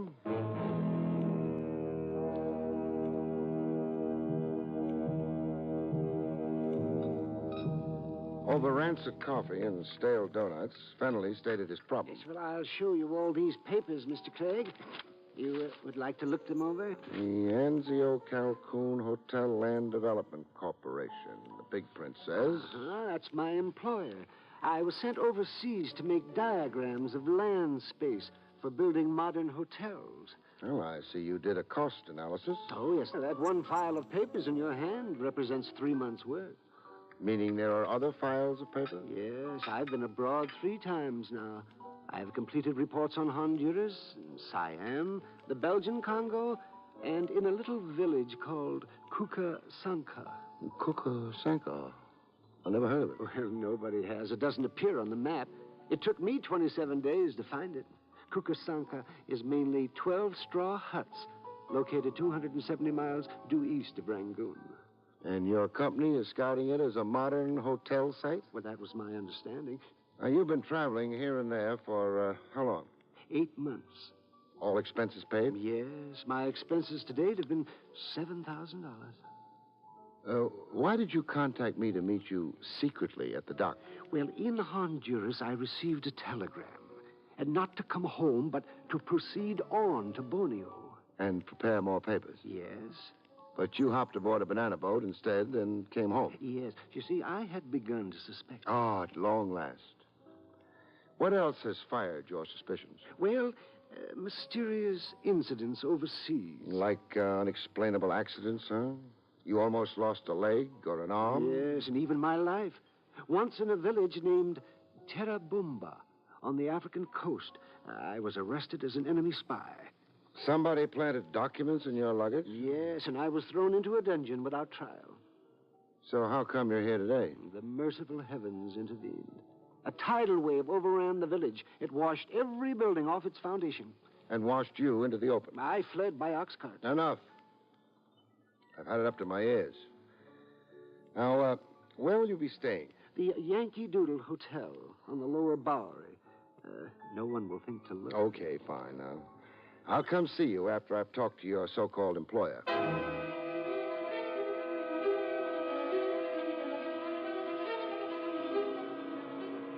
Back outside on the dock street, I got a dramatic insight into just how violent incidents kept dogging poor Fenley's footsteps. Crossing over to my jalopy, a black touring car came straight at us. It had curtains drawn like a hearse. Abreast of us, it sang a funeral requiem. A submachine gun. Fenley, hit the dirt. We lay on the cobblestones, flatter than a couple of deflated pancakes. 60 seconds after the danger had passed, Fenley was still speechless. I could say it was an attempt on your life, Fenley. I can't see anybody machine gunning the street just to be naughty. However, come on if we're going.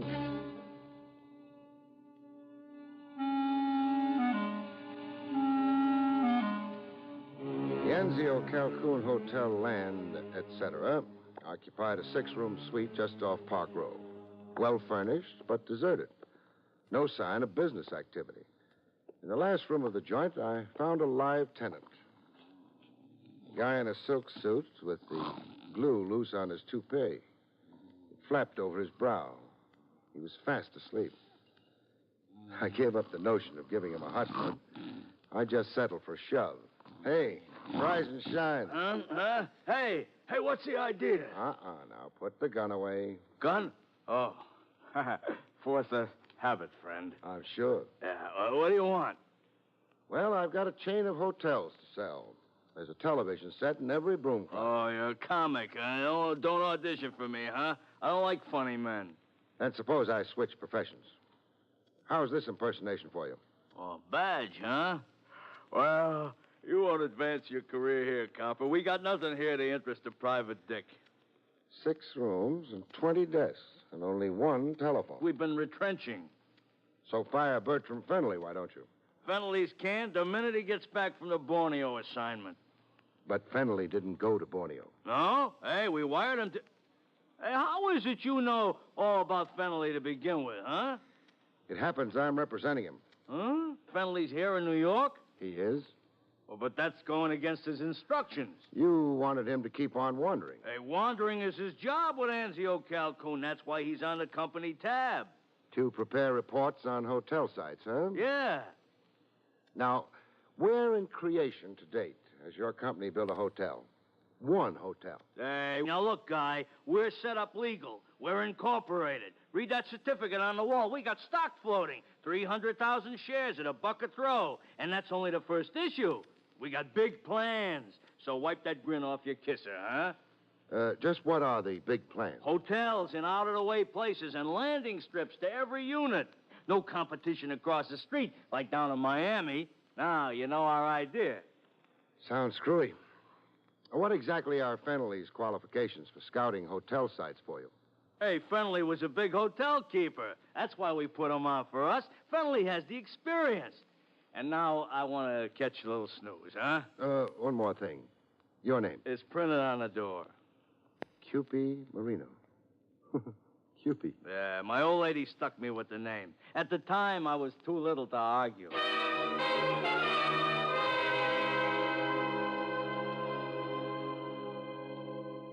Every guy has his racket, but Marino's had me mystified. So far, anyhow. Why anybody would squander $7,000 in travel expenses on a screwball like Fenley. The evening papers added to the general confusion. There was a scare headline in it. Rampaging college students tour town firing toy submachine gun.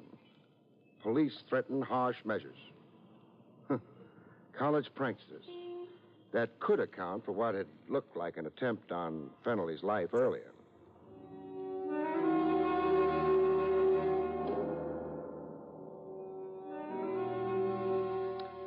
In the Yankee Doodle Hotel, Fenley breathed a sigh of relief over the headline. Oh, my. Well, then the shooting wasn't meant for me. Or this could be a mere coincidence. But let's get down to meatier stuff. Yes. You saw Mr. Marino? I did. And your opinion of him? Well, he draws a gun as regularly as ordinary men draw a breath. Am I then the victim of some hoax? Maybe so. Or maybe just a useful stooge. Traveling about and preparing paper reports so that Anzio Calhoun, etc., can lie about their big plans. Lie to whom? Sucker investors who read their stock investment prospectus. Big talk about their preliminary field operations. That's you, Fenley. Their whole field staff. Oh, I see. Marino said you were a, quote, big hotel keeper, unquote, when he latched onto you. Now, how about that? Oh, well, it is a mite exaggerated. So shrink it to size, huh? Well, I ran a rooming house in Buxton Falls. Buxton Falls? Oh, out in Ohio, huh? Yes. Well, how big an operation was it? Come on now. No false modesty. 4 roomers. But I served ice cantaloupe for breakfast. Imagine. How did Marino get to know about you in the first place? An ad in the paper or something? No. I won a contest here in New York. How come? Well, I'll explain. Oh, I'm dying to hear. At home in Buxton Falls, this was. The telephone rang one night. It was New York, they said. And then somebody asked me something. Could I name 10 American presidents? You could, and you did, and you won a prize, the man said. Yes, a weekend in a big New York hotel, tickets to a Broadway show, a case of automobile polish, cufflinks. And stuff. Yeah, stuff, and an appearance on the radio. To do what? Recite President James Madison's inauguration speech. Which leads us to Marino. Yes, he telephoned me at the hotel where I was staying. Oh, he'd been much impressed with me on the radio, Mr. Marino said. And as a mighty hotel keeper plus brain, did you want a job with Anzio, Calhoun, etc.? That's right, and I accepted at once. Oh, you would. Who produced the so-called show that changed the course of your previously humdrum existence? Why, Mr. Adrian Borislav. Located where? Well, the Advanced Theatrical Enterprises on Broadway, uptown. The Advanced Theatrical Enterprises, huh? What do you bet I find 6 deserted rooms and a hood snoozing on a sofa?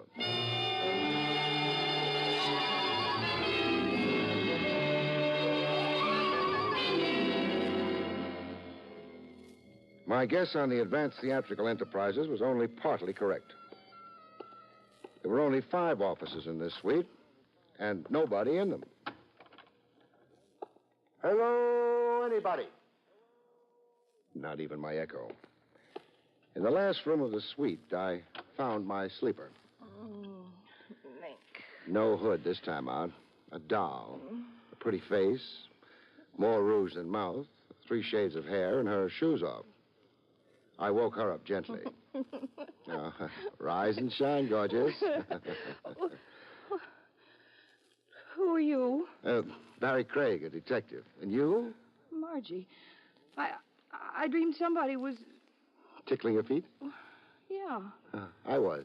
With this. My pencil. Oh, I just returned it. Now, a gent named Borislav. Where do I find him? Ha-ha! Did I just crack a joke? I'll say you did. Well, enlighten me. Who doesn't want to find Adrian Borislav? Oh, he's that popular? He's that much of a skunk. You sound like you were left holding a bag. Holding it for $500, 10 weeks' salary. You were Borislav's secretary? I was. Now I'm in here every day for a week, just waiting for that creep to show up. Characterize Adrian Borislav for me. With pleasure. He's a petty promoter, a deadbeat. He bought radio time on small stations just to publicize himself as Mr. Big, to attract attention to himself. He ran cheesy little nothing contests. Mind you, they were all on the level. After all, it only amounted to cheap advertising. Well, what was his real pitch here in the actual offices? Vanity publications for composers and poets, writers, models. He'd skin 'em, but good. I see. And now Borislav of Advanced Theatricals has flown the coop. Go look at the unpaid bills on his desk. Deadbeat. My flesh is beginning to crawl, hanging around here. You got any more questions you'd like to ask me? I have. Then do it over a drink. Heavens to Hannah, do I need a drink.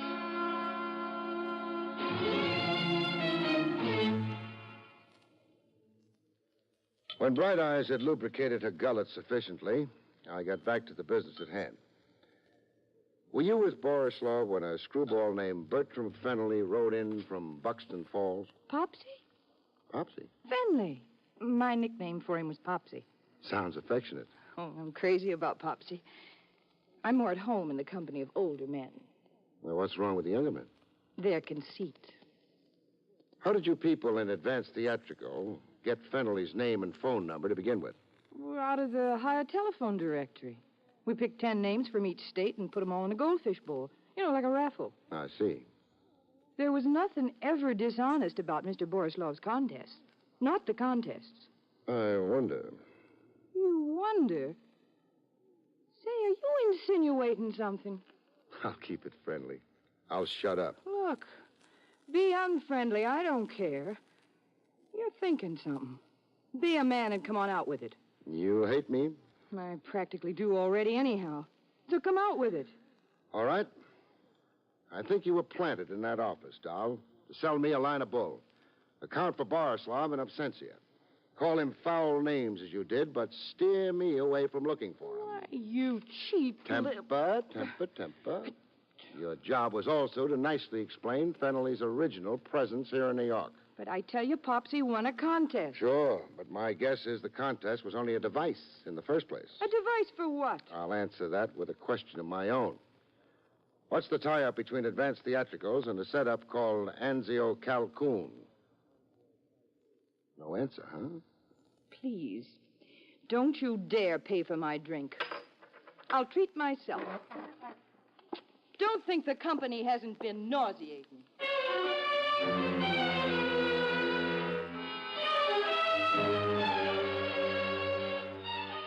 Any blonde with saucer eyes and 3 lovely shades of hair who can't snare her man is a dead blonde awaiting burial. But Margie was alive, and Fennelly was willing. All of which led to new complications. Well, I've come to say goodbye, Mr. Craig. Where are you going? Well, Oh, frankly, I feel like such a fool. So talk like one. I'm going to Borneo.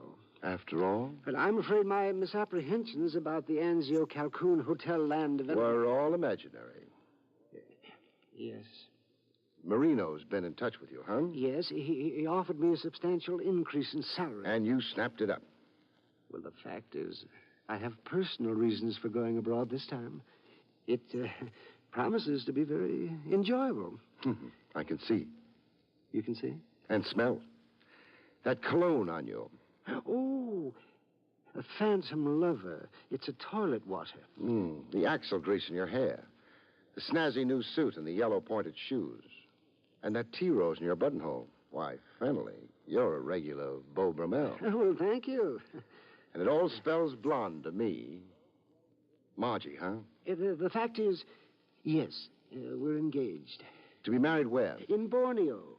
And why in Borneo? Margie, that's my fiancée, is rather incredibly romantic. Yes, I see. She wants to be married by a tribal chief. A tribe? Why, how did you guess? Oh, I took 9 easy lessons in mysticism. Now, how did you fall for it? Well, I'm not sure I shouldn't resent it. Fennelly, how dumb can you be? Can't you see this is only another maneuver to start you traveling? But why should anyone want me? That's the nub of it. Just why do people look on Bertram Fennelly as a necessary export? Now, Fennelly. Yes, Mr. Craig. Call quits on Marino and quit mooning over Margie. Margie's jackassing you. She, the disappeared Borislav, and Marino are all working together. Against you. Against me? But why? But why? And why is what we don't know yet. Go back to your hotel, Fennelly, and stay there. Incommunicado. You're a fish who snaps up at any bait. So don't see or talk to anybody. But I'm not going back to the Yankee Doodle Hotel, Mr. Craig. Why not? Because I'm going home. To human Buxton Falls, Mr. Craig. I have absolutely had more than I can stand.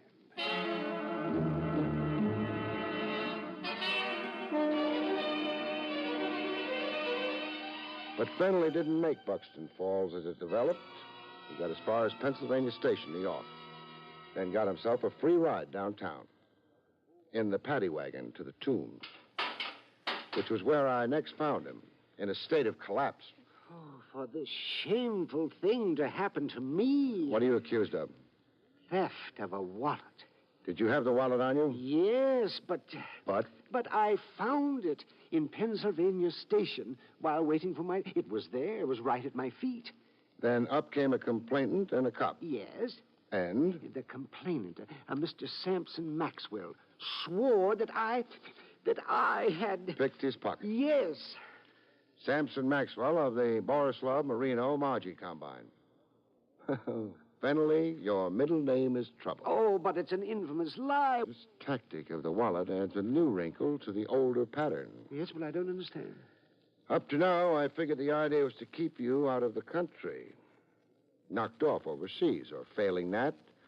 Anyhow, keep you traveling around. But now... Now I figure the idea is to mainly keep you out of Buxton Falls. Keep me from my hometown? Just as they lured you out of it. With that phony contest. Well, I'm confused. You were born confused. Borislav lured you away from Buxton Falls. Then Marino sent you overseas. Now a Maxwell fixed it so you can't get home to Buxton Falls. He thinks. Yes, but what can all this mean? An idea is beginning to glimmer in this beautiful head of mine. We'll go into it, Fennelly, when I post bail for you.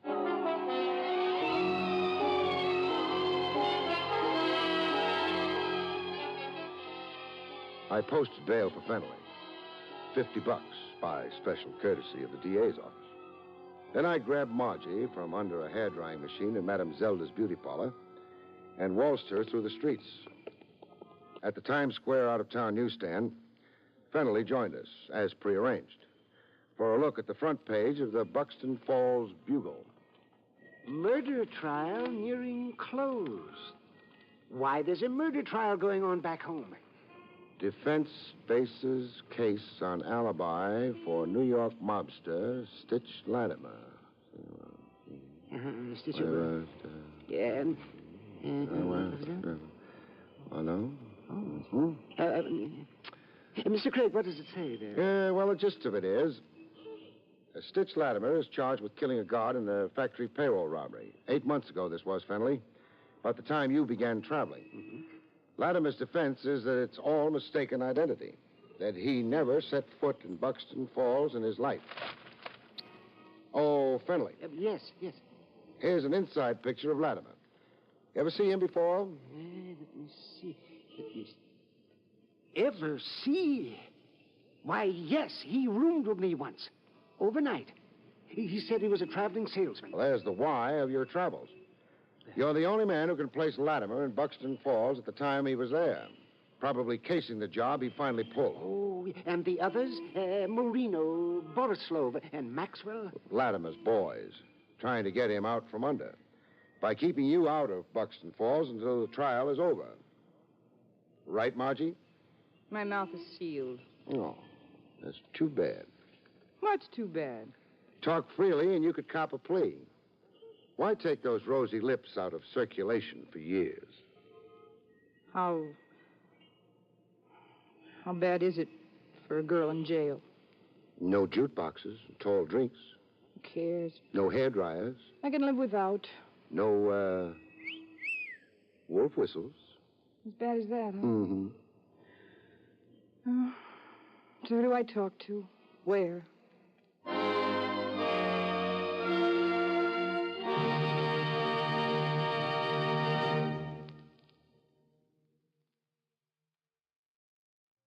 You have been listening to William Gargan in another exciting transcribed mystery drama from the adventures of Barrie Craig, confidential investigator. Tonight's story, The Moving Target, was written by John Robert.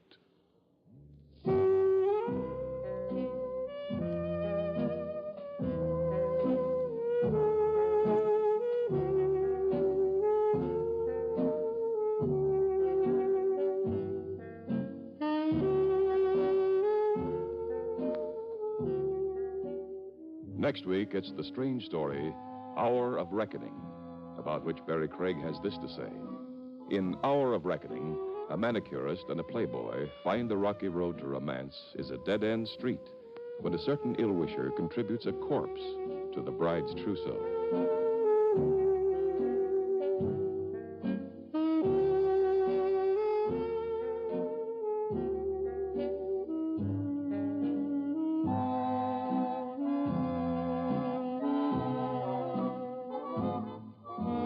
The National Broadcasting Company has just brought you an NBC Radio Network production with William Gargan, starring as Barrie Craig, confidential investigator.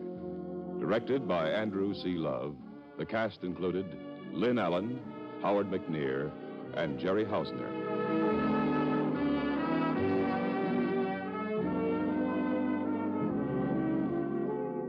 Join Groucho Marx for You Bet Your Life tonight on the NBC Radio Network.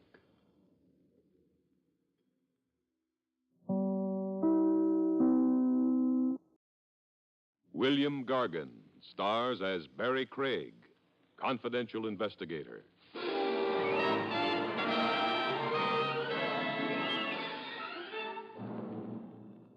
Exercise can be beneficial or it can kill you. One guy I know walked himself to death. But still it figured, seeing that the walk he took was the last mile.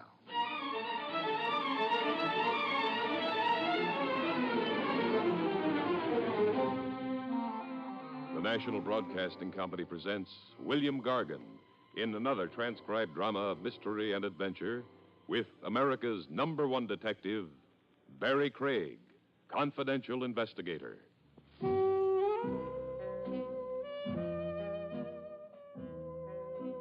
Barrie Craig speaking. In these supersonic times, with the great wide world shrinking to the size of a pretzel, crime is global. Chase a hood across New Jersey, and you're likely to catch him in Botany Bay, or in Algeria, or Madagascar. In view of all this, the cablegram on my desk one merry morning didn't surprise me a bit. It had been dispatched from mid-ocean. The date line read, SS Shalimar. The text of it said, arriving Friday, 6 p.m. Please see to arrangements for armored truck at pier for safe transfer of the priceless Barrie tomb relics. You were highly recommended by an official of the Cairo police. Signed, Oscar Melamed.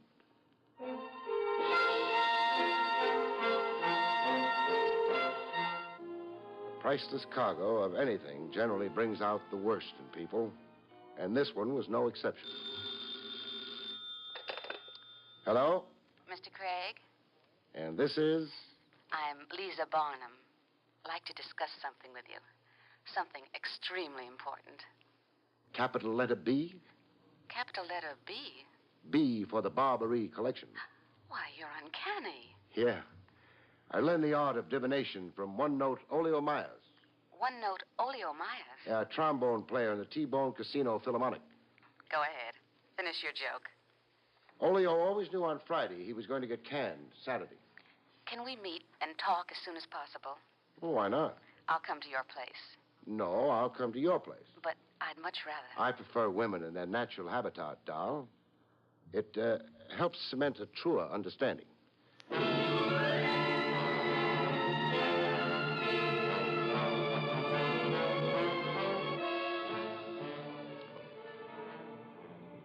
Lisa Barnum lived in a building that had a taxidermist in the downstairs store. While I looked for her doorbell in the row of 8 bell pushers, a stuffed chimpanzee came out of the taxidermist to stick a gun in my ribs. Looking for somebody? Yes, I am. Lisa Barnum. You're calling on her? I confess. Then you're with me from now on. Your gun says. My gun says. You see that green and gold job over there? Snazzy. Well, take a spin in it. You and me. Vertically? Oh, oh, you mean sitting up? You got quite a grasp of the English. No. You won't be sitting up. I won't? You'll be laying down. Turn to a side a little, huh? This much? Yeah. I like hitting them on the side of the ear. Every man to his taste. No yelling now when you get it. I'll try to be a gentleman about it. We don't want to be scaring people.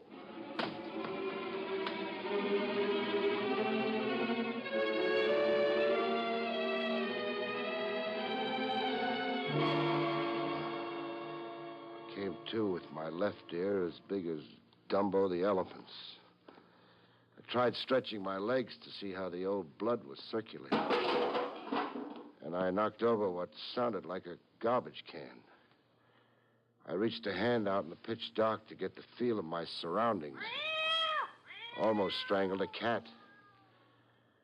I tried getting my bearings by scent. My lungs began to choke up from what smelled like a poison gas barrage. I hate saying the obvious, but where am I? In a cellar. And where are you in this blackout? Over here, sitting on a box. Why? Why not? Now, that stumps me. Say, where's that mustard gas blowing from? You really disapprove of my cologne. When I get it in lethal doses. How do you feel? Mainly perplexed. Perplexed? Oh, the answers are simple, really. They always are when you know them. So inform me. Here? You know a better location? Mertz's drugstore, just down the block. You'll want penicillin ointment on that ear before it infects. Here, I'll help you up. I've always relied on the kindness of women, Lisa. You no doubt are Lisa Barnum. Yes, I am Lisa Barnum.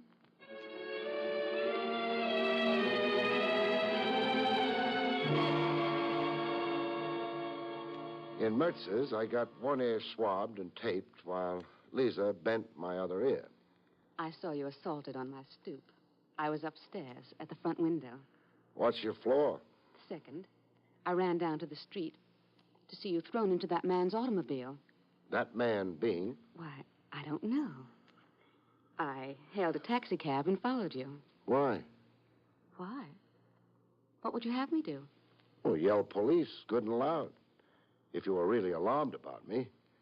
However, go on with it. You were carried into that cellar and abandoned there. When it was safe, You joined me? Yes. Oh, my heroine. You are an irritating man. Time out while I check through my pockets. Well, is anything missing? Something is. Your wallet? No. Then, A cablegram I got this morning. a cablegram? Don't play dumb. All right, I won't. A cablegram telling you where and when Oscar Melamed would arrive. Oscar Melamed and precious cargo. The man who assaulted you was after the information. Obviously, and he's got it. And what are you after, baby? It's a long story. Well, try condensing it into a few words. All right. Our family name was Barbary before it was changed to Barnum. I get the emphasis. My uncle, Dexter Barbary, was an Egyptologist. He spent his entire mature life in search of tomb relics. You make him sound dead. He vanished without a trace 2 years ago Well, where was he then? in Alexandria, Egypt. My last contact with him was a letter he sent me. I have the letter here if you'd care to read it. Oh, later. But meanwhile, you brief me on the contents of it. The letter states that he'd come upon a priceless collection of Byzantine tomb relics, that he was registering them in his name, Barbary, as the Barbary collection. And? And period. End of Uncle Dexter. Yes. And you suspect foul play? I believe he was murdered and that his collection was stolen. I see. Are you the last known living Barbary? If Uncle Dexter is dead, yes, I am. Finish what's on your mind. The tomb relics rightfully belong to me. So sue for them.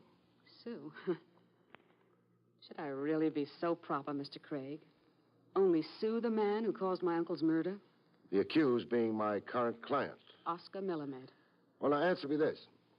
How did you know the Barbary collection was on board the SS Shalimar en route to here? I don't care to disclose my sources of information. Then you can never be my client. Why can't I be? Secretive clients worry me. I always imagine they're taking my head size. Taking your head size? So the dunce cap will fit nice and snug.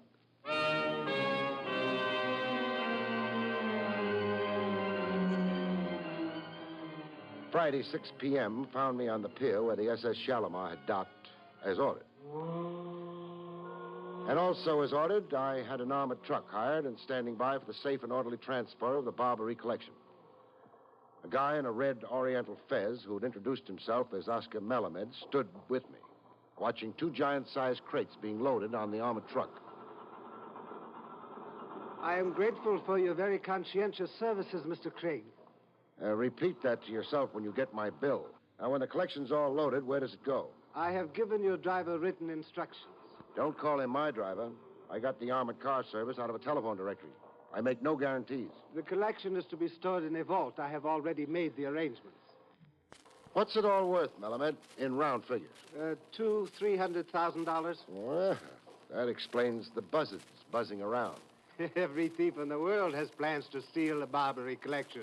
Well, we've got at least one native hood around, eager to liven up the competition. One? Mm-hmm. There will be 20, Mr. Craig. You will see. Well, the junk's loaded and bolted in, Melamed. You want me to ride on the truck? No.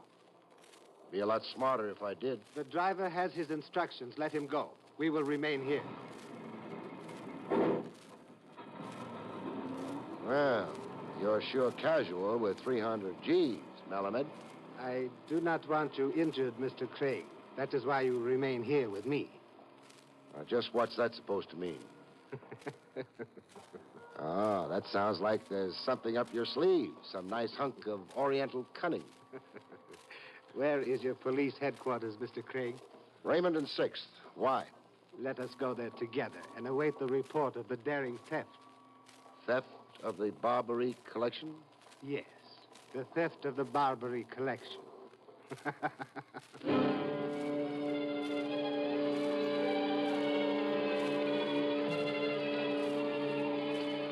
At police headquarters on Raymond and 6th, we haunted the teletype machine. Completing our trio was a sallow-cheeked sergeant named Joe Tuesday, who looked as if crime gave him an acid stomach. I've had dizzy characters popping into headquarters before. Hey, look it. Look it? What the ticker tape is saying. Huh? Oh. Armored truck, seized by gang in machine gun raid at corners of Beaver and Howard. Driver and guard kidnapped. Order statewide alert. Well, you're a champ prognosticator, Melamed.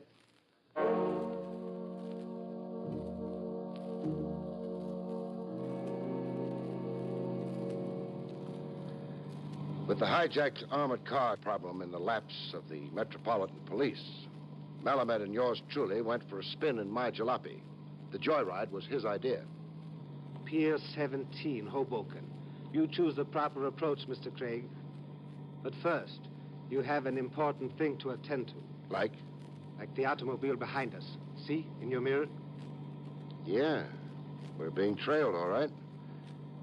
An old New York custom. Familiar job, the one behind us. Green and gold convertible. You have seen it before? I'm getting a nostalgic twinge in my ear. The bum one. Well, shall we tangle with them or lose them? Lose them, of course. Fasten your safety belt. Before the green and gold job behind us gave up a hopeless chase, they sent out a signal of defeat. They are shooting at us. We're out of range, Melamed. And get your fingers out of my knee. But I'm nervous. Who isn't? Now wave a last fond goodbye to the boys.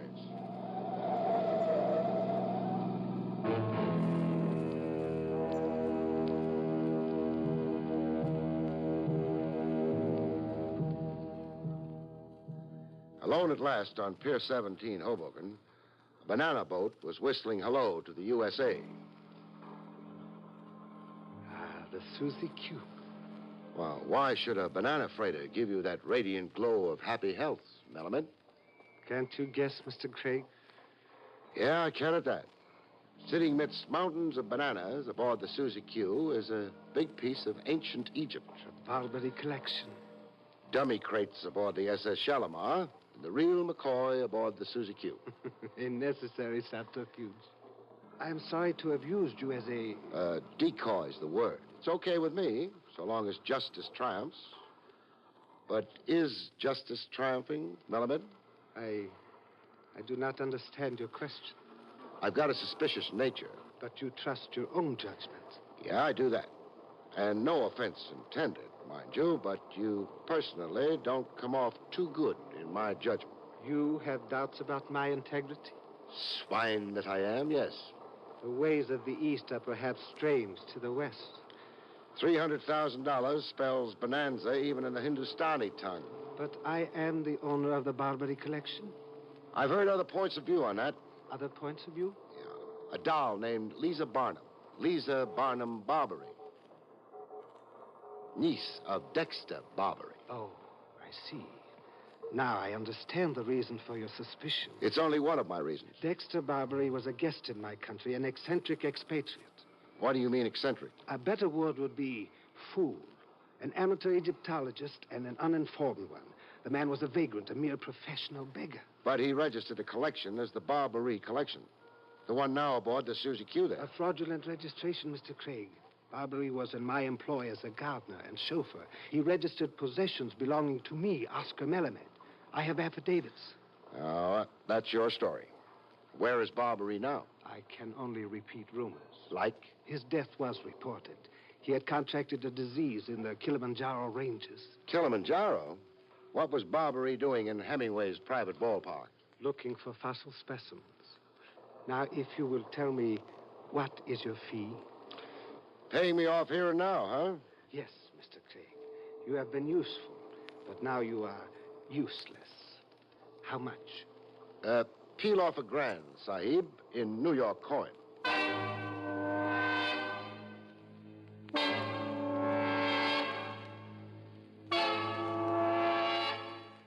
I took the $1,000 and copped off, but I didn't go too far from my ex-client. I was on his tail, automotively speaking, all the way from the Susie Q to a warehouse in Newark, where the Barrie collection was unloaded and stored. I made careful note of the address.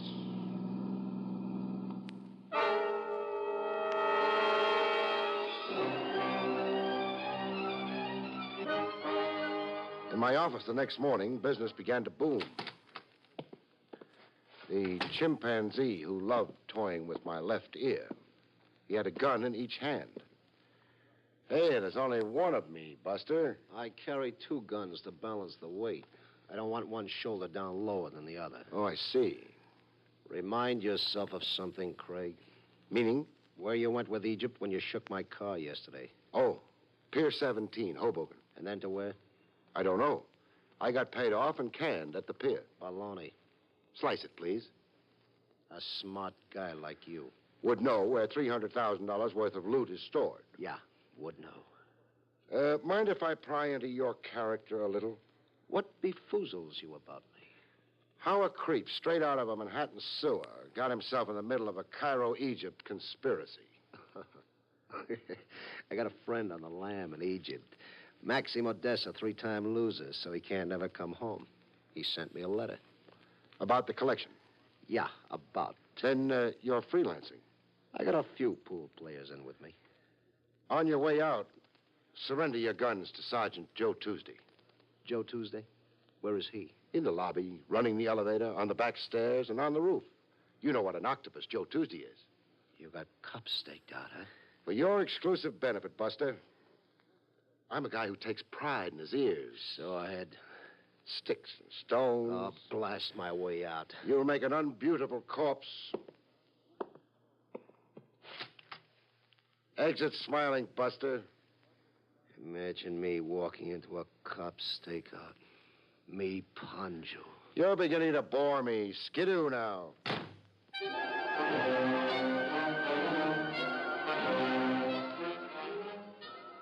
After Poncho, the 10th Avenue Arab, came Lisa. In top form, throwing curves at me. I thought over what you said. And? I decided to take your advice. And? I engaged an attorney, the firm of Brendel, Curdle, and Damhauser. You're suing Oscar Melamed. For the Barrie collection. We've already served papers. A summons and complaint. And a restraining order. Melamed is not to take the collection out of the country without consent of the court. What adjudication are you after? Sale of the collection and the proceeds of it to me. $300,000, huh? Approximately. Lots of mink and banana royals. What about the alleged murder of your dear Uncle Dexter? There isn't much I can do about a murder done in Egypt or elsewhere. Yes, there would be the jurisdictional problem. Now, you want to inspire trust and confidence in me? Yes, so very much, Barrie. I wondered when you'd begin to coo Barrie at me. You wondered? Yeah. A doll finds her lie is showing. She brings sex appeal into the breach. It's not as old as sin, baby. It's older. What do I have to do to prove my utter good faith? Prove you really had an amateur Egyptologist uncle named Dexter Barrie. Prove You don't think I made him up? Didn't you? Why, if this isn't... Mr. Craig, do you often have whams on your head? Only when my feet ache. Let's talk about the morning's news, huh? The Barrie collection's on every front page. So it is. So what? Oh, $1 million news break, figuring the space and pictures. And here, a feature interview with Oscar Melamed. How his Oriental ingenuity baffled every Raffles from Tibet to Hoboken, New Jersey. But it all does qualify as big news. Or does it mean something else to your warped mind? It does, doll. But I won't tell you. Not until I tell it to Oscar Melamed first. Now, try sitting on my lap. I'll toss you out of the window. Why, you're nothing but a stick of wood. Oh, I'll just bet you tell that to all the boys.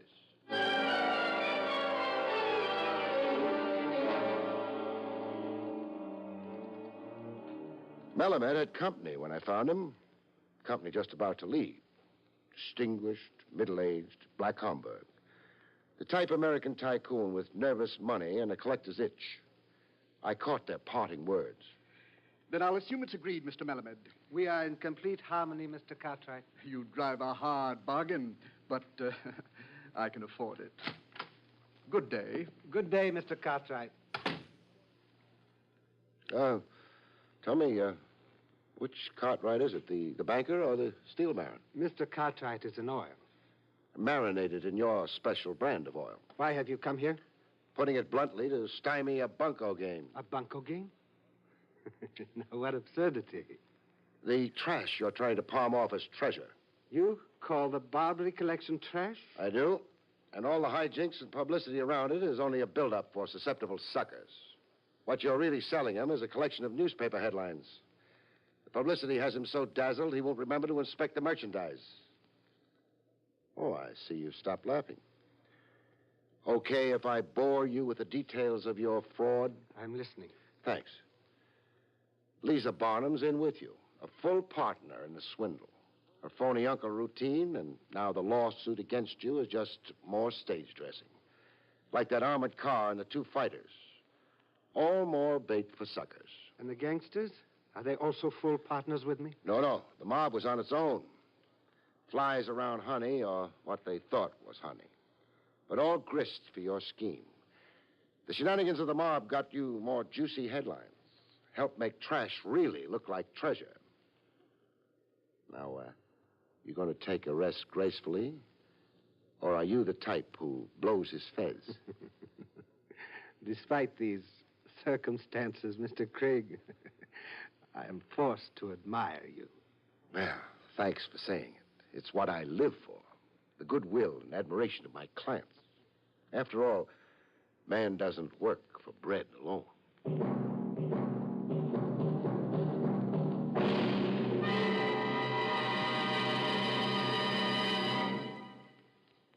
You have been listening to William Gargan in another exciting transcribed mystery drama from the adventures of Barrie Craig, confidential investigator. Tonight's story, Sweet Larceny, was written by John Robert.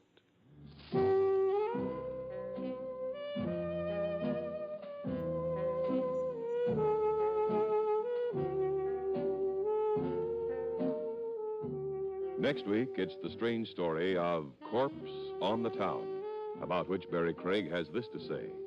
In Corpse on the Town, Death rewrites the script of a Broadway show when a bachelor producer becomes a widower in two easy stages, marriage and murder.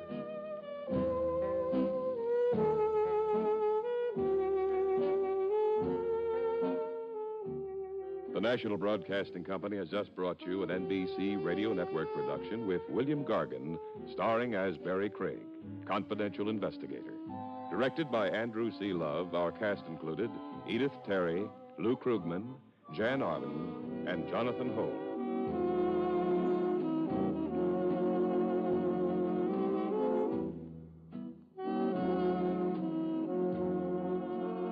Join Groucho Marx for You Bet Your Life tonight on the NBC Radio Network.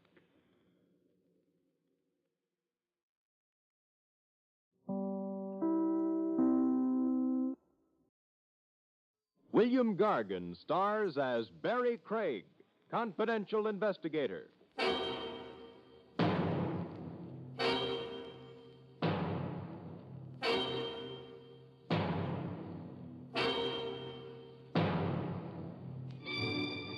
A lady killer is sometimes the worst-dressed guy around. How much of a figure can he cut in prison dress?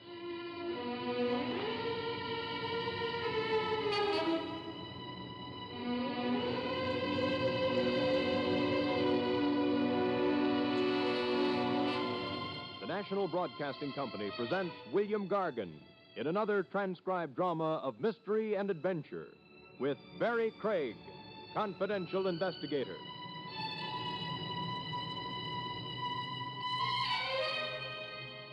Craig speaking. You meet odd exhibits in the human jungle. Walk down any street, especially when the hour is late. The species that creep by night. Call them neurotic. Call them throwbacks to the time when man stalked his prey with a club. You meet them, and the chill on your spine spells out the word danger. Got a match, Cap?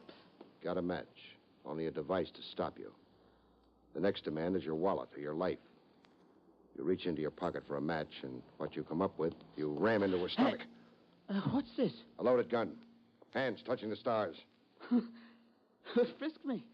All you'll get is exercise, Cap. I got empty pockets. No switchblade knife? Yeah, you do have one. A lousy dollar knife. I still don't want it in me, butcher boy. And you? Hey, are you a stick-up or not? You're the stick-up. I mean, would-be. I'm a detective. A dick? You picked the wrong victim. Walk ahead of me. Hands nice and high. You're taking me in? I am. Well, Cap, look, I only asked for a match. As a prelude to mugging? Concealed weapons. There's a city ban against switchblade knives. Cap, don't run me in. I'm asking you. Have a heart. Allergic to the station house, huh? Yeah, that figures, too. More in your mind than a switchblade knife. I wonder what it is.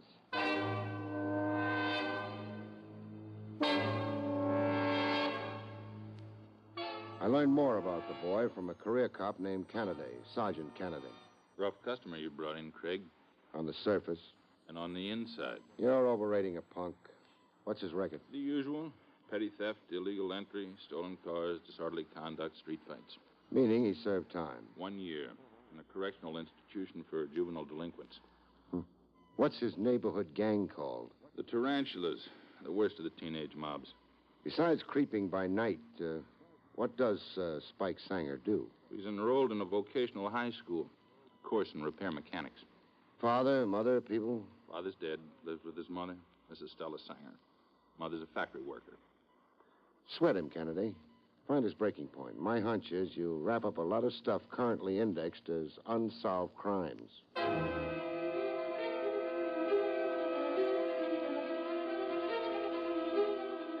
Spike